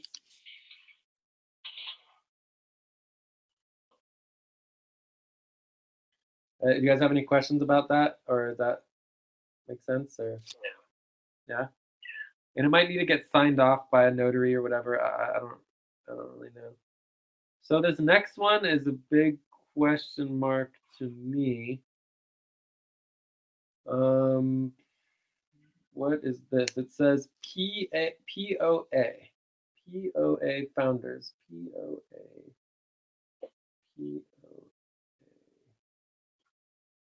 I don't know what the POA founders for establishment is. I have no idea. We have to ask about that. I don't see it in the documents. Let me see.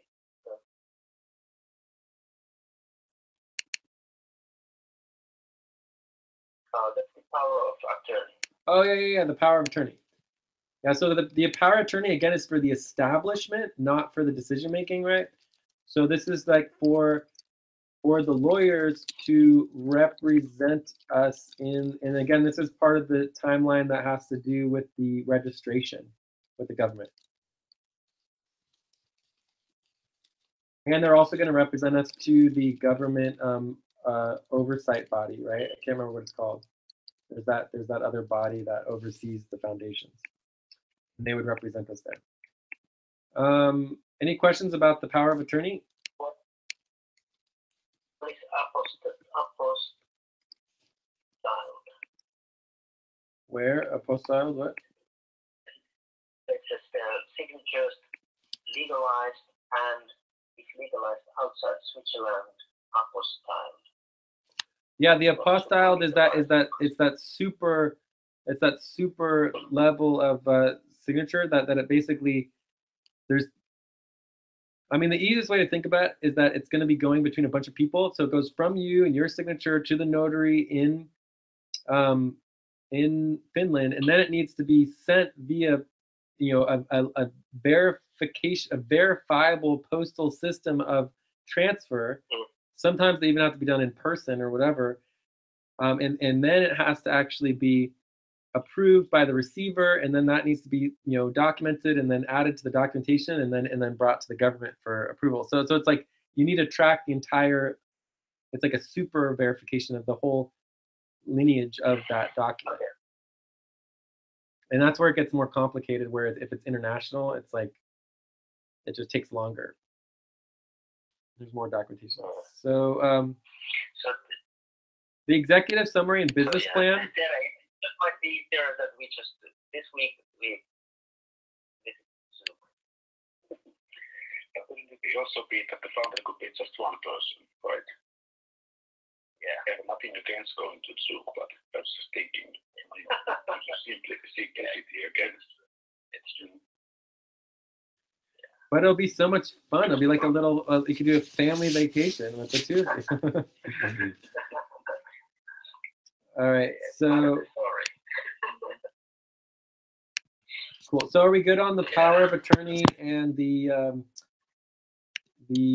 signatories?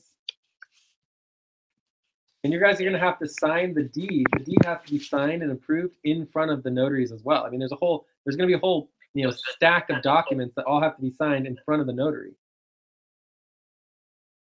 Exactly. So then we need to like reserve a time or what. I've never been in a notary.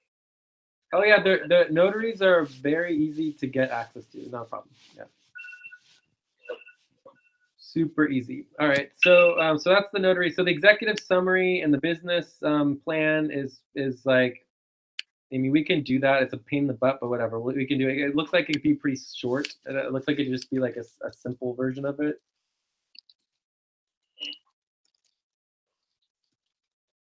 Even though we should have a really good version, but just to get through this quickly, we can make a short version. All right, required documents. Declaration of acceptance, appointment of signature specimen. Separate emails. Okay, so that looks all good. Declaration of acceptance of domicile. So that's another document that you're going to be signing, that you're going to be approving that it's going to be Selvia Management. Declaration of acceptance of appointment of the auditor. And so the auditor needs to be approved, and we have the name of the Mutara. Once contract concluded, you will be asked how the auditor issued acceptance appointment declaration shall be sent to you. Okay, go. So yeah, I mean, all this, I think the required documents and the other documents are not going to be a problem. All we really need to focus on is getting these questions answered about, the elections and whether or not the elections can happen from an electorate or a membership, or if the council has to, by law, appoint themselves, in which case, then if the council appoints themselves, then we really need to think about, okay, what should be the actual size of the council? We probably want it bigger than smaller, and figure out who is willing to get on it. But if we can do the elections, then we just hold an election. So the elections would happen, in like a couple days, and then we appoint the council, and then we put all their names on the document. The founders approve them, and then we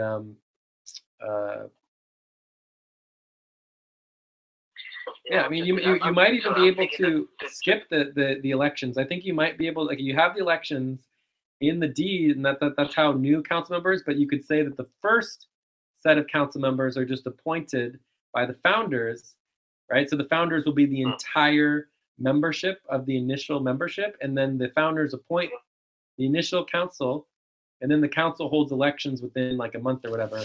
That could be an easy way. Much better. Exactly. That we'll do this before the ICO. Exactly. Yeah. So yeah, so let's see if that's possible. Otherwise, we just figure out as many council. And remember, we don't need the council members to do anything. Only the founders have to sign all the paperwork, and then the council members are just listed in the paperwork. So they just have to agree to be listed in the paperwork. We put them in the paperwork, the list of all the council members. And then once they're approved in the council, then we just, call the council meeting, and that can happen all over the world, and it's done deal. So it should be, I think it's pretty straightforward, I mean, this could all be over in like a week or two. Yeah. Probably more like, a week and a half to 2 weeks, but yeah. So the primary next steps here is just making this email that I'm going to draft the email with all the questions, send that to you guys, and then we'll have that for Monday morning.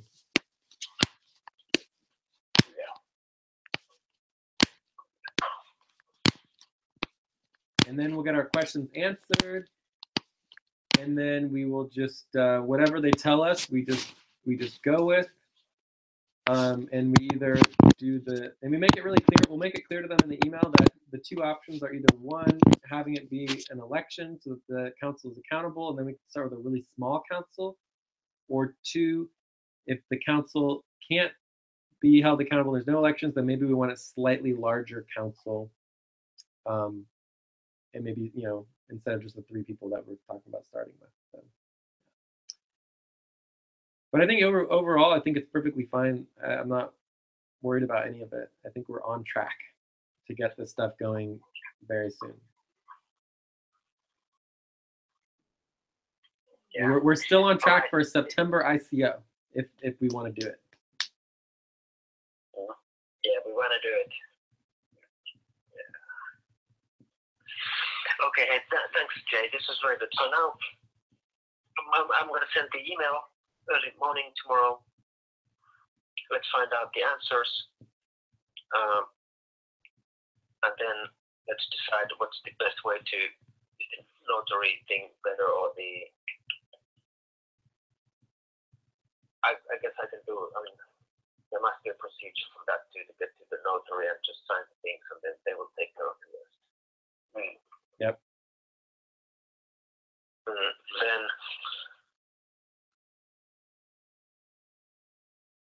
Guido must sign. No, Guido, only the founder's side sign. So basically, if then we might do it. I'm the only founder. Or then if it's really, really complicated, let's find out tomorrow too. Like what the hell does it really mean? It's still not unclear for me. Or how, well, basically, does it just mean that I need to sign it? I need to go to a notary and sign the documents in front of him, and then he will do his business. That's it, exactly. It's that simple. It's just signing the documents in front of a witness. Yeah. For Jorge to do it, it will take a week. Yeah, Jorge, I mean, I would just, oh my God, it could take a week just to get Jorge to the notary, let alone the other week of like trying to actually get the documents to Switzerland. Oh God. I would just keep it all in Europe. I would just skip the whole United States thing. You can put Jorge on the council, but he just doesn't need to be a founder. Yeah, let's do it like that. Yeah. So I'll find out tomorrow about the notary. Yeah, my recommendation is either one, Exceli goes to Switzerland by himself and is the sole founder, or two, that Tere and Exceli, that both of you meet in Finland somewhere with the notary and do it together all at once, and then it's done. And then that one of those two options are the most like direct. Anything other than that would just create layers upon layers of complications and everything takes longer. Yeah. Okay, right. That's right. So shall we send the email to this Andrea, who is saying that he is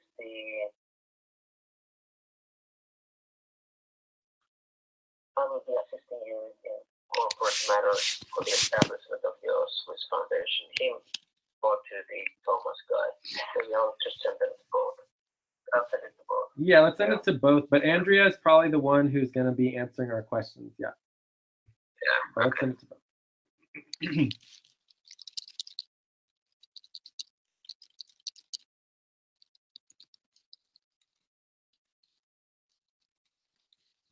Yeah.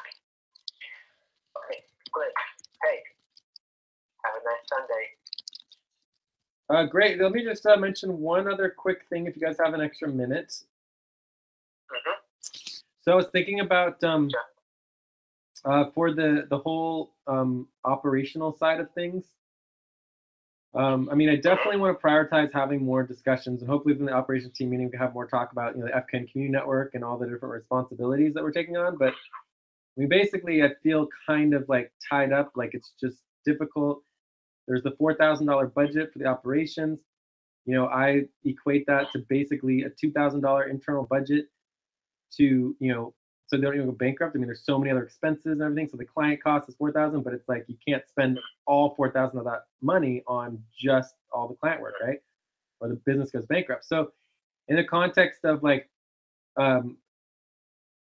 creating a plan, I'm thinking of maybe putting together the idea of what would be termed kind of like a general operations contractor, which would be, you know, creating more of an umbrella aspect where we can bill and charge for certain things that are approved, right? So if like something's pre-approved, that we would be able to add that as an additional cost and charge and start, you know, billing that so that it's fair and it'll all be fairly done. But right now the relationship, the way it works is we're taking on way too much work, and it's not like a fair, you know, real market value and things like that. And maybe an easy way to deal with that is to create an agreement that involves this like general billing procedure where we're able to bill and get paid for the additional costs that we're taking on in a transparent way, but also not need to work out every little detail of the agreements and the budgets beforehand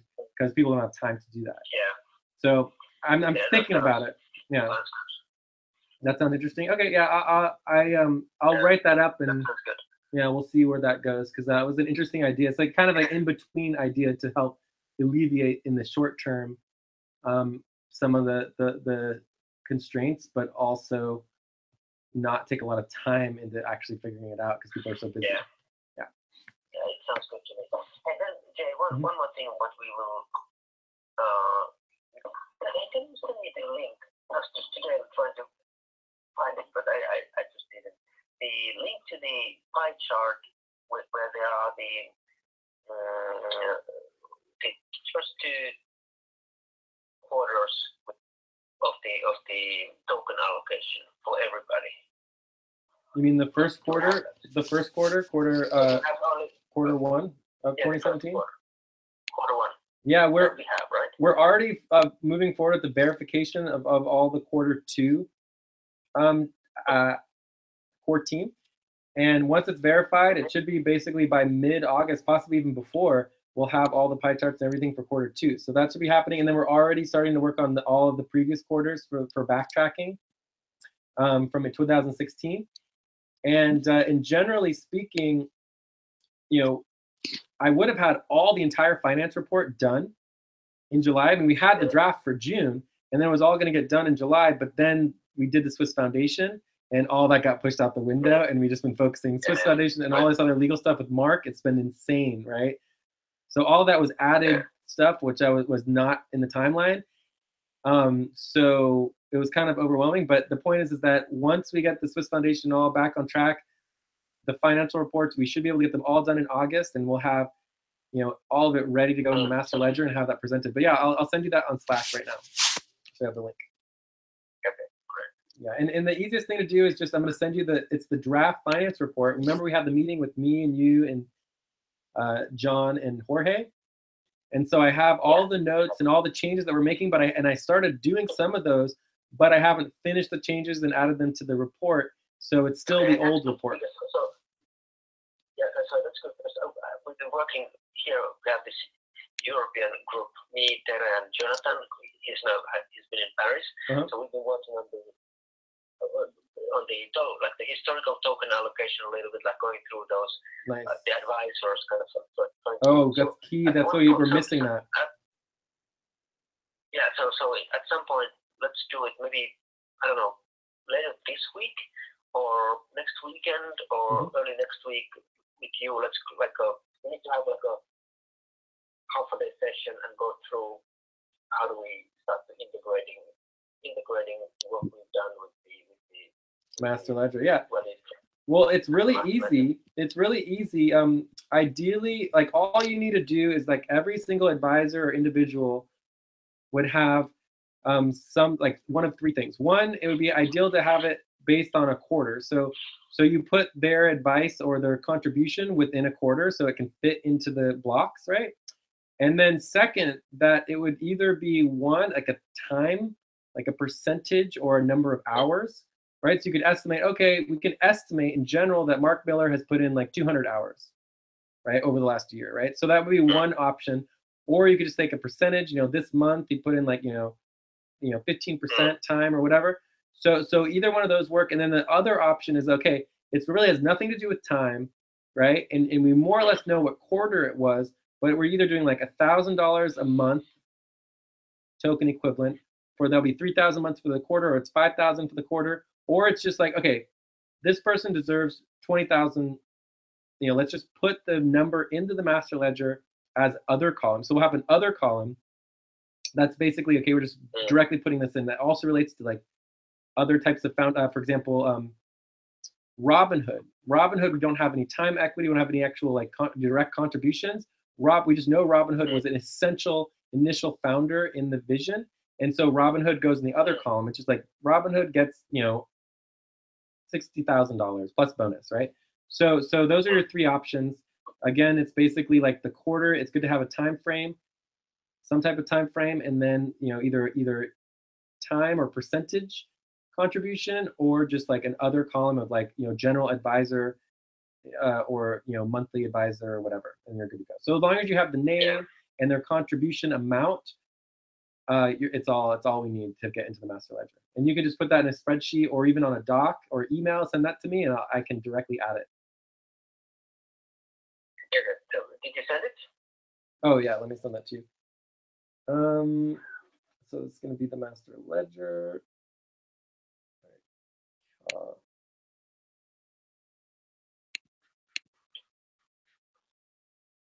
And the only other thing I could mention is that we do also have a form, and the form, well, the form is actually a little more detailed, but it's still, if you basically skip a lot of it, it could be applicable to advisors. So you just be writing in what the advisor did, generally when they did it, and then the value of their contribution, and then we can add that to the master ledger. So I can also send that to you. And I could send you the, so I'm just gonna send you the finance report again. That's the easiest way. Okay. And I'll do it on Slack. Slack is good? Yeah, Slack is good. Okay, so this is the draft finance report. All right, so if I go to Firefox, here we go, and Excel. All right, so this first one is the draft finance report. Oh. And then the second one I'm going to send you is what's called the value squared tracking form. And the value squared tracking form is, you know, could be used for advisors. It could be used for anything. It's just tracking contributions. So it gives you every single component of what can go into a master ledger. But you don't need to put all that information in. All you have to do is put like their name, generally how much they contributed and what they contributed. And it could be like, all right, they're an advisor and they contributed their knowledge and it was worth, you know, $15,000, right? That it could be that simple, you know? Yeah. Okay. So if I want to see like let's say the first quarter, how much tokens did people get? Where do I go? So that would be the quarter, the center block, right? So it would be the Q1 2017 block. Okay. Yeah. And again, it's still missing a bunch of stuff with all the bonuses and other things that, remember, we were excited we were going to put in, which I'll be adding. Yeah, so very soon. we were talking with Tere about that today. In fact, so for the core team, what is the bonuses? What is the bonus? Okay, so there's I believe there's either 2 or 3 types of bonuses related to the core team. So the first one is there's going to be a performance bonus. I think I might even add a performance and a risk bonus. All right, so there is a new component. This comes up with all the things that Vienna is talking about. Certain people might be taking on additional risk, which really should have additional value, right? So there's risk and there's their performance and the valuation. So all of that's part of our evaluation process and our risk process. So that's going to be taken care of, and that's what it says there in the bonus column. So that's just like an estimated bonus based on. No.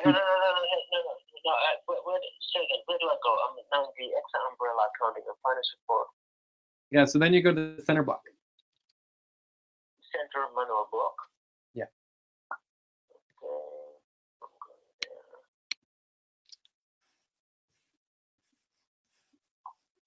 going there. And remember, you want to click on the detailed data. So if you're going to the center block, you would click on the one of the links at the top. It says link to the data for the center manual block. Oh look, and there's actually, we're already working on Q2. So we have Q2 as well as Q1. Obviously Q2 is not done yet, but it's linked there, which is great. So if we go to Q1, which is the center block, which is not working for me.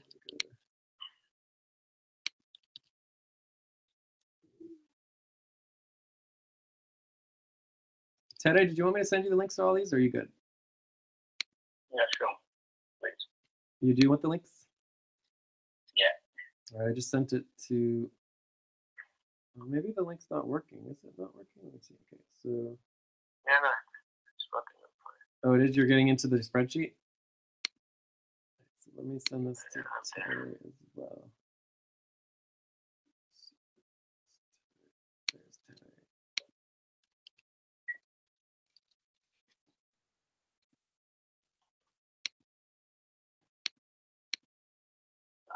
All right, here we go. So the bonus for Q1 2017 bonus, January to June, this is what's called a performance bonus. Performance, slash eval bonus, right? So this is basically saying, Exceli took on a lot more responsibilities than other people, and he deserves a higher bonus, right? So that's basically what column E is. Then on top of that, and this is going to go at the bottom. Oops. So here you would have core team. This is line 42. Right? So it's the core team bonus pool. And this would be an equivalent of the total amount of core team pay. Oh my God, why does it say 20,000 there? That's obviously not correct. Let's take that out. Okay, let's make sure that I have the correct sum here. So it says that in column D, the work that was done for the 3 months of January to March of 2017, and trust me, this is why we do the quarter blocks, because when you try to think about these numbers for the entire master ledger, it's insanity, right? So by being able to talk just about quarter, 1 January through March, it's so much easier, right? So it's $222,000, right, of pay for the 1 month. I mean for the 3 months, right? So it's 1 quarter of the year. So the year budget in this particular context would be like about $1 million, a little less than $1 million. Right, so then we know that the Econaut partners all got the 3x bonus, right? So there's a 3x bonus for all of the Mercury Econauts. So what happens is you take this $222,000 that goes to the core team, and you would multiply it by 3, just like the Mercury Econauts got. Actually, you would multiply it by 2 to get a bonus. So it's 445,000, and then that would go, whoops, that would go right here in this one. It's well, actually, the best way to do this would be to do D40. And so now if you look at line 42, it says $445,000 for the core team, and that would be what's called the core team bonus pool. So in addition to, for example, Excelli getting $22,000 for quarter 1 of January through March, you're also getting a stake in an additional $445,000 that we're not sure how we're going to split that up yet. Okay. Okay. Now I understand. Okay, that's good. That's really good. Yeah. Yeah, and then that money, that $445,000, we will be able to consider the different aspects of of that. In addition to this, we're also talking about adding a value squared as well that Jorge wants to add in. So this would basically be, an additional amount of money, probably like 50% of maybe like $100,000, which would be tied to potential distribution of funds based on people doing really valuable work that wasn't attributed at the time. But then later you look back and you're like, oh, wow, that was really valuable that happened then. That person deserves a bonus. So, the value squared bonus pool doesn't necessarily have to be used, but basically it would be another $100,000 most likely that also could be broken down based on people's direct contributions who contribute more, as opposed to people just doing work but not actually completing anything or doing anything substantial. So, and it might be more than 100,000. It could be even more than that.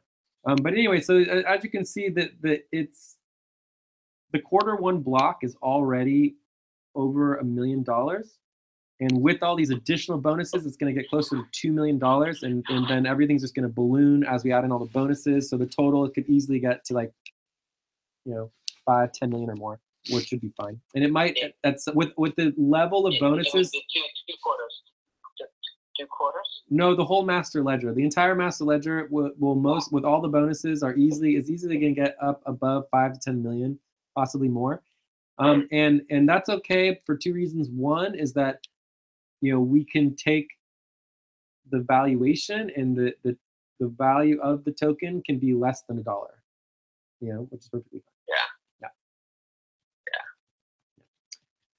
So yeah, but overall, this is looking really really good. I mean, there's not a lot to do, but it's just I'm so distracted with all the other legal stuff and the finances and the taxes and everything else. It's just, and this just wasn't the highest priority for the ICO based on all the other needs. But what's great about this is that it's really close, and that, you know, if we prioritize this and just, you know, for example, talking about it right now, we can get it done really quickly and get it all updated. So I'm not worried about it getting yeah, look at just adding that 445,000 plus the 100,000 brings it up to 1.8 million for Q1 by itself. Yeah, but Q1's obviously the biggest quarter. There's nothing that compares to it. Even Q2 is like minuscule compared to Q1. Okay. Okay, this is excellent. Yeah, and a lot of work. But yeah, good stuff. Yeah, very exciting. Let's talk again and check in tomorrow as needed. And I'll send that email to you guys. That's going to be my next step, is like drafting the email with all the questions. I think I have like 10 questions. And then you guys can review it and add any additional questions, and then send that off in the morning while I'm sleeping. Okay. All right. Okay, great. Cool. Awesome. Any other questions? Anything else today?